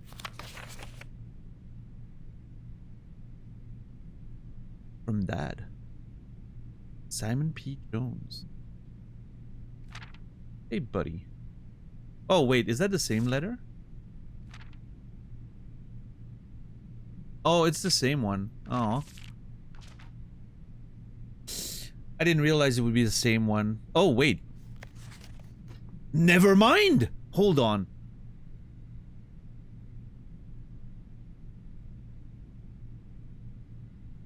Simon, my name is Randolph Moore. I am the lead lab technician at Cinca, and I have worked here on Mount Holly for over a decade. I was thrilled to discover you have found our humble lab, and have begun to run some experiments of your own. Tend to keep an eye on the small spikes in radiation levels on the estate, as it's one of the only ways I can monitor your progress from the outside. All off-site connections to the terminal network have been disabled during your stay. Yeah, that's something I need to investigate too. There have been much speculation among the staff about the progress you've been making in the house, and they were all quite excited when I reported that you have been successfully running experiments. I wanted to write to let you know that, even though you may not see us, we're rooting for you.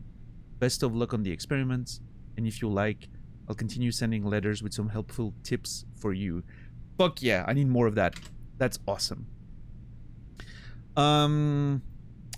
Also of note, just a thought that I had right now while reading this, when, you know, even you can't see us, we all rooting for you. How great does this game make you feel the presence of those characters and care for them, even though you don't ever see any of them? You know, you have all these characters that are now part of, like, the story, right? And I think about them, and they have their personalities, and they're present in the story without me ever seeing a single one of them. I think that's super impressive. And in a little way, without spoiling anything, kind of reminds me of some of the characters you learned about in Outer Wilds. And I'm not gonna say anything more because, you know, I don't want to spoil anything, but kind of similar, you know, in the way you're like, oh, yeah, that's really cool. How you start to learn and know how all these people, and yeah. What I really need to be doing one of these days is Randolph letter about experiment. when we do our going over all the notes stream, which will happen one of these days, I'm not sure when, I will be really keeping track of all the characters. I need to start... I've recorded some of them, but I haven't been very good at keeping all the characters in check. I really want to do that. What's up, Ev? How are you doing? Yeah, Zia, yeah, it's a great game. That's true, Ev, for sure.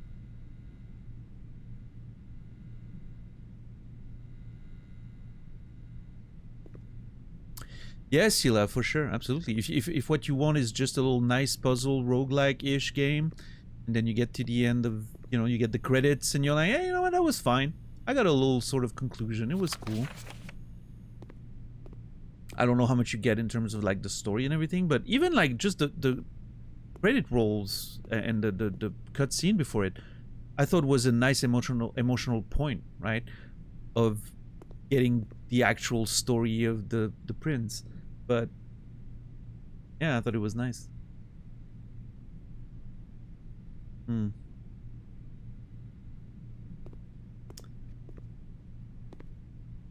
See, I just want to make sure I'm not missing anything. But yeah, I'm gonna have to catalog every character and their personality. Yeah, we got a new letter here. And we did get a new stamp. Be careful not to point out stuff, Vincent, that I may have missed. Because I did forget to check the stamp. I would have seen it in the library eventually, but just making sure you don't point to anything else going forward.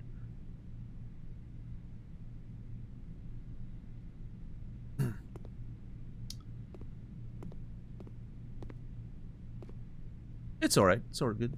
Again, not a big deal. I would have seen it in the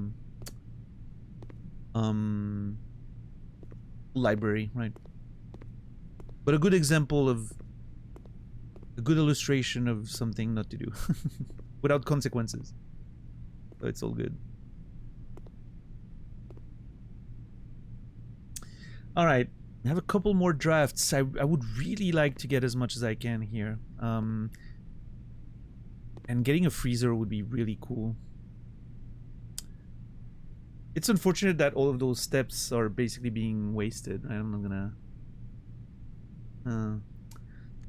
not gonna be able to make use of those steps, I don't think, unless there's something suddenly happening that I'm missing.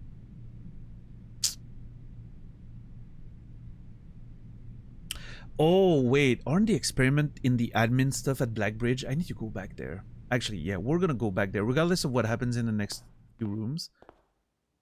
I think we'll go back to Blackbridge.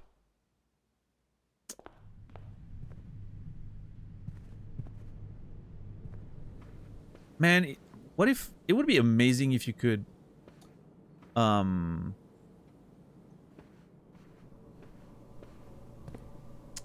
It would be amazing if you could save your steps for the next day, but...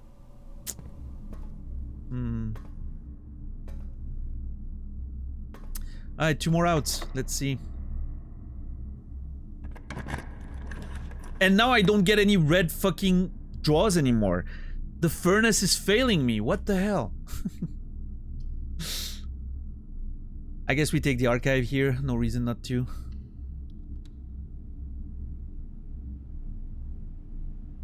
Hold on.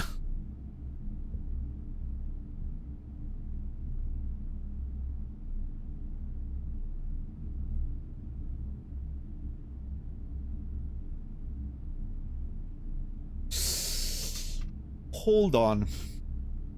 There is a play there if we don't find the freezer, which is trade my gems for gold, and we can get the stuff at the gift shop.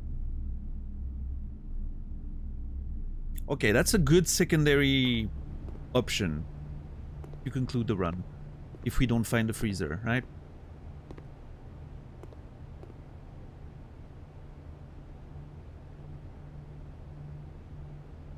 Yeah.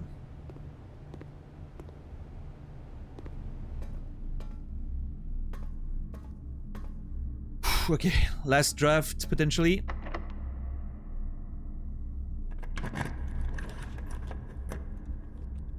Oh, that's so fucking cool because we know it's a fucking red room. Oh man, I really want the clock tower though. Wait, 1, 2.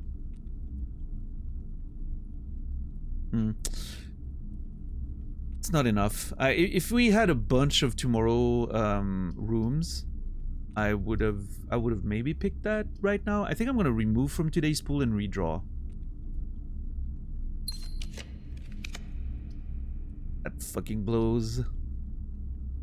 Rewind the last draft. Oh, that's how it works. Oh, that's sick.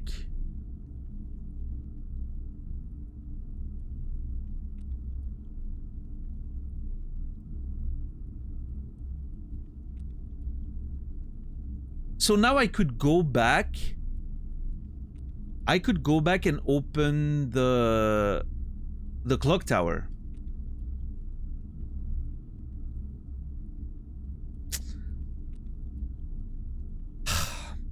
Okay. I could risk. I don't know what that first room is. I don't know if it's a red room again. It's like it's burning, so that tells me it probably is a red room if it's burning. Which it could be the gym, the weight room, which would be great, because then I have access to both up and down, and I don't need the extra steps anyway. I can have 70 steps, that's fine.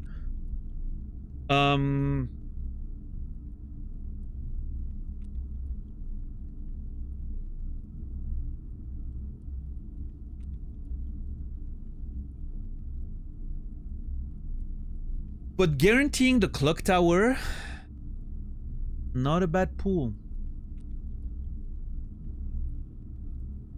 And then we can do the laundry room play for the gift shop, right? Which kind of kills the freezer dream. Getting another freezer would be sick, but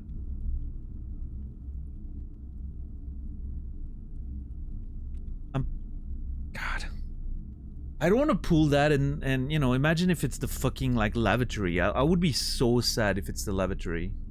Like I would actually be upset.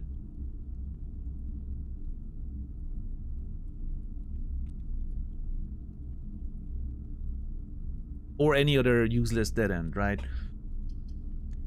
I don't think I can risk it.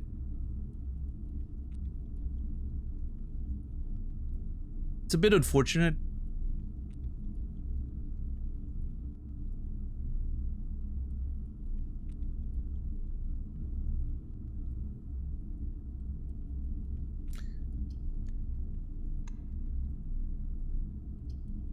It was the dark room, nice. You can even, oh my god, wait. I could actually, no, you know what? Clock tower.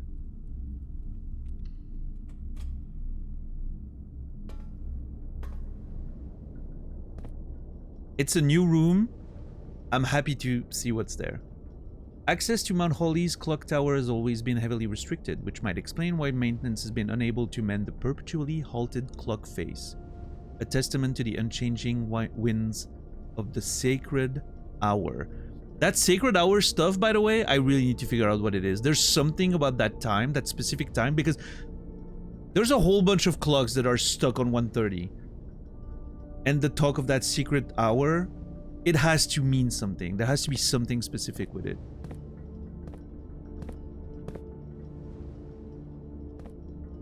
This is so fucking cool. Also, tune maybe? Question mark?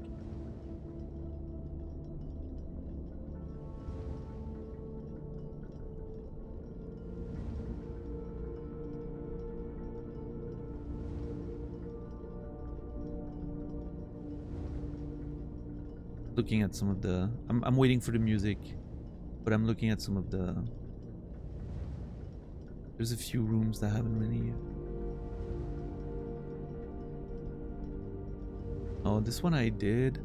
There's one we drafted yesterday that I remembered telling myself, oh, I forgot to like check the description.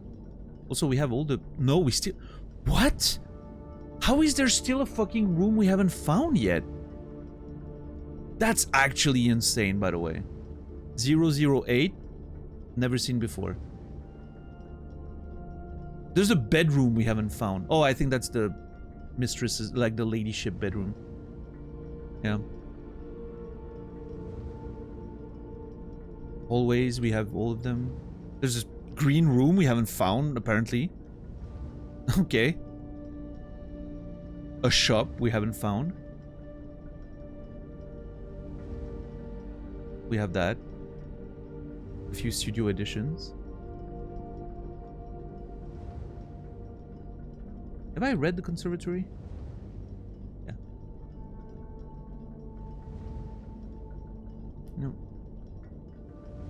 I think the schoolhouse adding 8 classrooms means there's 8 grades. And I've only been up to 4. One of these days, we need to get all 8. Man, getting the schoolhouse today would have been so nuts.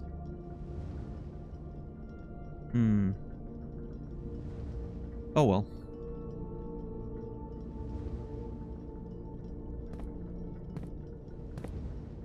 Is it going to be one of those things? Okay. If the music starts going louder and swelling as I climb,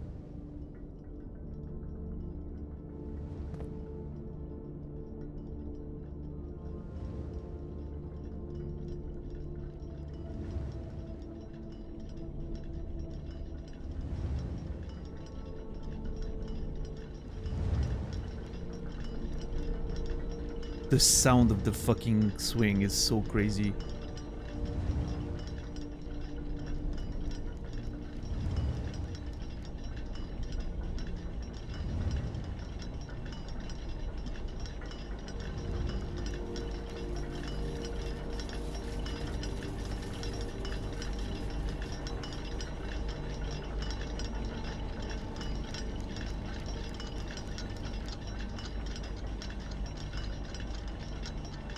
Oh my god, there's a sanctum key?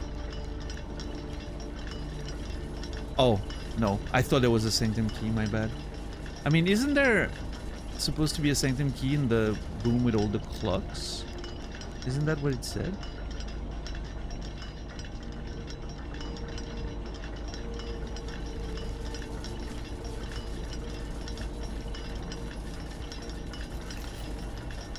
An antique silver stopwatch for the next 1 minute. You will not lose steps when entering rooms, keys when opening doors, gems when drafting special rooms. That's so funny.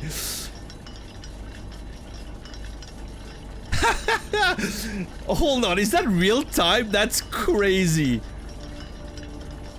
Imagine finding that in the beginning of a run and you just start running as fast as you can and just opening as much as you can. Like the chaos of making all those decisions super fast. Oh my god, I cannot wait. It's gonna, at some point, it's gonna happen. At some point we're gonna have to do that. And it's gonna be so funny.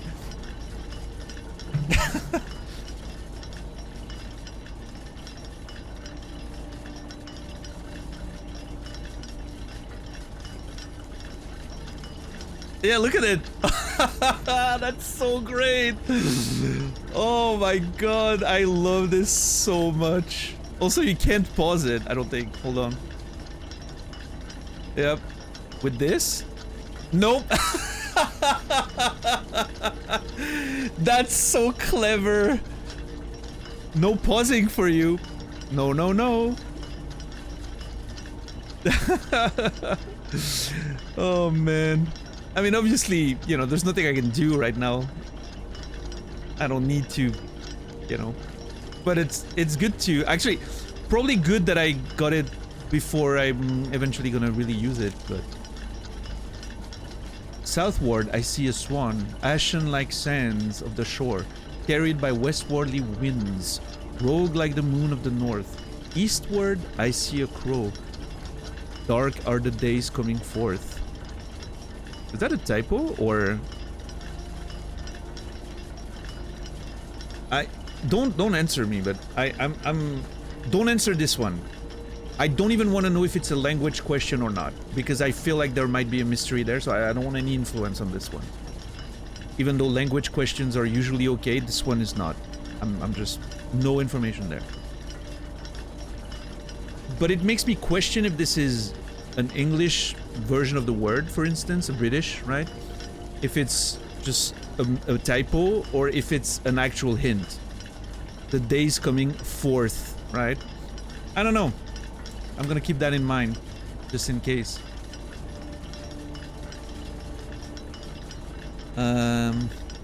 Okay, let's take the clock tower somewhere. I'll put it here.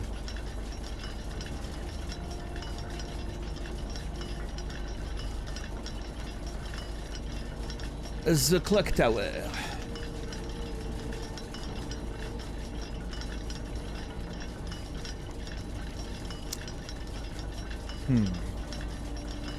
Oh, the first letter of every sentence, sacred.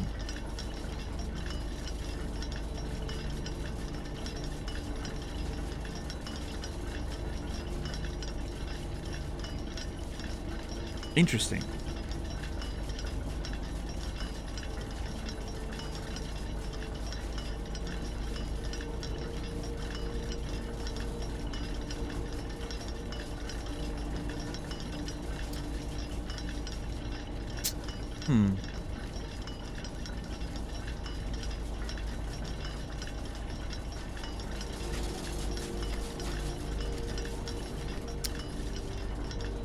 Video games, man.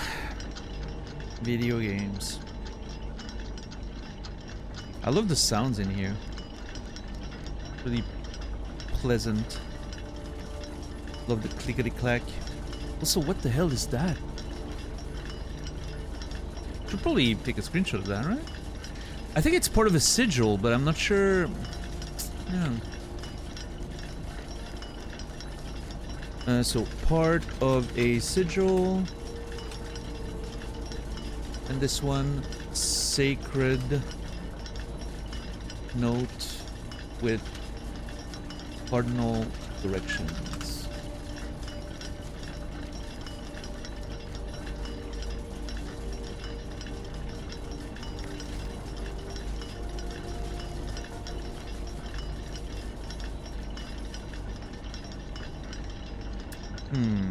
I wonder if the swan and the crows refer to maybe some of the origamis we've seen, and maybe there's something like I'm supposed to draft it in a specific way. Oh my god.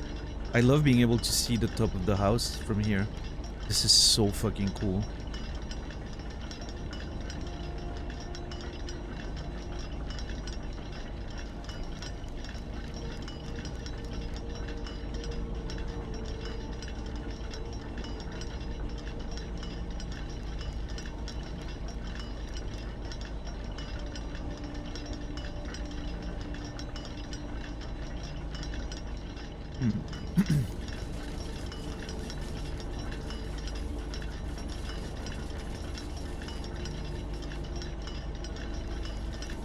I feel like there has to be more in this place.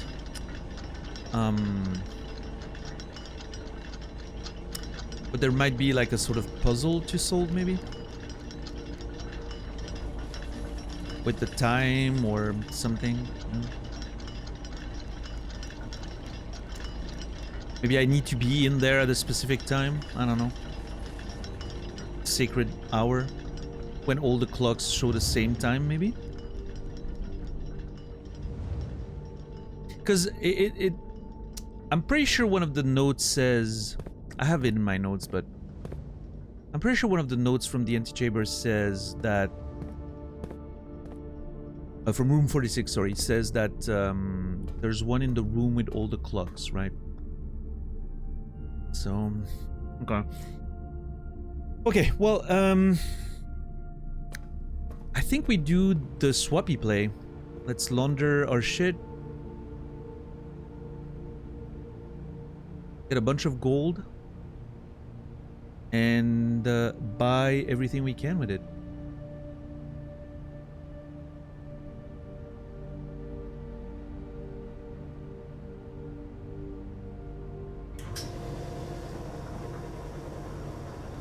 Buy gems. You were unfortunately not of much use today. And, well, I might as well.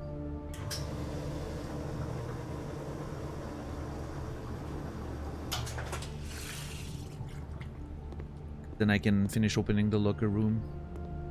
I doubt we'll find anything of value, but who knows?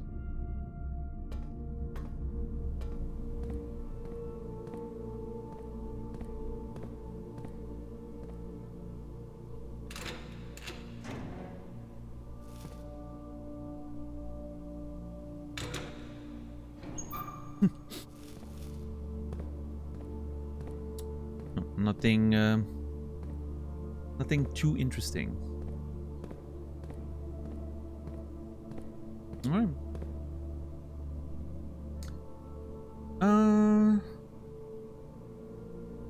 What now? Blackbridge. I need to check a few things at Blackbridge.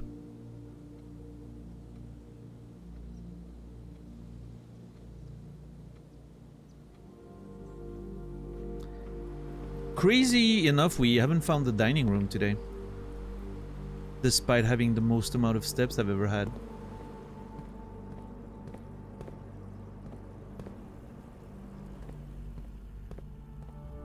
Just gonna check something with the inventory. No, okay. Perfectly clean house, by the way, guys. I feel like that should deserve an award or something.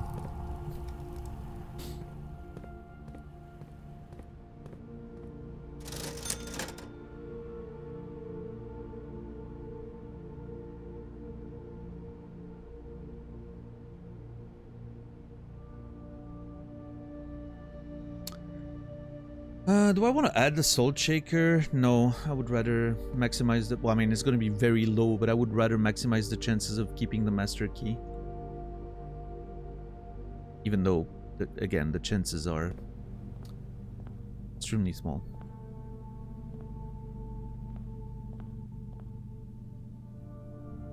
Okay, do I get the Trophy of Wealth? No, I think I'd rather get the gift shop stuff, right? Yeah, it just makes more sense. Something that we know has a use. The trophy might have a use, but also very likely that it's just a trophy. I don't care for it.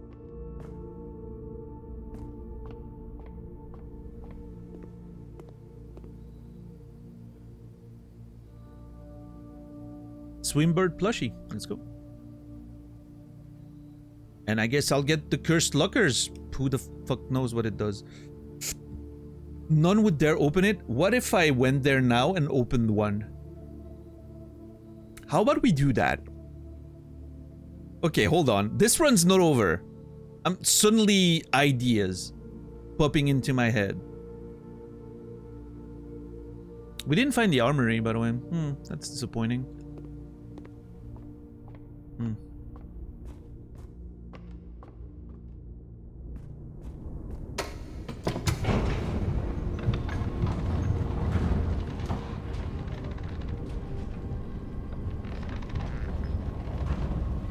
I mean, in the story... Oh my god, I know exactly what it's gonna be. I know exactly what it's gonna be. I can tell you right now. I'm gonna have the option to break the chest with my sledgehammer. Because it's like the story, right? And the curse is gonna be that for the next however many days or something, I'm only gonna start the day with 12 steps. That's my prediction. Which would be brutal.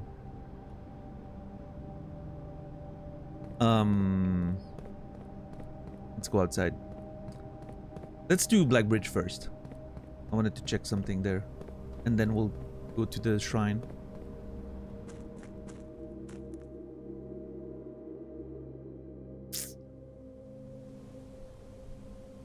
You know what? While I'm here and we have all these items, let me go back down there real quick. I don't have anything specific, but I just want to make sure that, you know, we haven't found an item that can interact with something down there. 'Cause there's more stuff down there we haven't found yet, opened yet. So since we have the steps to spare, let's, you know, let's go for it.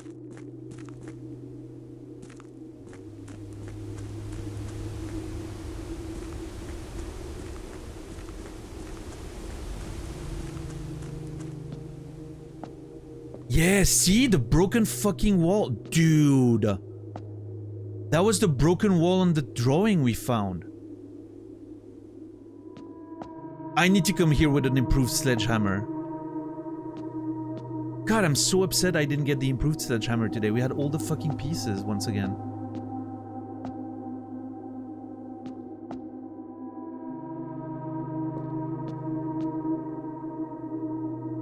What's up, Mark?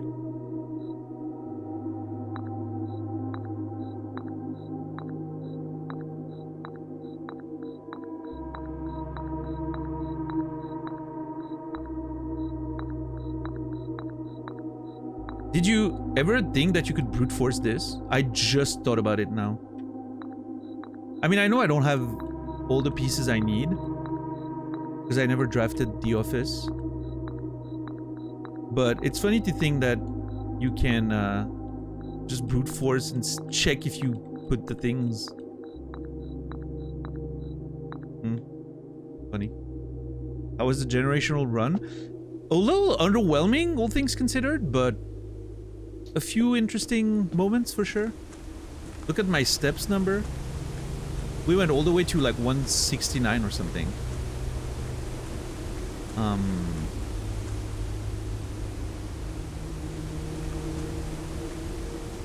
Nice, yeah.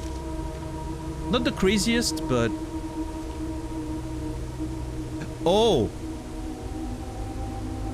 I always had that one there. I forgot about this. I got it from the passport, right? I always had it. I'm pretty sure I screenshotted this. This is so funny. Well. So much for that.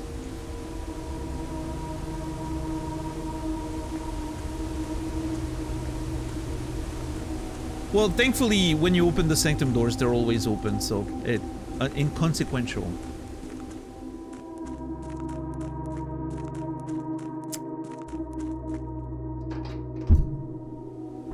Funny.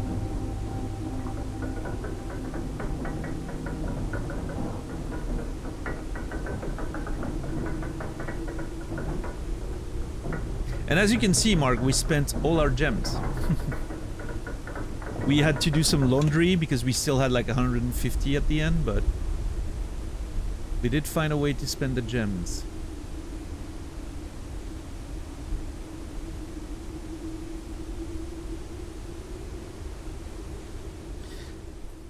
Let's go. I mean, stream's not done, but I still have to do a few things, including opening a cursed chest, I think. But is Naz not streaming today? Is his internet still borked? Does anyone know? See, that's the same symbol as on the fucking thing, dude. What's behind that door? He's not feeling well? Okay. Well, I hope he gets some good rest.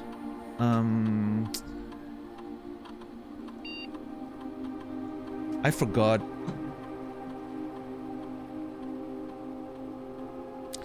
I forgot the name I was always using to enter this. There was one name I was always using.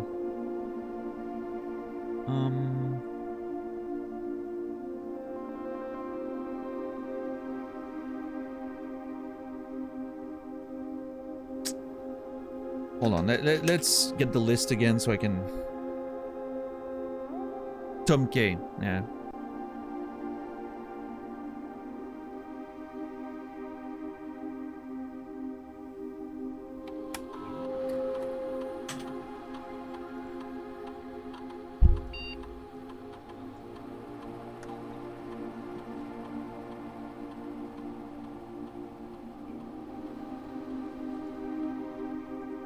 Nothing to do. I was I wasn't sure if the experiment stuff was here.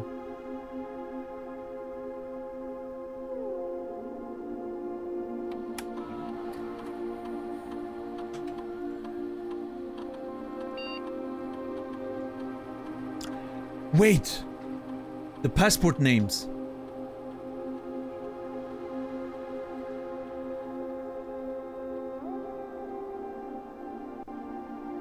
Where are they?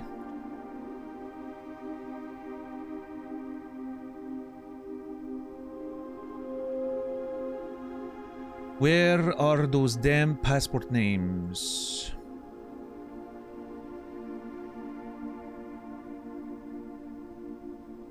I literally have so many notes that I cannot find a screenshot of a passport. This is crazy.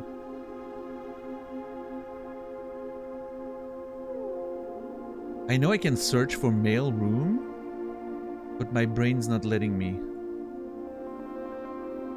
It's not even in the mail room, it's the, sorry, the vault.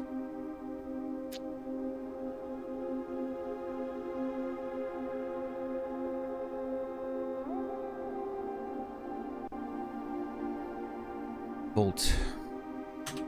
There you go. Okay. Let's try to log in again. Rib J. Oh!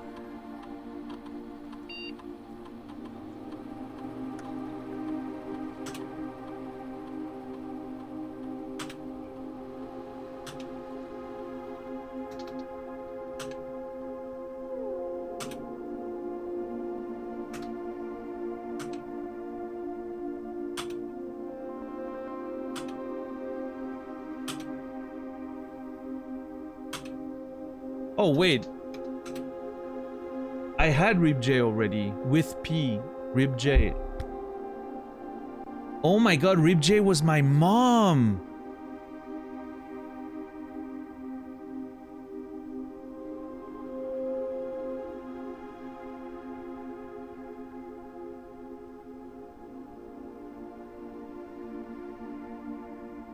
Also, hold on. There's something really interesting there. The diplomatic pass that my mom had, there's two fake ones. This one was crossed off, and then here it says idea. What?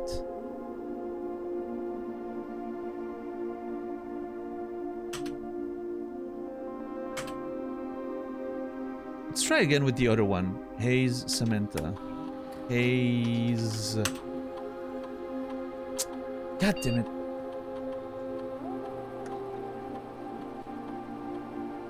Oh my god, there's just too much mystery in this game. I can't find anything.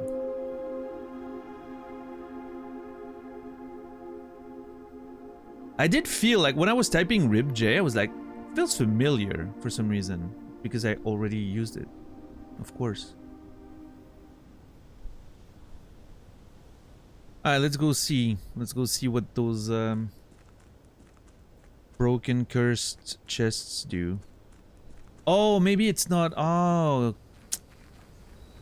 I don't think it's gonna spawn already. It's like it's gonna spawn the next time I do it, right? Never mind. Never mind. Oh my god. Okay, hold on. Oh no. I'm not gonna be able not to do it. Also the hands and everything, sick.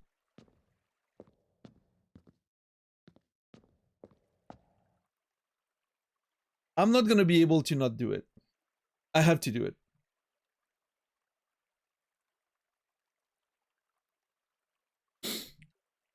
I have to. I just...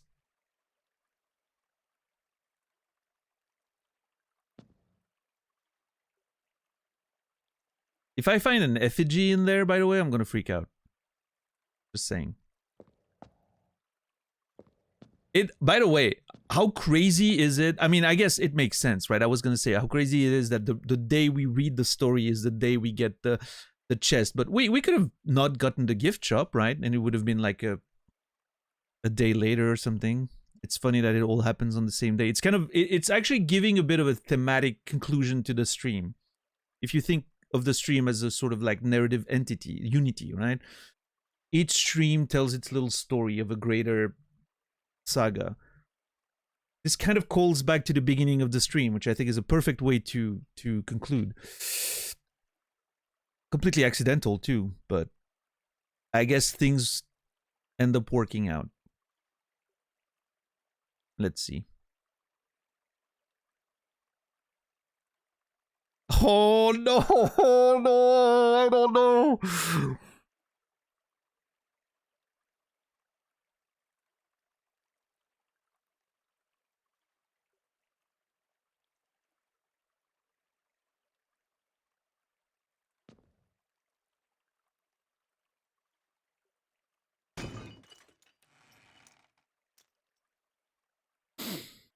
It's the fucking effigy. Okay.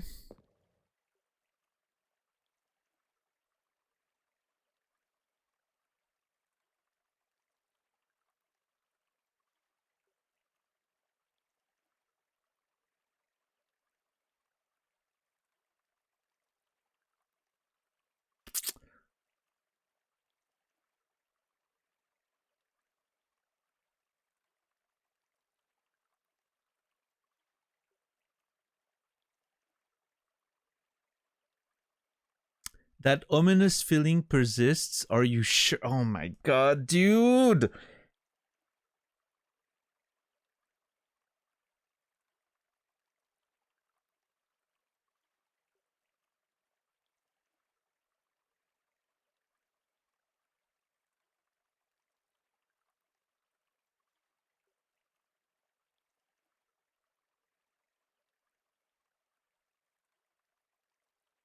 I don't know. I'm legit worried. And the reason why is the last time the game sort of warned me was with the piggy bank. And I went ahead, right? And then it was a permanent thing. The game is not afraid of permanent, you know, effects. So I'm a little worried. Legitimately worried there. What's up, Wump? Three-factor authentication. Yeah, it's like, are you really sure you want to do this? The fact that it's warning me so much is like,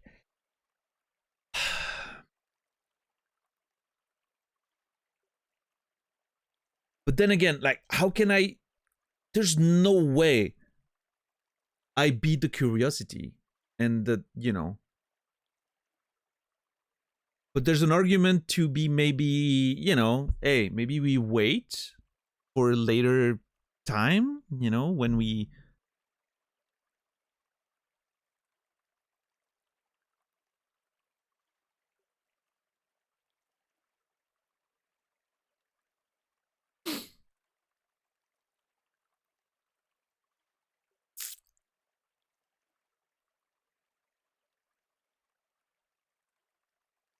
Like, let's imagine the worst case scenario. Every day starts with 12 steps from now on. All of them, permanently. Can I deal with that? Can I deal with that? I'm not sure.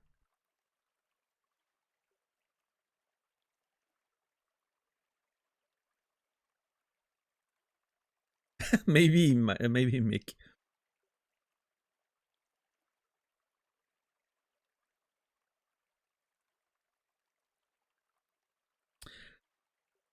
I think I was ready to risk it still.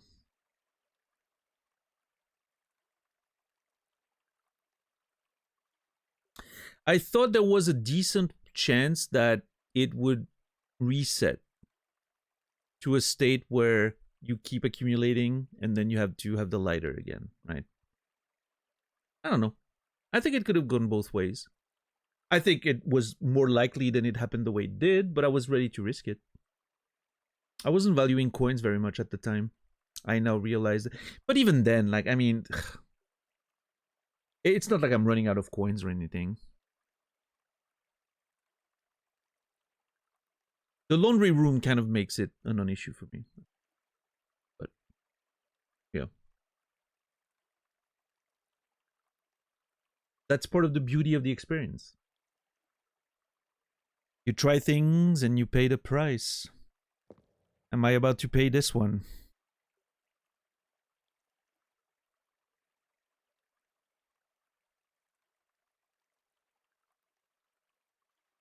Yeah, DJ, that's most likely what happened in most cases, right?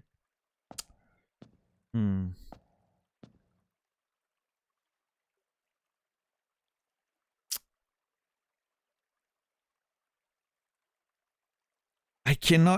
My brain is not letting me beat the curiosity.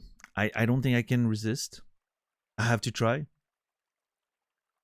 And whatever happens, happens, I guess.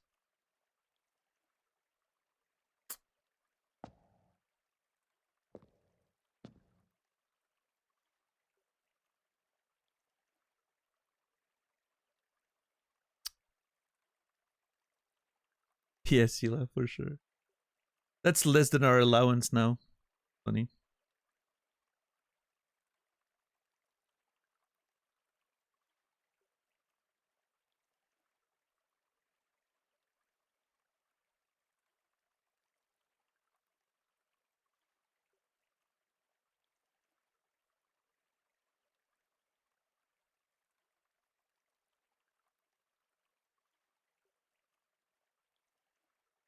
You know what?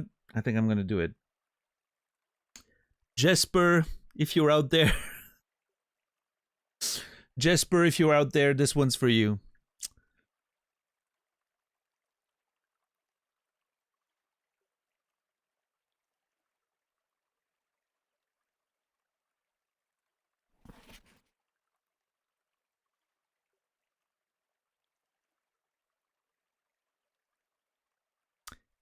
The Deadly Stone, Cursed Effigy.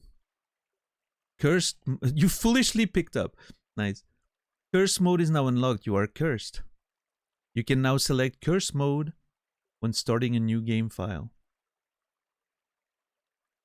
You have been cursed. Each time you draft a bedroom, you lose 1 step. Each time you draft a hallway, you lose 1 key. Each time you draft a green room, you lose 1 gem.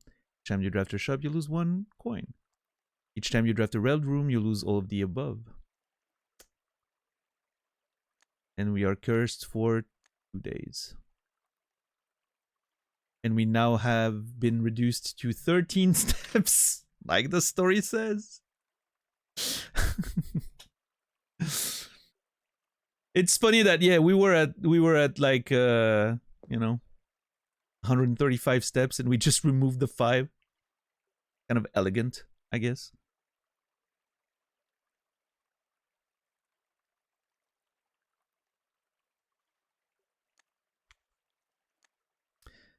But we unlocked cursed mode. All right. Well, the next 2 days are most likely be a little. You know what? I'm getting my money back. Hold on. I'm taking my money back. I don't give a shit.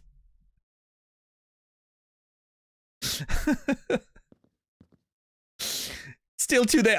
For a second, I was like, oh, what if it adds to it? That would have been so funny.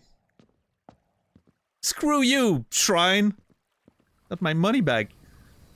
I don't know what to do with it, though. I don't have nothing to do with it. You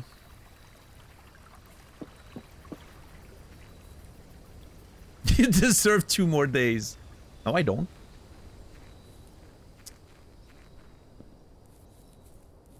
Oh, wait.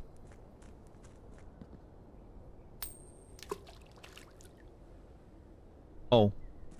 I was hoping I could do it 38 times. And then I can just empty the thing and I can come get them back tomorrow. Oh well.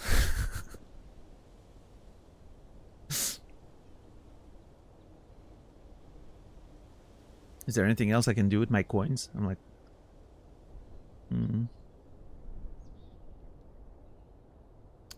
Gift shops bought out, the showrooms bought out, the commissary...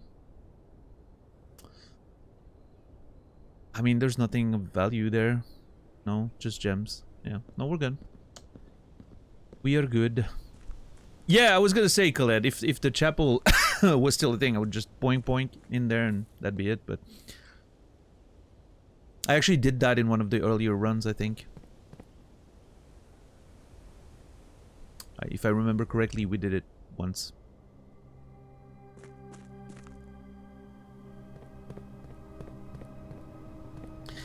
I mean, I correctly sort of predicted the fact that we would only have like 13 steps. I failed to exactly understand how it was going to play out, but I had some of it figured out.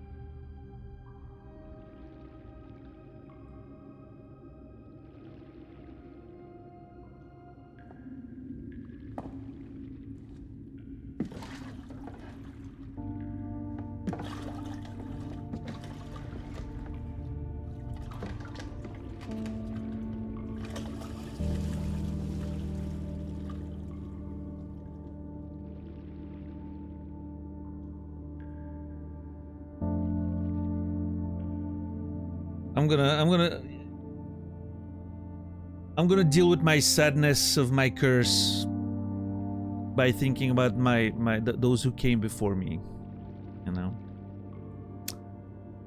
the giants on whose shoulders I'm standing. What's up, Rodra? How are you doing? Welcome back. Blueprints is one of the best video games I've ever played. Maybe the best video game I've ever played. It's an incredible achievement.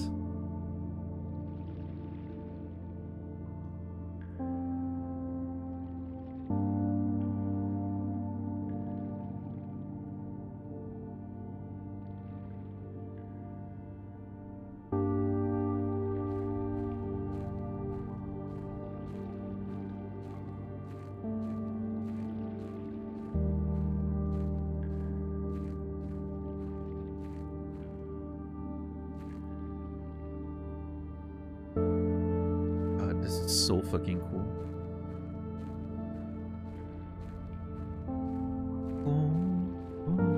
I'm not gonna go in there. I don't need to. I'm just gonna sit there on the stone, looking at the water and listening to it. The melancholy of the curse has taken to me.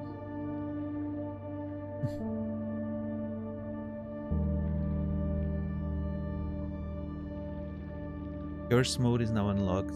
And now select curse mode when starting a new game file. Oh god, I just realized. What if the okay, listen, game, don't you fucking dare. Listen, game, don't you dare.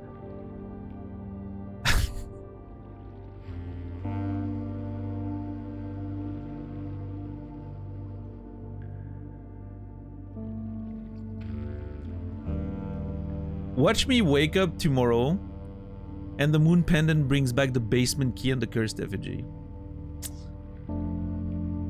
I would be very upset.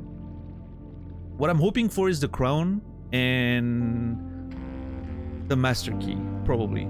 Or the master key and the chronograph. Equally good, I think.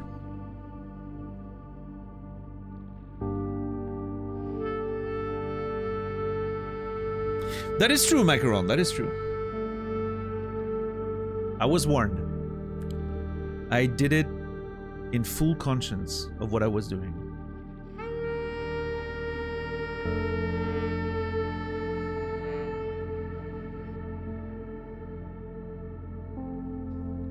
The bracelet still, random red. I haven't changed anything. God, this track is so good!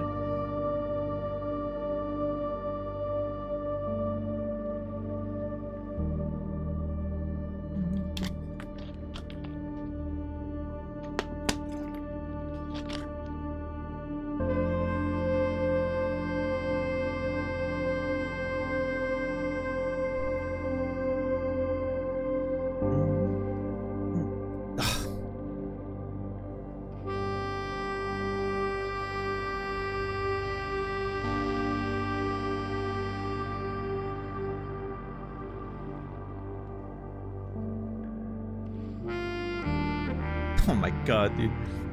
I'll never get over how good this music is. But anyway.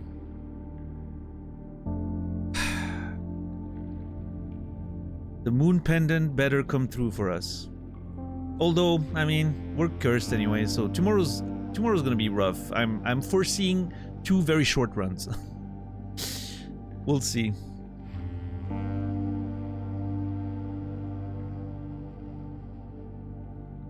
Hey, we'll make the most of it. We'll try to see what we can do. Maybe we can aim for new rooms and little discoveries instead of like big runs, right? Because we're gonna be so limited. We'll figure out a way to make it work.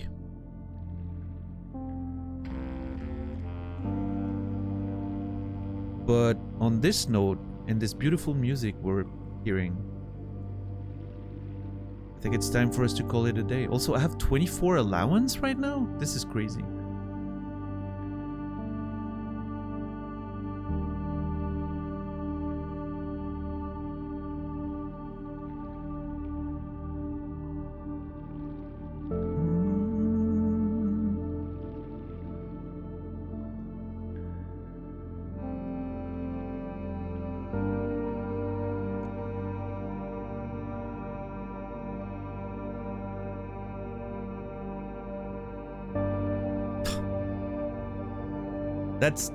That progression there.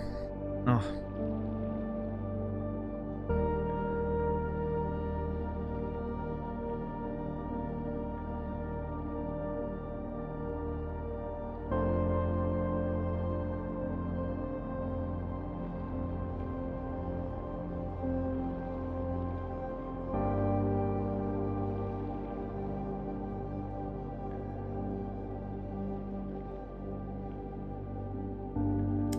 Alright.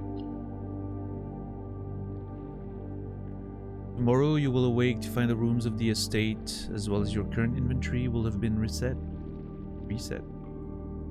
Call it. Simon just sitting on the, you know, the shore there. His head in his hand, in his, you know, arms crossed above, over his knees. Cursed, depressed. Poor.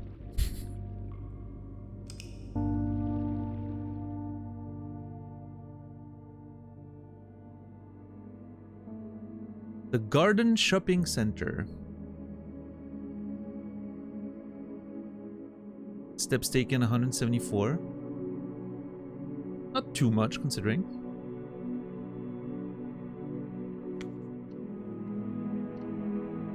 Save and quit.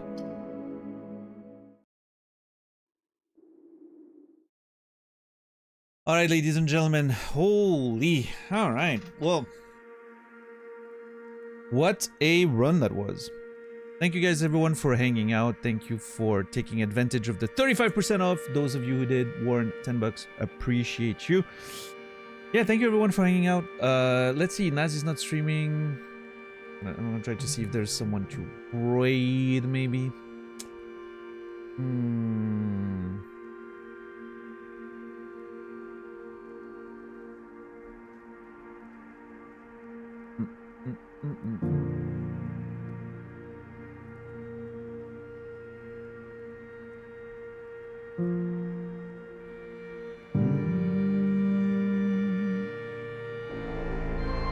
Oh.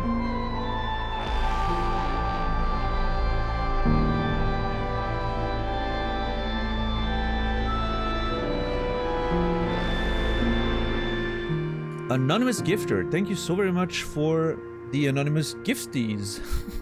Appreciate it. Plushy, Rudra, Ev, Rencian, Gooch, you will all be remembered. Appreciate it. No, thank you, thank you. Yeah, I don't really see a good raid target, so I think I'm gonna let you guys be on your way. You find your ways in the internet, in the Twitches, in the whatever. I'm sure you'll, you know, I'm sure you'll find somewhere to go. I'll be back tomorrow. Last day of the week. Oh boy, I'm gonna have to deal with those curses. Last day of the week tomorrow. I'll be back 7 p.m. Central European Time, 1 p.m. Eastern, 10 a.m. Pacific.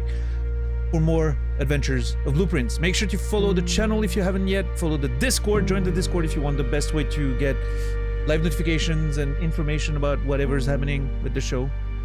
And yeah, thank you, 10 bucks. Thank you, mods, for making this playthrough possible. Thank you, everyone, for your generous contributions to the stream and the lurks and the conversations. It all means more than I can ever say. Thank you. I'm gonna try to do my best to earn your support in the future, over and over again. Yeah. I wish you all a beautiful rest of your day, evening, or night. I will see you guys tomorrow. And until then, remember me, and I will remember you.